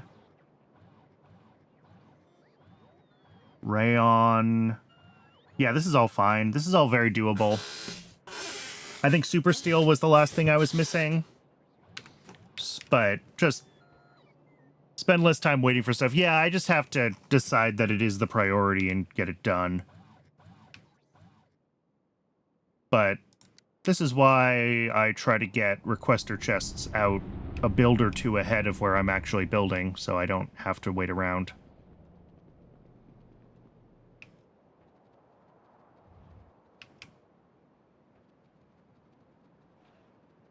All right, so we currently have 22, and we need 26.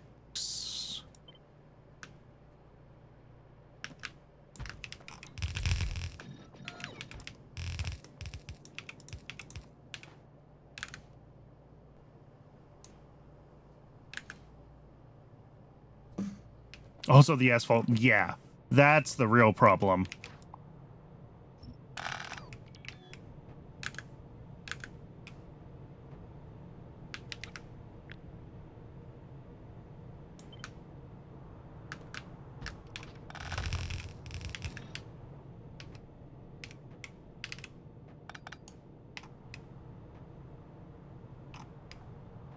Whoops, I just put that in the wrong spot.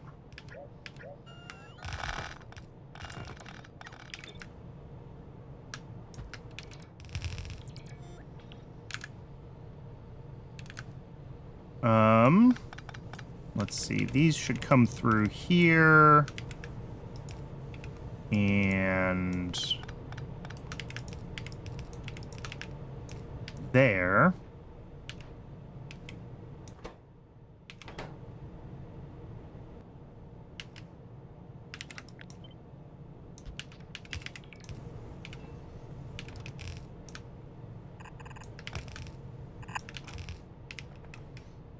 I think that is all correct.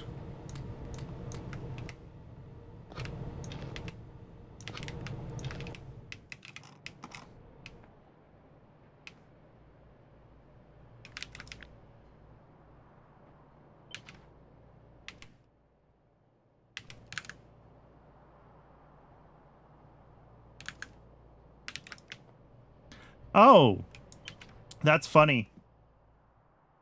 I was like, I have to get another chemical plant because I designed for an odd number.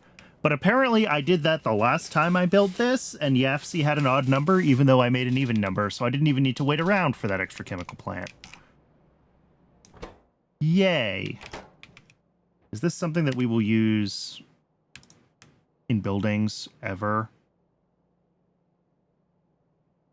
No, if I take this to the mall, it will never get used.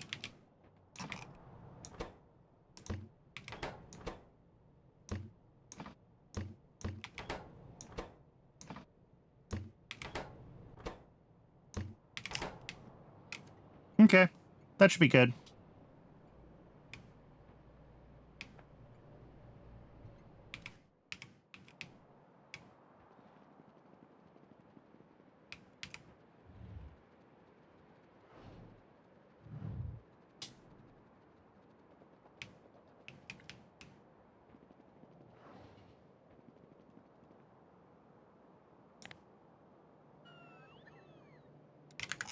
How is... Oh, there's still lots of melamine here. Looks like it has not been pulled from at all, in fact, which I guess doesn't surprise me, because we don't have that much demand for it in most of the base right now. It's only going to be after we do the new build that this is going to be in a lot more demand.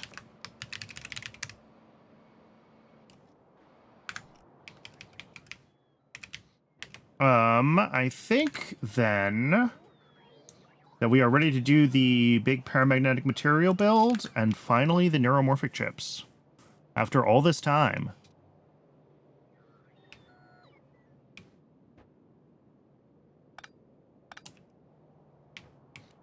I didn't double check if that had all of the buildings in it. I just assumed.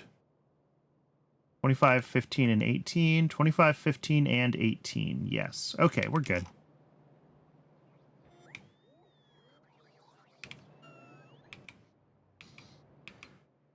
So... I guess this all goes...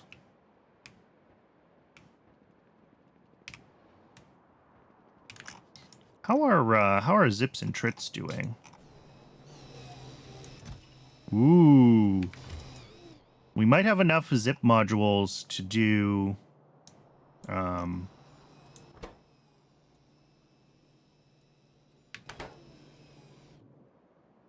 to get military science going, which would be nice. Trits are still waiting on the microsyn.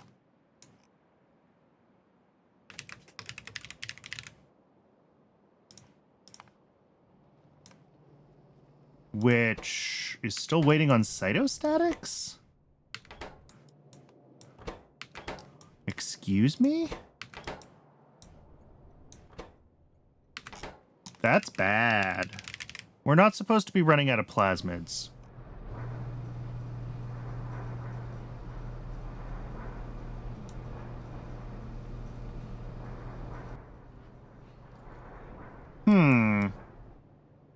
Well, it's running.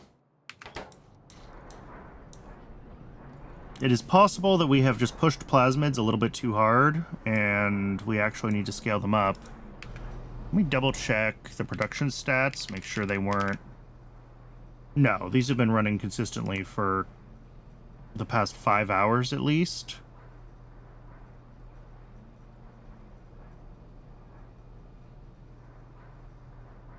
We ignore this blip 5.5 hours ago. They've been running consistently for 6.5 hours. Beyond that, it gets a little fuzzier. I don't know if this is because it was full 7 hours ago, but... And I assume that a lot of this is due to demand from these two builds, right? Now that we're trying to make Zippiers here at scale, as well as Trits. Because this is just wasting plasmids right now.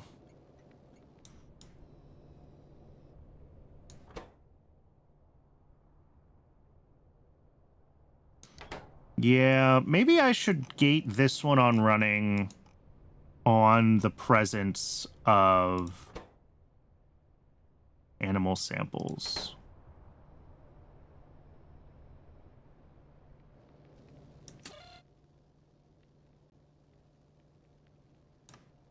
Also, why is this running at all right now? Oh, this isn't gated on microsyn being present. That is an issue.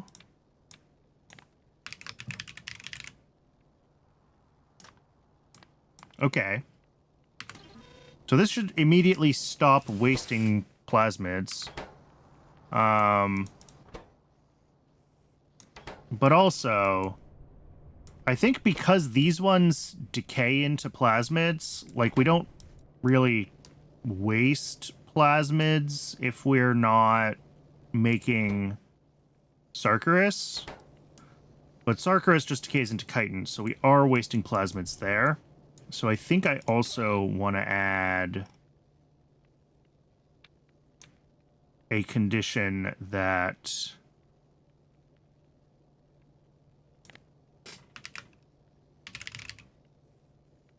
animal samples are present for this.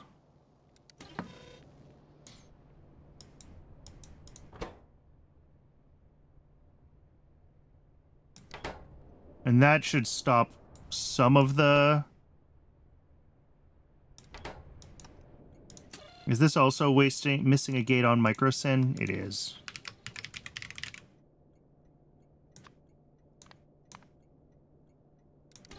That is also missing the gate on the microsyn. And I'm also missing a belt to put plasmids into animal samples here. So this is just broken in 4 different ways. But even if these parts weren't broken, this wouldn't be running because we don't have the microsyn. So yeah, we might have to scale up plasmids a little bit. That might be an upcoming issue.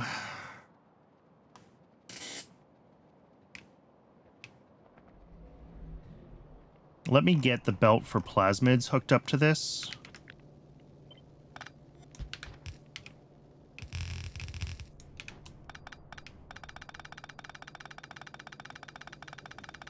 Actually, that is just the belt. I did not need to remove that belt because it is going to be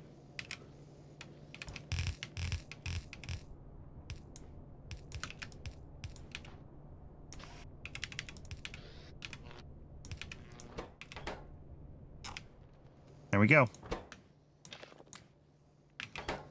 So that'll be plasmids to this. And now this is going to start making animal samples, but they'll just decay into plasmids, so it doesn't matter. Oh, we don't want this on this conditional. I think I want this to have basically these same conditions here.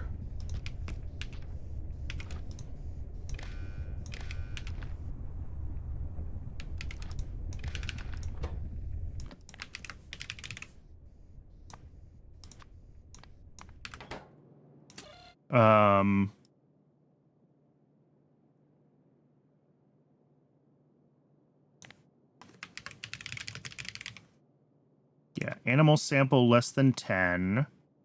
We don't want to gate this one on the presence of Sarkarus, otherwise they'll be gated back and forth on each other. We don't need to check for the things that are inputs to us, because we just can't run if we don't have those things anyway. We do need to check for the things that are inputs to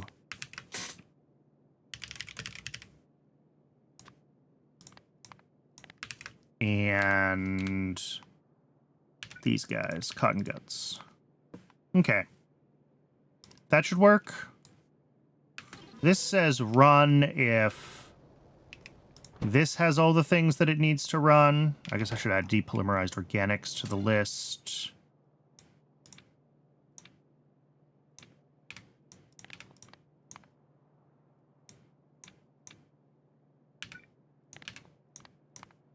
Yeah. Run if this has all of its inputs, and also Everything else has all of its inputs, and also we have space. And this says run if we have animal samples. And if we're gating on having animal samples, we can actually remove the things that are only inputs to animal samples. We don't have to worry about checking those. We just check the things that feed directly into... I think we're missing a fluid. Yeah, we're missing flavonoids.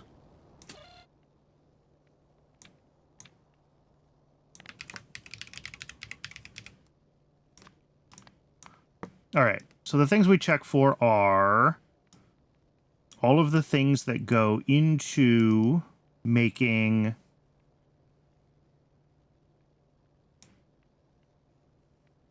the critter.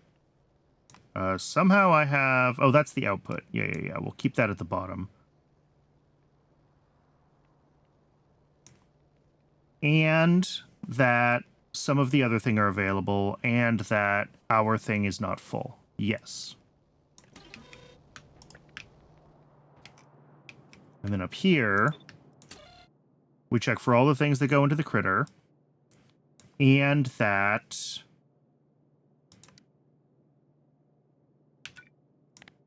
our thing is not full, and that we have the things needed to make the other thing.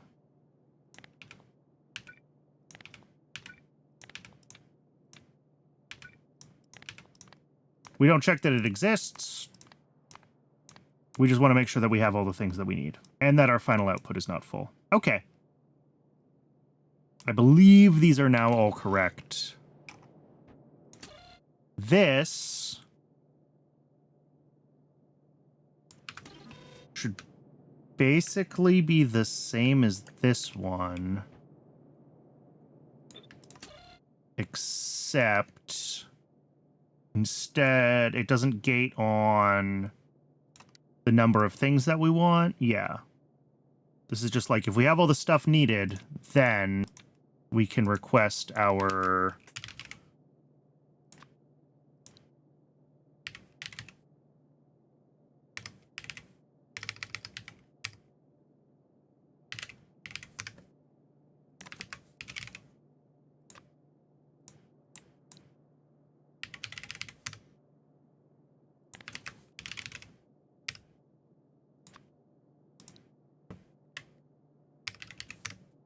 and lard.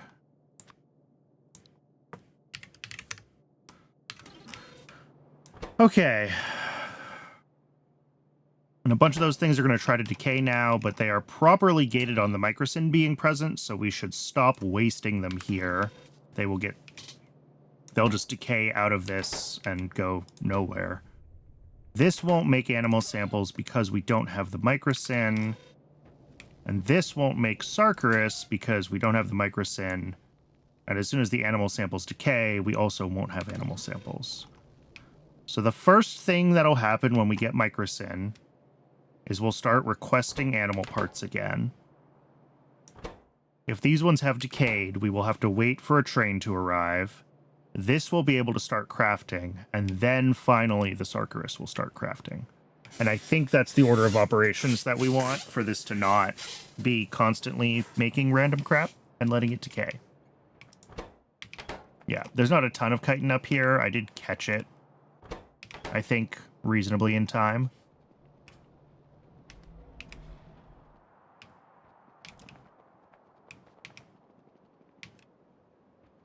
I should probably double check that all the conditions around this one are correct, making animal samples down here, but...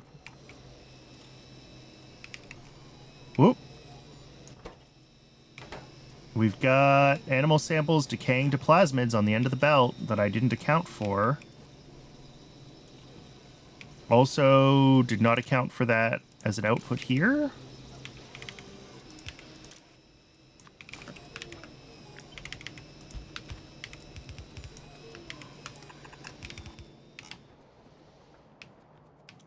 Where do plasmids live? They live in this one. What a pain in the butt. I'm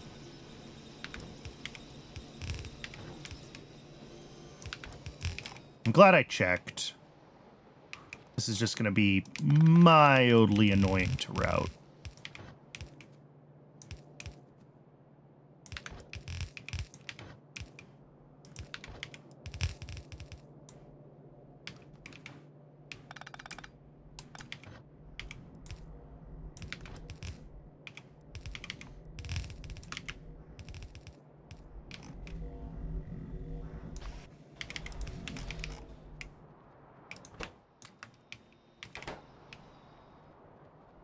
Okay.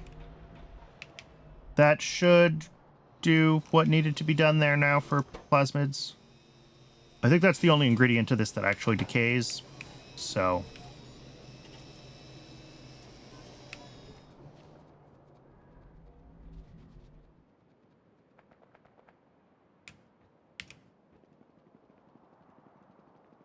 I will have to check on the trits again later. Well... Let's just check with between the zip breeder 0.014 and the trits breeder 0.012. We're using very small quantities of plasmids here. Oh, but we only have 0.45. So this is like 5% of our plasmids. That's not awful.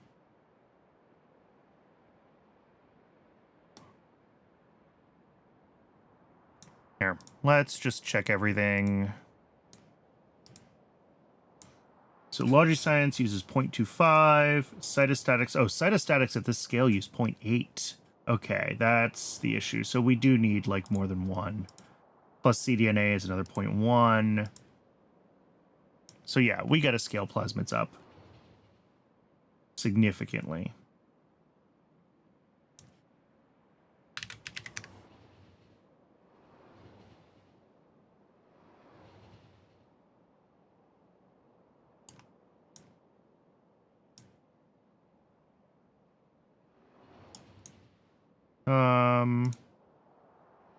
Are these good with just one speed module? Did I check this? Actually, yes, they are. Okay.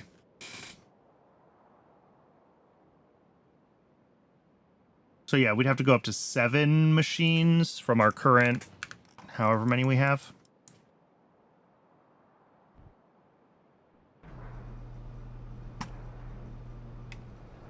Three.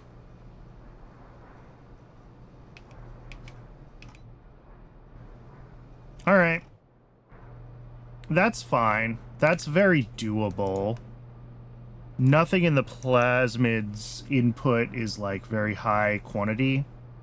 Maybe laboratory instruments we'd need to scale up a little bit.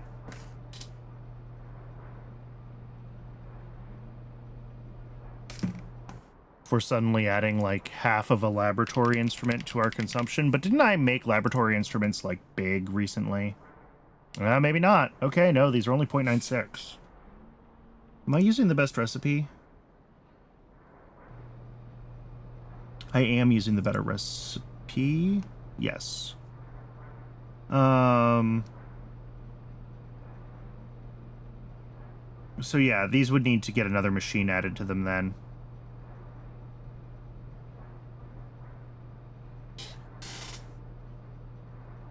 Okay.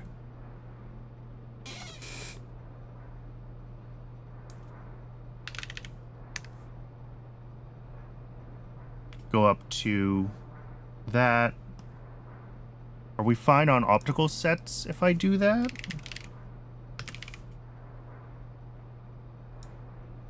Okay, apparently yes. Because, like, we have one machine dedicated to them. And it's a lot. So... yeah, we would need one more automated factory for this, and then a bunch more biofactories and microorganism mines there. And at the plasmids build right now, do these have... yeah, these all have 2 modules in them. They should really only have 1 speed module. they will run. There's no reason to have the second speed module because they're I have them set up for direct insertion, right? So we want to be able to do more of that. And then I'll just have to adjust the position of this build, give myself a little more room to work, and I can scale that up to 7, or maybe I go up to 8 instead of 7.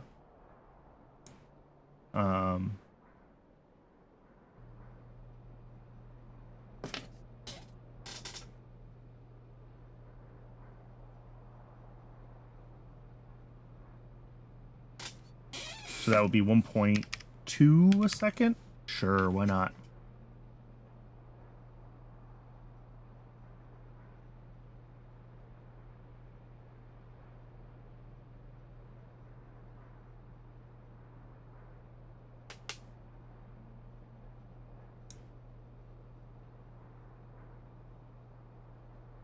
Okay, let's get the requests set up for that then, because we will have to fix that soon. We're going to need, what are those? Biofactories and microorganism mines. 5 more biofactories. 5 more microorganism mines. 10 more prod modules to go with those biofactories. Just 2 more speed modules because we have 3 extras right now. And then 1 more automated factory.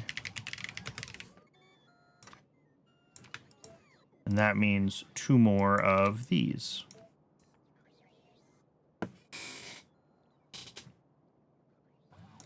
Let them all get to work on that. I don't think any of this should be anything I have to worry about. So we can go ahead and get this big paramagnetic material build set up.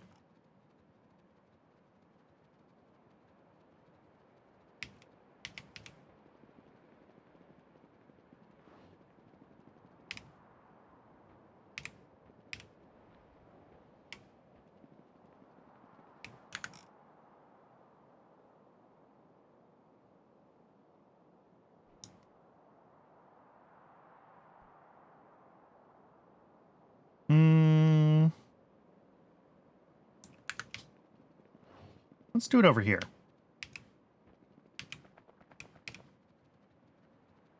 I think we can drop this right down here.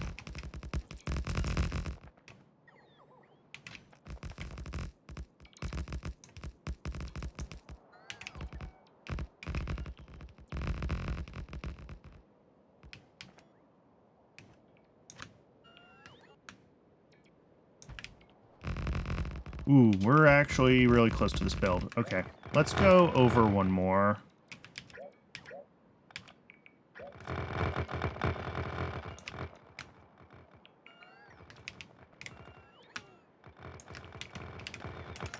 Just to give a little more breathing room around this other build.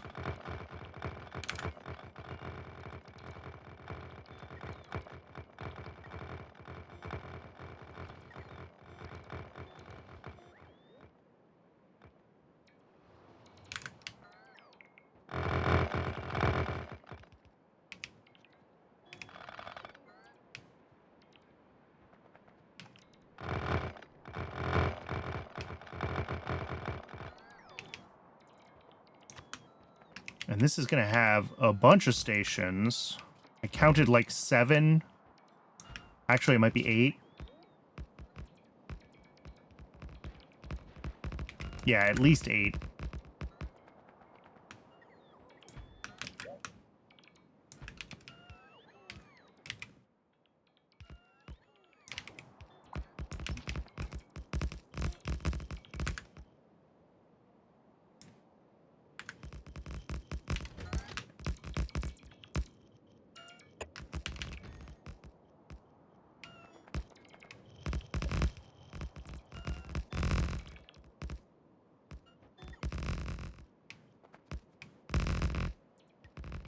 This lead is useless to me. And we'll probably get rid of this quartz too, because I imagine as soon as we start, we're going to be building on top of that.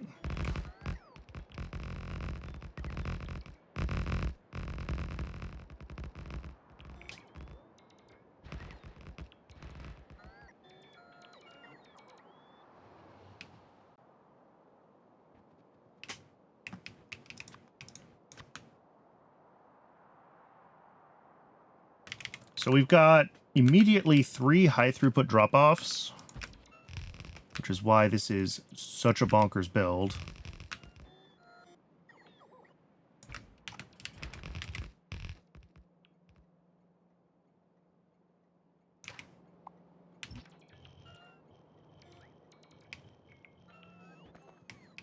One of these is going to want phosphate rock, which we are going to have to, like, almost certainly had more of. We're gonna have to set up some more phosphate mines.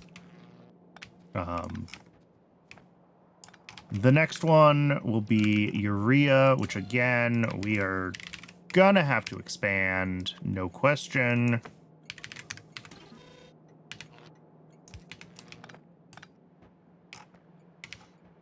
And then the last one is for meat, but as always with things that decay, we're going to set it up with a decider combinator.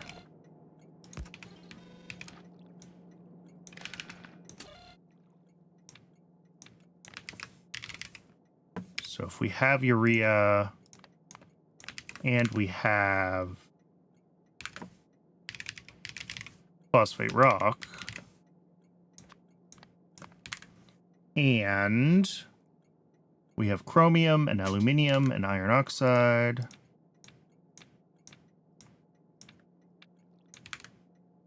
and nylon and cyanic acid.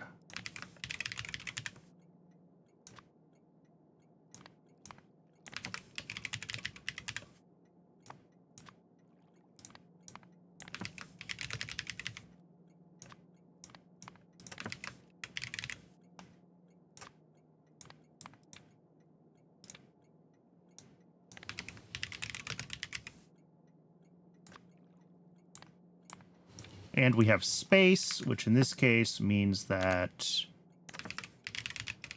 paramagnetic material is less than 10K. In which case, we output that we want all the meat.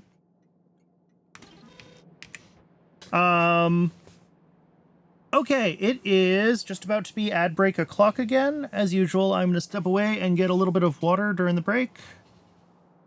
Everyone should take the chance to hydrate if you need to hydrate. Move around if you haven't moved in the past hour. And when we come back, we will finish up getting this build done. I'll see everybody in just a few minutes. I appreciate folks sticking around through the break.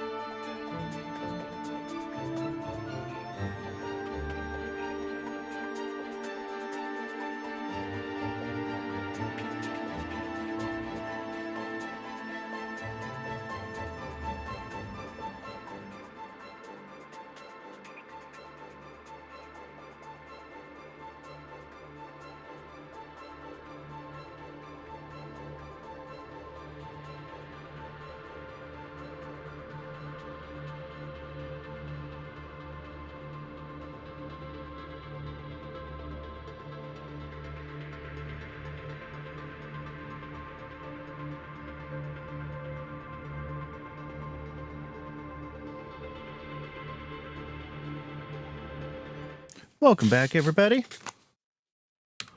Okay. So I think we can just get started at the top here. The phosphate rock is going to come out at, well, 50.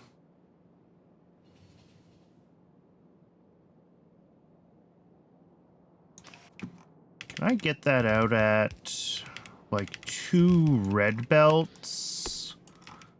Because that would be 25 each. Yeah, we can do that.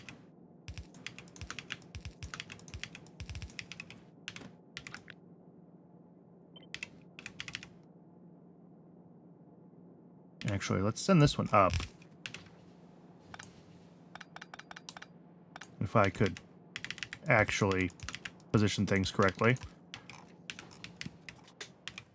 Because what we'll do, taking the jaw crushers here,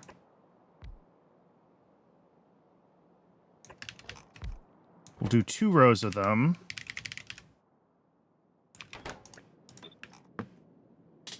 Outputting this step prods, right? Yeah, the step prods. Ooh, I forgot.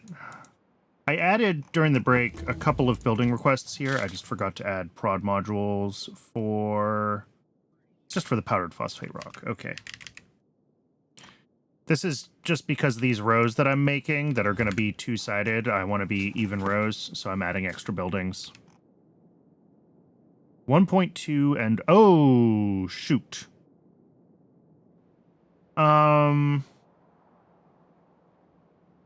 Yes, we have only 30 powdered phosphate rock, but we also have 30 stone.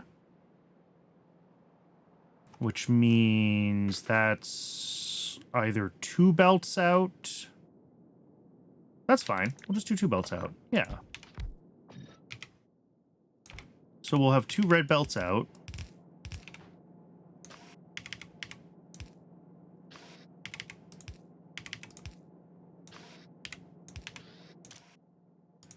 Stone, stone, phosphate, phosphate, power.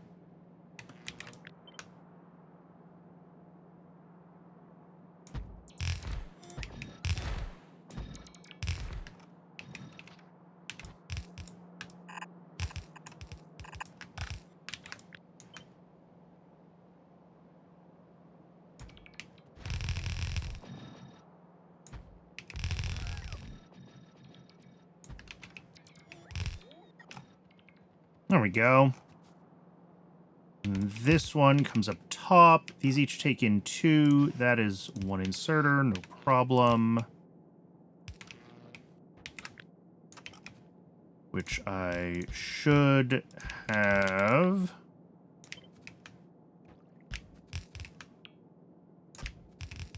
Should have put in place before we copy and pasted the whole row all the way across, but that's fine.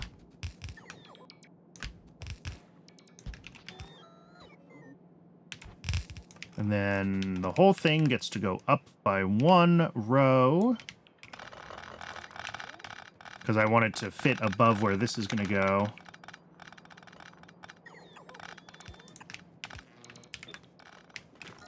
And if we drop it right here, I think that'll be perfect.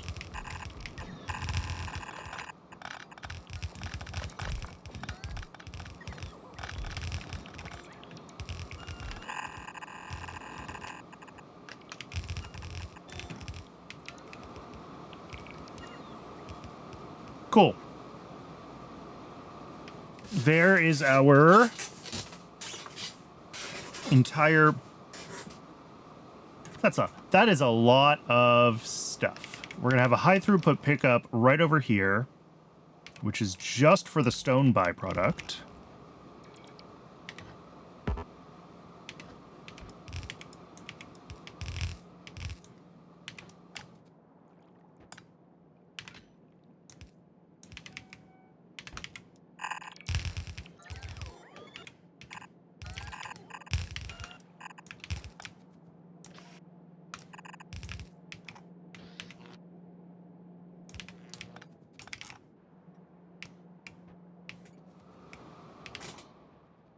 Okay, that is ingredient number 1 done.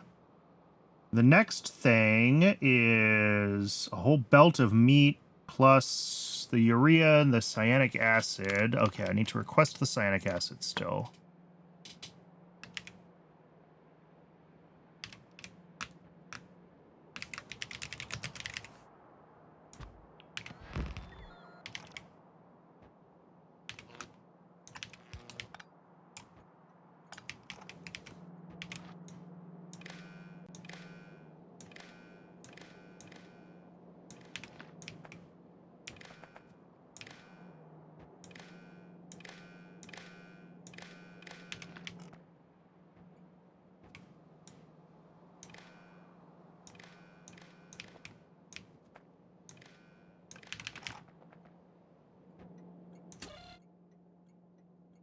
And then the other ingredients are at the next requester station down here that I haven't actually done yet, which we do need to do if we want the meat to ever show up. But I don't want to set those up just yet, because I don't want a bunch of the meat to show up and then spoil. So we will deal with that after. For now... clear these trees. Clear this quartz.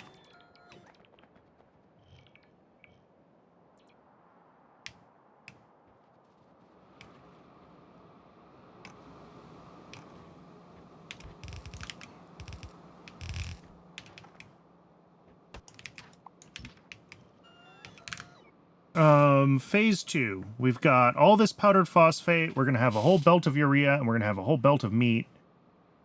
We're feeding a bunch of gene labs. Okay, this is going to be an awkward kind of build.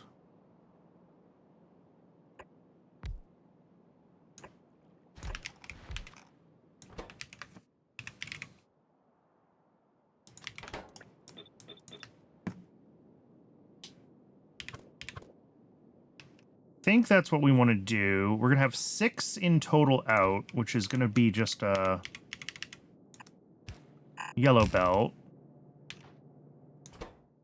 These ones can't be prodded, right? Right. So they're going to be output there.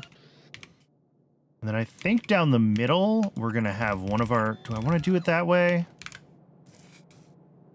I guess I don't have to do it that way. No. We only need 2 belts input on each. Yeah, because we'll split belts. So yeah, this will just be the output. And that's fine. We'll have the fluid input as well. No worries there. And then for our for our inputs, we're going to have 45 items. So we're going to have 1 belt there. And I guess 1 belt there.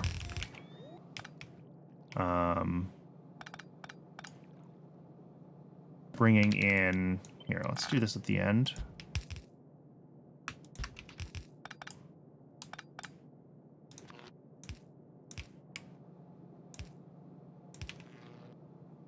Four items from the inner belt and 2 items from the outer belt. So I think we can just get away with this.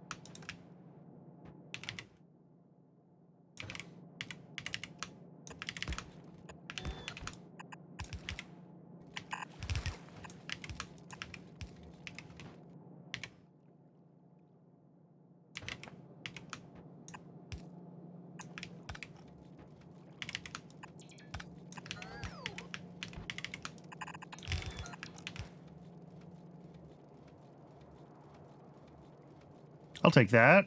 And then the last of it is going to come from the meat requester down here, and we're going to have to feed that up here. These all should probably be gated so that this doesn't run if I don't want it to.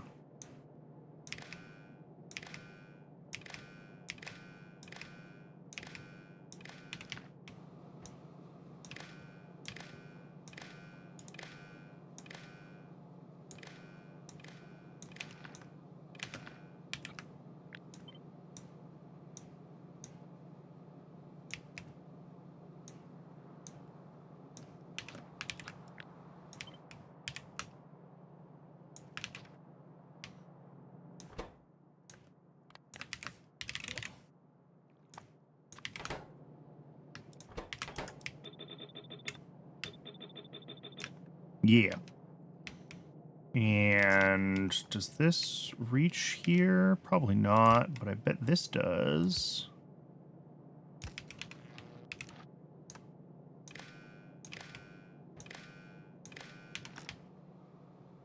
I'll have to figure out exactly what the set of conditions are that I want this to run. It's going to be similar to the set of conditions that lead to meat being requested. But it's going to be missing a couple of the inputs because we never need...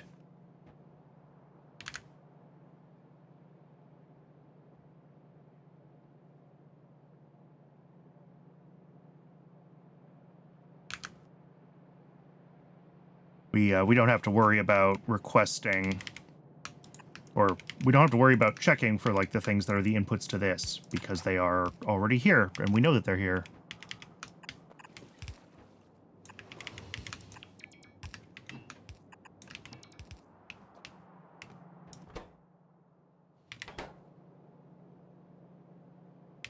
All right, and then the meat, I guess I could just take up on 2 separate belts. There's not a lot of reason to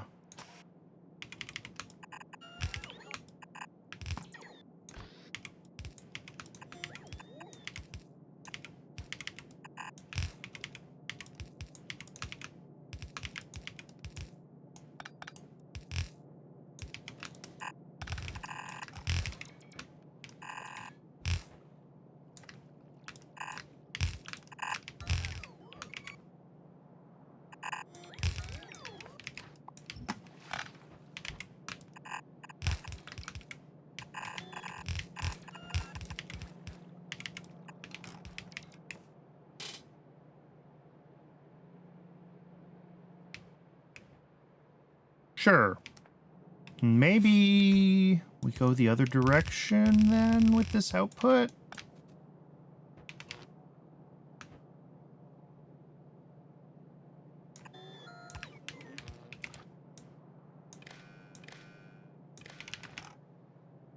think that's going to be a little bit easier to loop around to the next set of machines.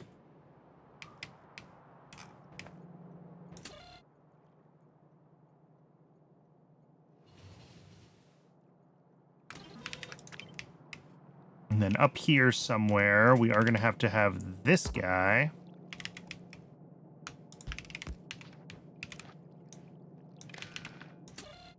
And it doesn't have to care about the urea or the phosphate rock or the cyanic acid, really. Yeah, it just cares that the stuff for its next step is available. That is just fine.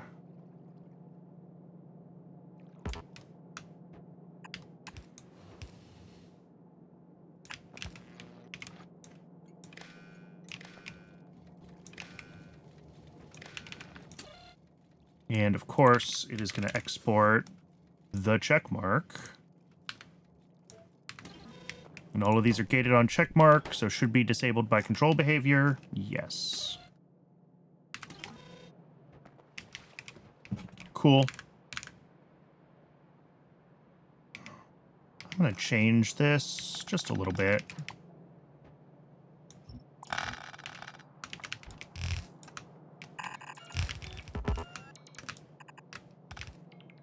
Just giving it a little more breathing room there. I think that looks nicer than the belt coming in right at the corner. I don't think it really matters. Last, we've got 18... Oh, geez. Research centers are biggish, aren't they? They are. 18 research centers. Which are going to be taking in 3 belts worth of stuff. All right. But unfortunately, this time we can't really, like, compact it by splitting belts because we do have 5 different ingredients. So this is just going to be...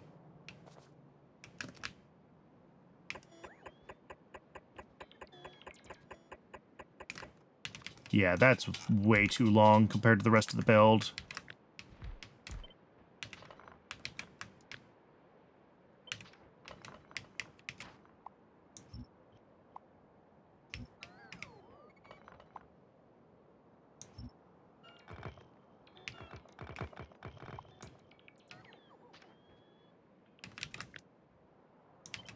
All right, so this is going to make this stuff.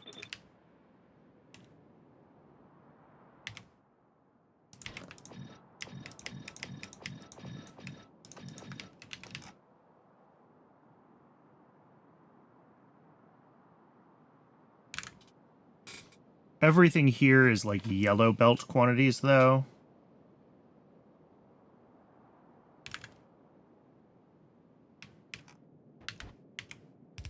I mean, we could just take 3 yellow belts right up the middle.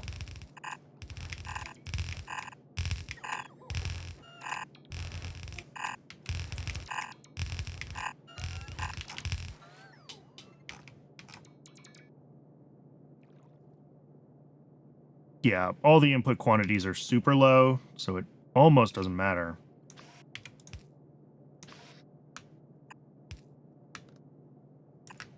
But we would just do something like that, and then... I mean, honestly...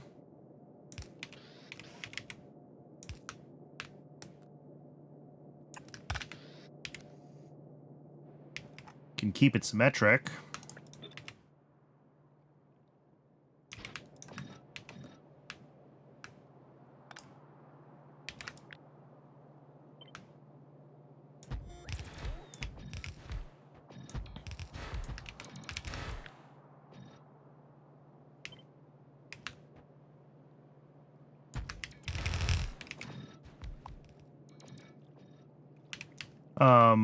What did I just do?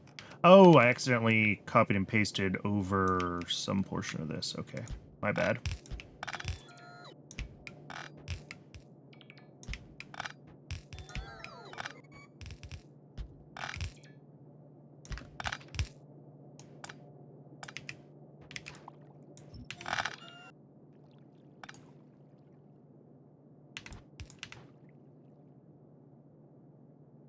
Oh, that doesn't work.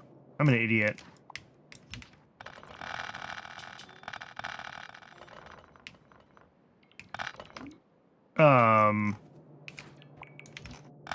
These are like reaching across to where each other are. They're not reaching across to where the other belt is, because I built them symmetrically. So I think it would have to be like that instead.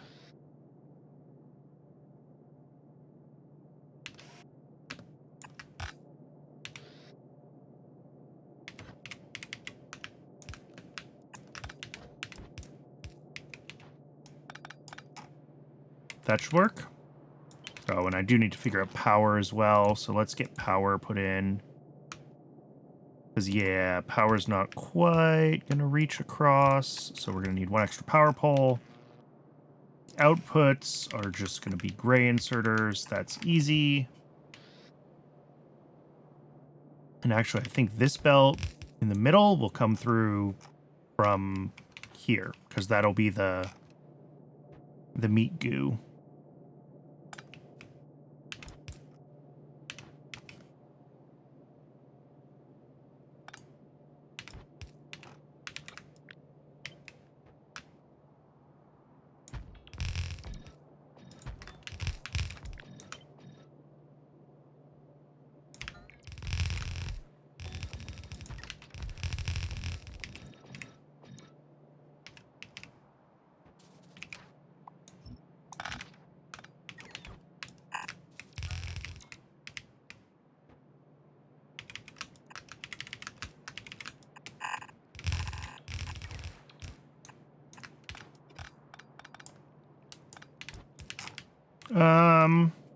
Think that's fine. Oh, I'm out of power poles. That's cool. Our output is... Oh, I didn't copy and paste the inserters correctly.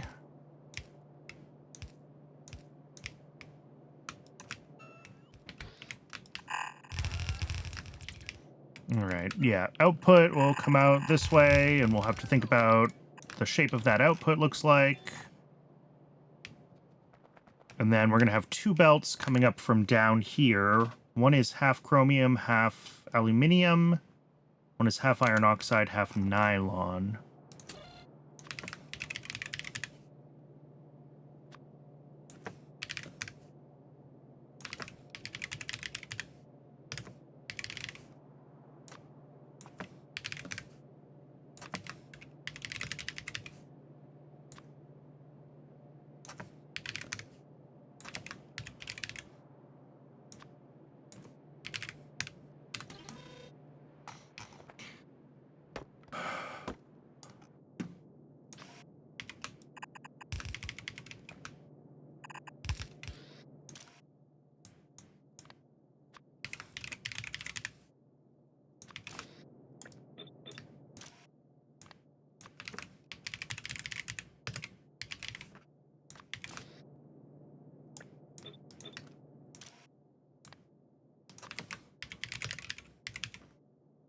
Iron oxide and nylon.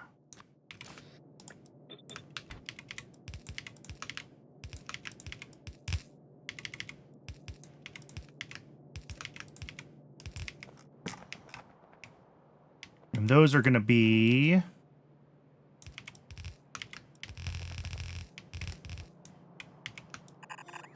this belt.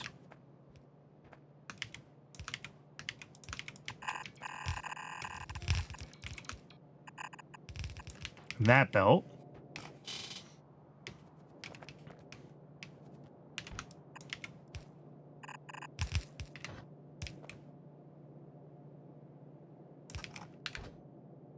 Well, this comes here.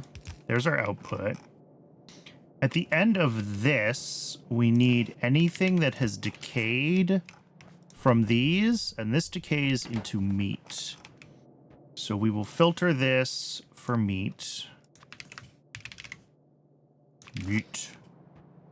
And, ooh, actually, that changes this, doesn't it? I was gonna do this as just one or as 2 yellow belts out, but I think I need to take it as a red belt and then split it, because I do have to get the meat out of this, and this is actually really awkward. Let's give ourselves a little more room here.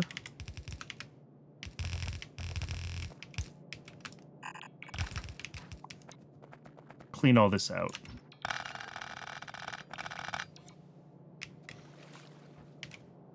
Yeah, and then any meat that comes out of here, we can shove back into this.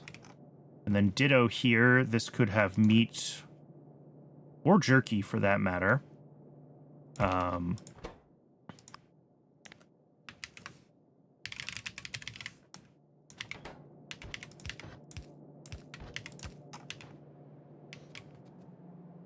So that'll all go in there. This should also allow for jerky, I guess. Yeah, meat or jerky. Only paramagnetic material comes to our output. That'll be fine. This needs to make sure that it pulls any meat, any jerky out.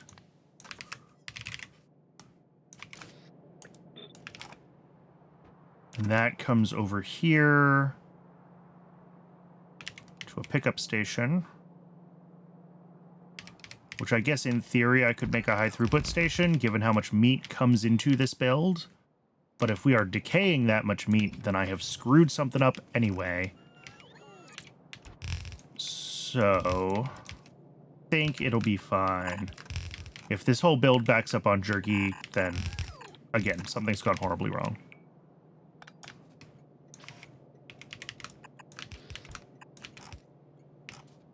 That'll need to be marked as a high priority station. Let me find a place where I've got a jerky output that I can just copy from. Right there is good. And same with the stone. That needs to be flagged.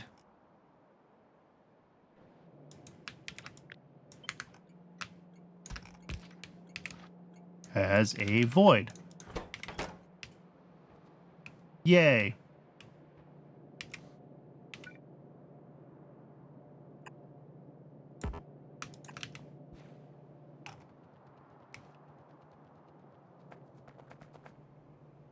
I think we're just waiting for the aluminum plate, and then... Well, obviously I have to go get more power poles. But the aluminum plate... Oh, I have to fix this. I have to fix this. I have to fix this. I missed something.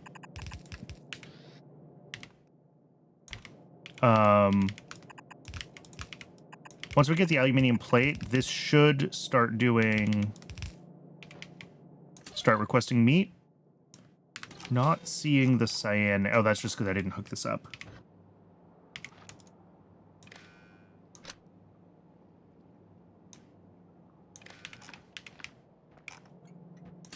So yeah, once we get the aluminium, this will start requesting meat. And we'll pass it all up to... here.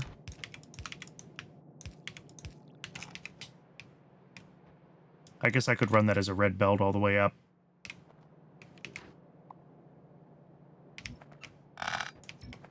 Now that it is going to be red belts anyway.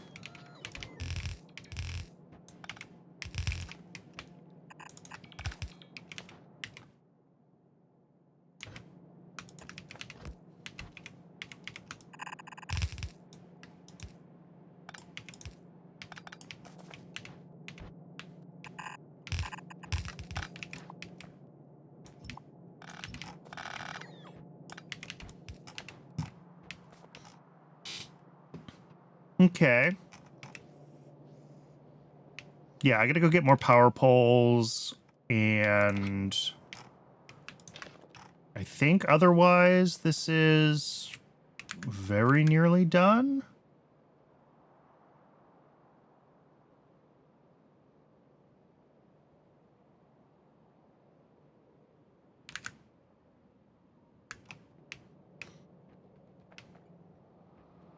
Oh, and we'll grab our other buildings to even out the builds as well while we're up there. Ooh, we have a new stuck train. That's...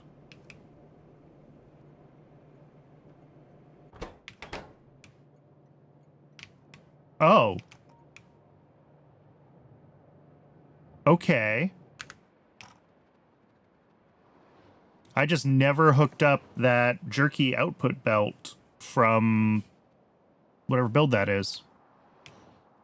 That's unsurprising.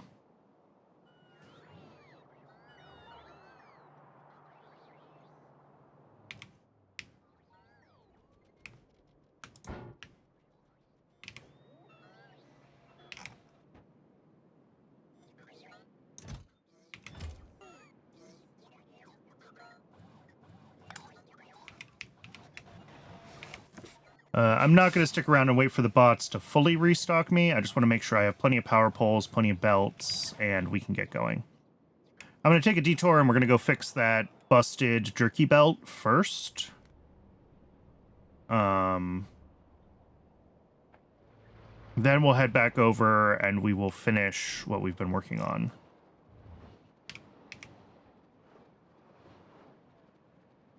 Always good to make sure we let ourselves get distracted.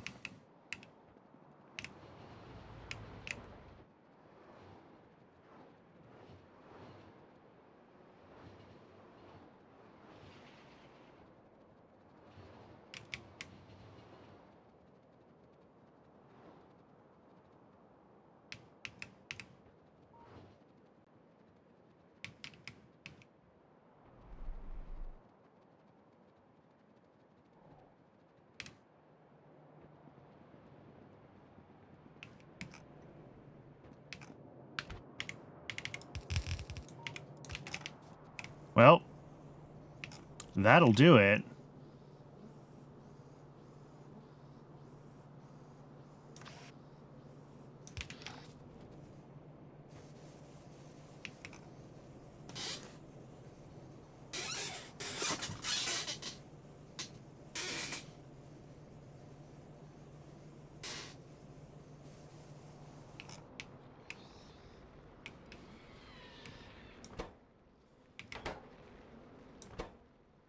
Fortunately, I don't think we're too badly broken here. I think I caught it in time with that stuck train. We're out of rocks. Cool. Why are we out of rocks? No moss. No moss because sushi belt fall down go boom.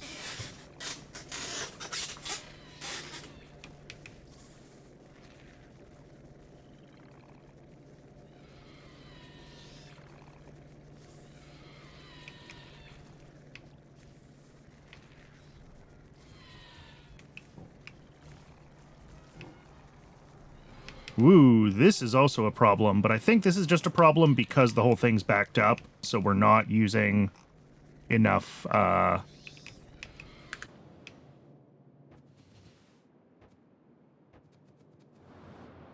So, like, I can get this thing moving again just by picking some stuff up and...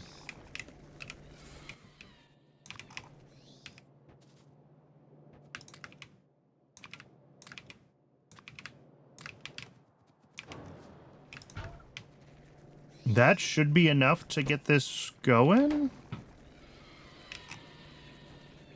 No.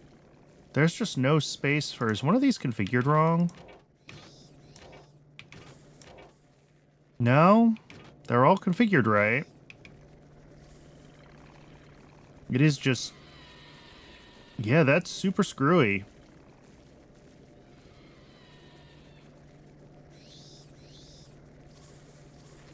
So yeah, this is going to have to be totally cleared out, unfortunately.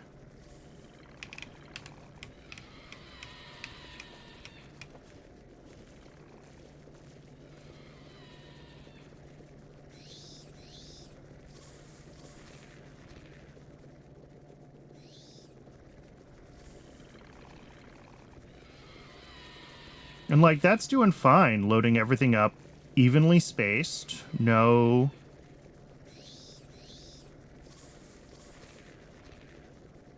weird complications. Everything's consistent. And yet, when we look at the belt that's coming out, it's all wonky. So it definitely got itself into a bad state.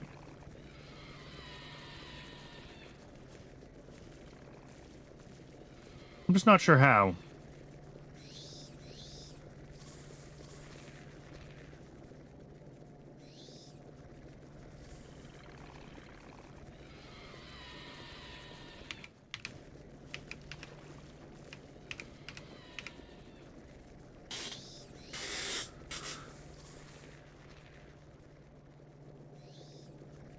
And this is a long sushi belt to drain by hand, too.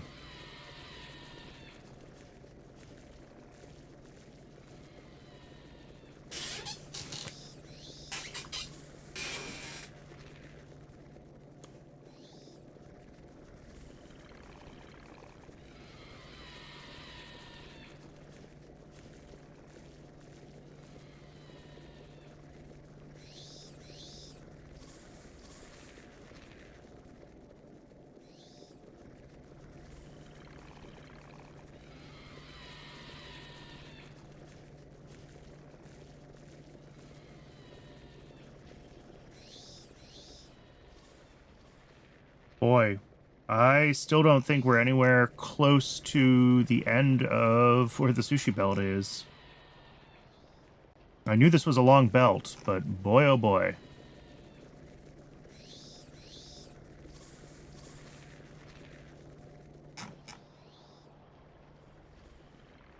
Because it'll look very even coming back when we get there, and it's still very clumpy. What I could do, ooh, and maybe I should have done before I started trying to drain the sushi belt by hand. Let's turn everything off here. For one thing, because my inventory is nearly full.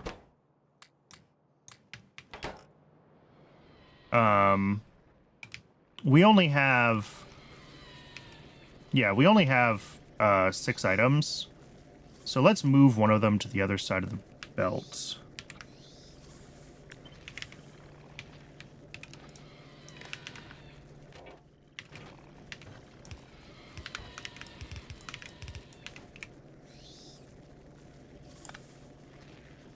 There we go. And now we can just drain the whole sushi belt and start over with it, hopefully behaving a little better.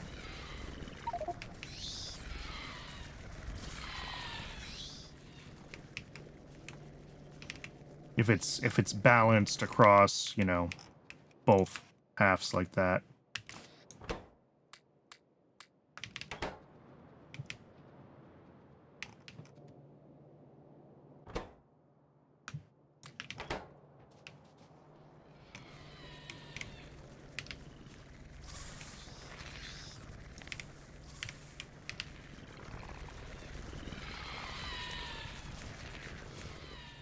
Alright, that is the whole thing drained. Which is a lot of stuff.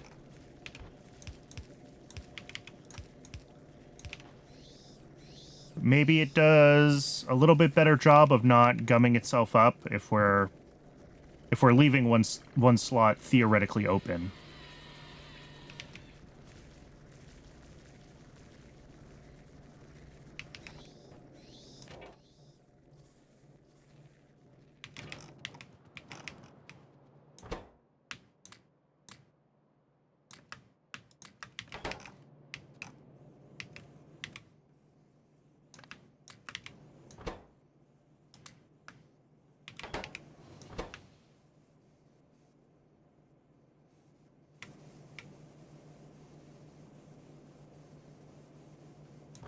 Yeah, and there's a bunch of stuff delivered here that doesn't need to be in here now.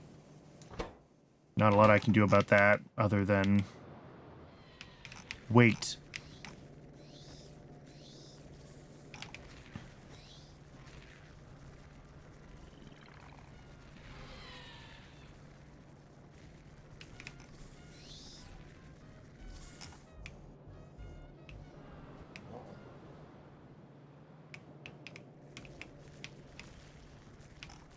Yeah.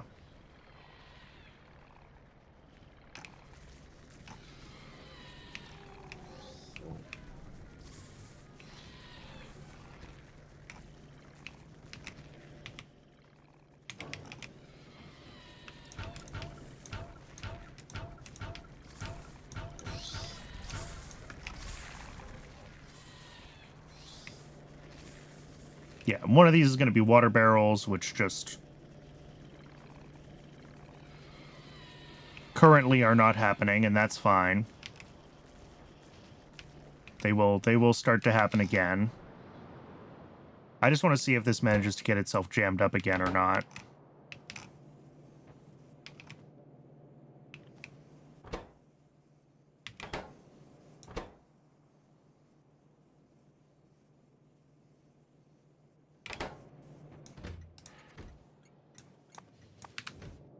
Yeah, this is going to want to send another moss train too.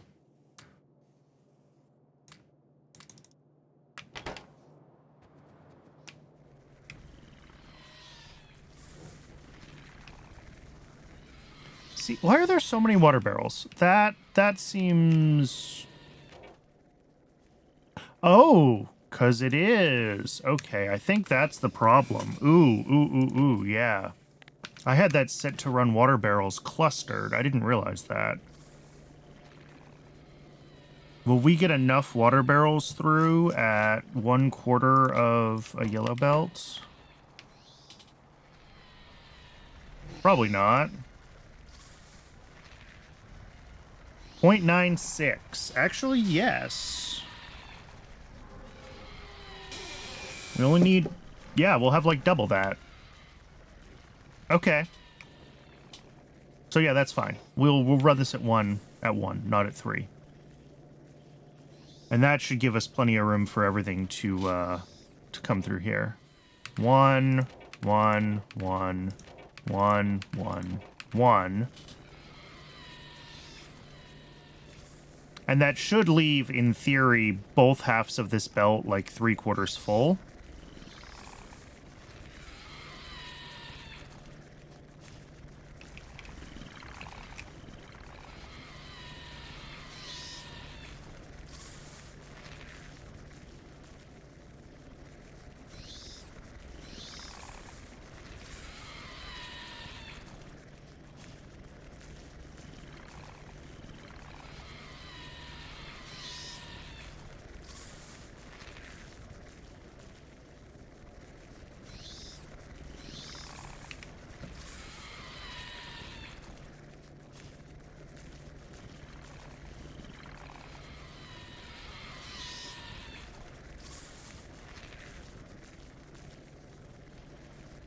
Okay. I think this is running now. I'll have to check this again, see if it is consistently running better or not.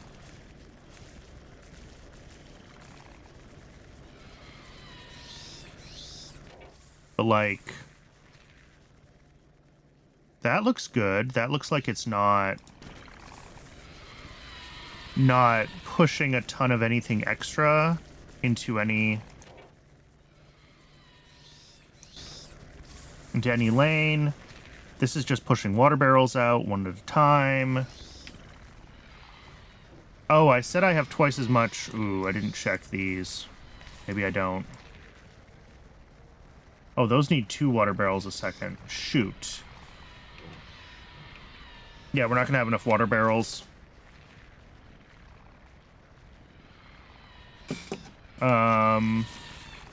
It would work with it set to 2 instead of 3. But now I've shifted our problem from this side over to this side, where we're trying to fully saturate the belt, and this design just doesn't work well with that.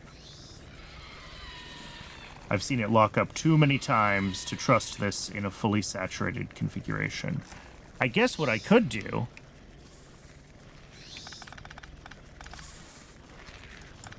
And this is a stupid idea, but why not? We're full of stupid ideas today.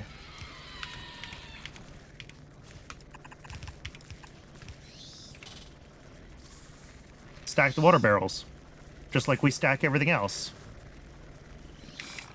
And if the water barrels are stacked, then we get the throughput we need. And we don't have to worry about having all of the slots on the belt saturated so the sushi belt shouldn't lock up. I like that plan. Well, I don't know if I like it, but it's what I'm doing.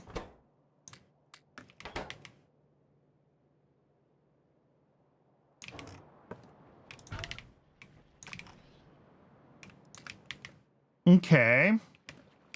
That's fixed. The bees are running fine now. They are removing their jerky. Yes. Okay. Back to where we were. Let's try to finish up this, whatever I'm building. Paramagnetic material.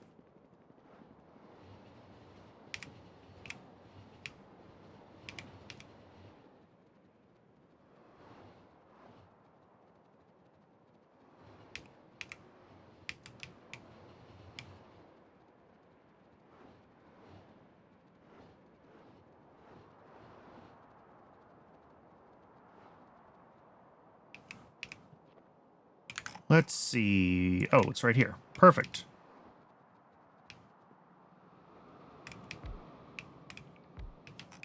We are not running because we're not enabled. And we're not enabled because...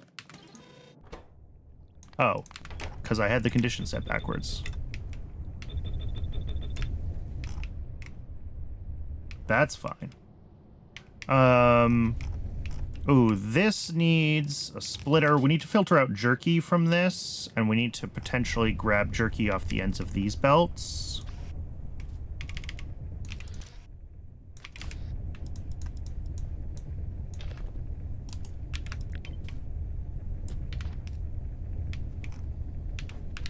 Actually, put that, like, there.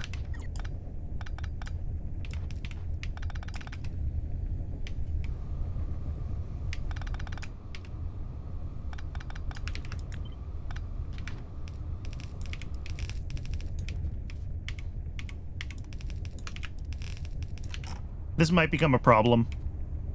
Hopefully we're not dumping that much jerky that this jams up. If we are, again, other things are screwed up if we're doing that. So we will just accept that. That could break.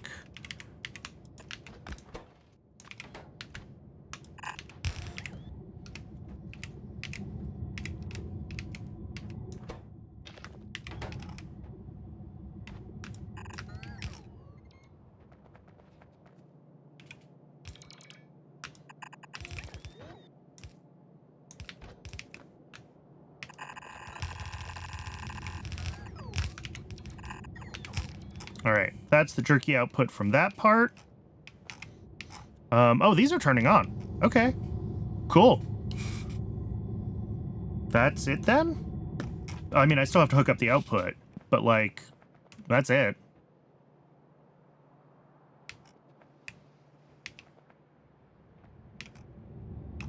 Yeah, as the myoglobin works its way down, that is gonna be the build.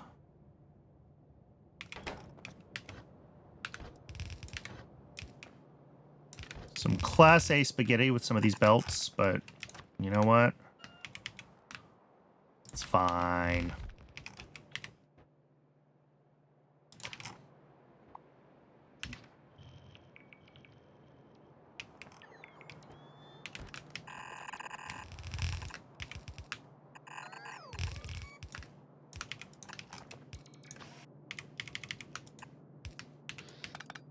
How much of this do we actually make? 1.8. That could even be a yellow.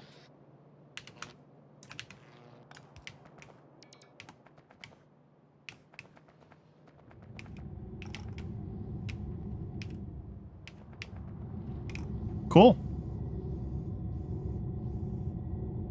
That is looking good.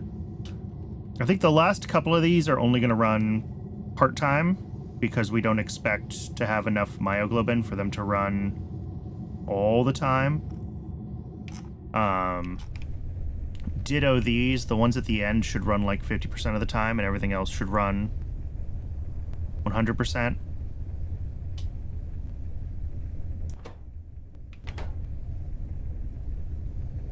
We're struggling to keep up with... Oh, we're not clearing the stone fast enough. That's interesting. No, we are. We're clearing a full... Oh. Well, that's the problem. Wait, why aren't we signaling for the void station? Ah, now we are.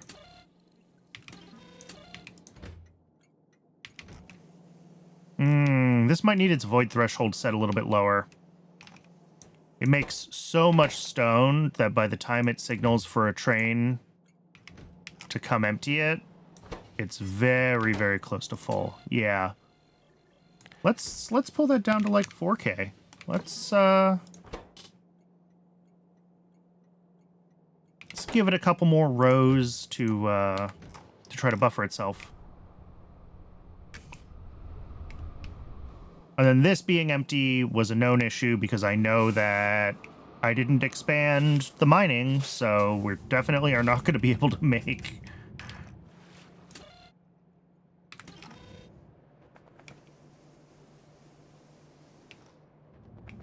enough of this until I expand the mining of the phosphate rock.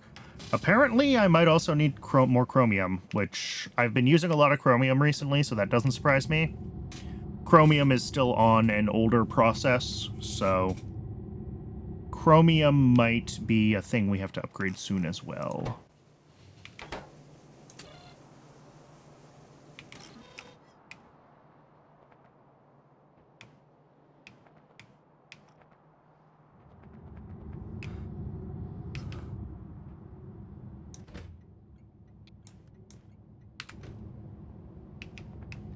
I think... I mean, other than the known potential issues with this build, which indeed are issuing, this is way bigger than we need it to be, so in some ways it doesn't matter if it's way overbuilt and not running at full capacity, but, you know. All right, I think I'm going to call it here for today. Let's check the to-do list, see the things we have to do. We still have to do those neuromorphic chips, but this was the last prerequisite. So the neuromorphic chips are soon. We should also add some notes about expand phosphate rock mining.